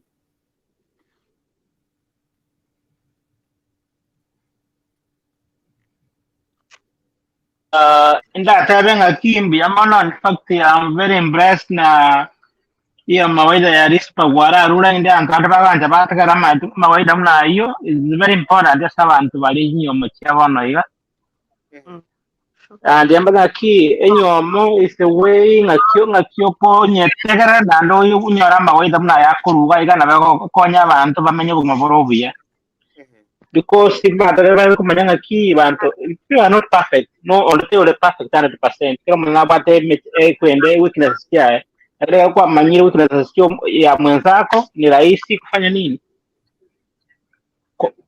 ko blend mwaigwana inde mwa difference yaka kiasi la kuruora mwali namna kinga kimoko bekana linda mukora kimomenya otherwise mbia mono brother Dennis kurukuntu ase show na mbia mono kere lituko gase okora because through this we are learning something and also we are educating some people something. Thank you very much. Ntete kokwanera abo ase biasara faoreti atebire ase biasara omanyete tiga ngotebi baba egento tobwanete komanya kera omonto nabwate ecareer yaye omonto onye tori omuya ase ebiasara kora oboremi onye tori omuya ase oboremi kora egento kora egasi riku nonya nobisi okororora ekero oroche ngokora egento gegokoretera hasara okogetiga gwakora egento ekeng'ao omanyete abanto mbarororo tobwate kera omonto by the way nyasaye gatoete ebiegwa bire tofauti sana like now omonto narorora orache example buna bono ase eredio oranyora are omuya okora egasi ase amang'ana ya omonwe gwati bataisi iga are omuya abwate ekeegwa kiaye noo kere iga abwo omonto buna oyo omoire ase ebiasara achie koni okonyora takobinyara ase eng'encho keegwa kiaye nkero egasi yaye nokoria akafaida nakoria oriererani bake estock na abanto bande mbarorora okonyora are omuya ase ogokora egasi ya obisi ere egasi yaye ya obisi omotenyi oera aigwe ebesa eria akorere egento kia maana kwarorire nabo oranyore inche buna inche bono omokungu inde omuya ase okorigia lakini timanyeti gose gosave gose kwanyora omosacha are omuya ase okorigia lakini tamanyeti gosave kwanyora abanto buna aba mori kopimana birengereri bino kwarorire mori gotebererania naki aye inche ekero natwarire akabesa iga ngoigwa gakonya kondoma bono aye ekero omanyete epartner yaye ekero atwarire akabesa iga akomoroma aye kobwate obongo naende nomanyete gosave nomanyete gokagacha it's better omonto oria omanyete kogacha akabesa karia akorere egento gekororokana kwarorire lakini example buna bono inche egento ndatebe yes nimbwate ekeegwa kia ebiasara ase ebiasara kende ng'iyo ntaoni ense eye at least let me tell you ng'a inche ase kende gionsi ense eye iga I'm trying yes I don't know ebinto binde mbirokonyora ntamanyeti lakini nkotema ande kobimanya ngwekarakari inde ntagete manye egento eke inche nonya na obokabara bati bwa estima iga nabo okonyora nakarabatiri narosirie okonyora naro siri egento giasarigete. So I'm trying tari ng'amanyete gose tari esukuru nachiete, lakini ngotema nde naki ngokora nyore egente eki naki ngokora nkemanye onye kero okonyora ng'onye chianga okoni chianga echi iga nchiri gokoira buya tigana na chire chuo genda obisi rigia egasi ya obisi ekero omosacha kwaigorire mokaga eduka kwanyorire ng'a tari gokori buya morigerie egasi motiga anyore egasi eria agokora kero omotinyi bwakanu chibesa ase otati naria atari koreta hasara kwarorire. So tiga tomenye ritang'ani tiga tomotang'ani Nyasaye ore igoro atogaidi ase ebinto bionsi togokora. Okay. Nekero amang'ana agochia pia twabeka amarunsi naria totema koira na nse kwarorire. Bono ase Crispa, eng'encho chinsa chiaye natete gokatisha ase eng'encho gaki ya mambia tiga ngokatisha iga naende toroberie ankio kande origie rituko context onde ore free nkobangera rituko eriga mono enyure ng'a nkwanana na amatanga kang'u togera baka no saa 10 nenyure ng'a nkwanana na amatanga rero chinchika saa 3 amatanga naende kere gwatendi iga iga gosira ere agocha bono nanyuire kware kong'anchera tokorere iga iga. Iga egento ndakore neri ngocha korigia ekero mbwate ribaga ngocha mapema nasoa sheshe onye ngocheki nkonyora no more iga iga live twachaka mapema before kingorangeria gocha egasi hakuna shida nabo ngotigera nchera mwagenderera naini. Naende kinkoira nomanyete egasi yane teri egasi eria ere ng'a bono ogokora mfululizo nabo oranyoe chinsanga igero chinsanga igoteiyia chinsanga igero chinsanga igoteiyia so nokominyokania. Sawa. Okay, So nashukuru. thank you ase ribaga naende Nyasaye agenderere kobaseseni mogenderere koba because we feel at home nonye ntori ang'e ekero tokomerana iga iga ekebuto eke nkosoma tore ntogendete gosoma in fact social media buna inche yansomirie amang'ana amange aria ntare gocha komanya. So igo nainwe na abanto ba eng'encho more. Okay, asante sana. Nashukuru sana. Tena Nyasaye abasisini, asante kwa kuingia. Pira nyinyi imagine ningekuwa nisharara kitambo, lakini mmevumilia, tumeshinda pamoja. Kota benga rero nandi marogoba no turege iga ase eng'encho ya amatanga rero nakie kogera ndete ko nenywere ng'amatanga naronta kere ko relax for a little time. So may God bless you so much. God Chris Poento to Savera Prince Job. Thank you very much. Asmero everyone. My regards, Hapo Studio, Wadau. Thank you, my brother. Thank you very much. So if you are new in the house, please remember to subscribe at Kisi Hot TV. Na wana mambo ta subscribe katika YouTube channel yangu. Nimetulia sana. Tulikuwa tumefikia 133 subscribers. For 2 weeks tumenyamaza. So you can take that link na share to friends. Inaitwa andika kukuntu ama andika Egesa 047 TV. Egesa 047 TV na subscribe, tutasonga mbele pamoja. Rispa, naomba tuombee tafadhali tumalize. Tobeke ebiranga eria ase ogosaba.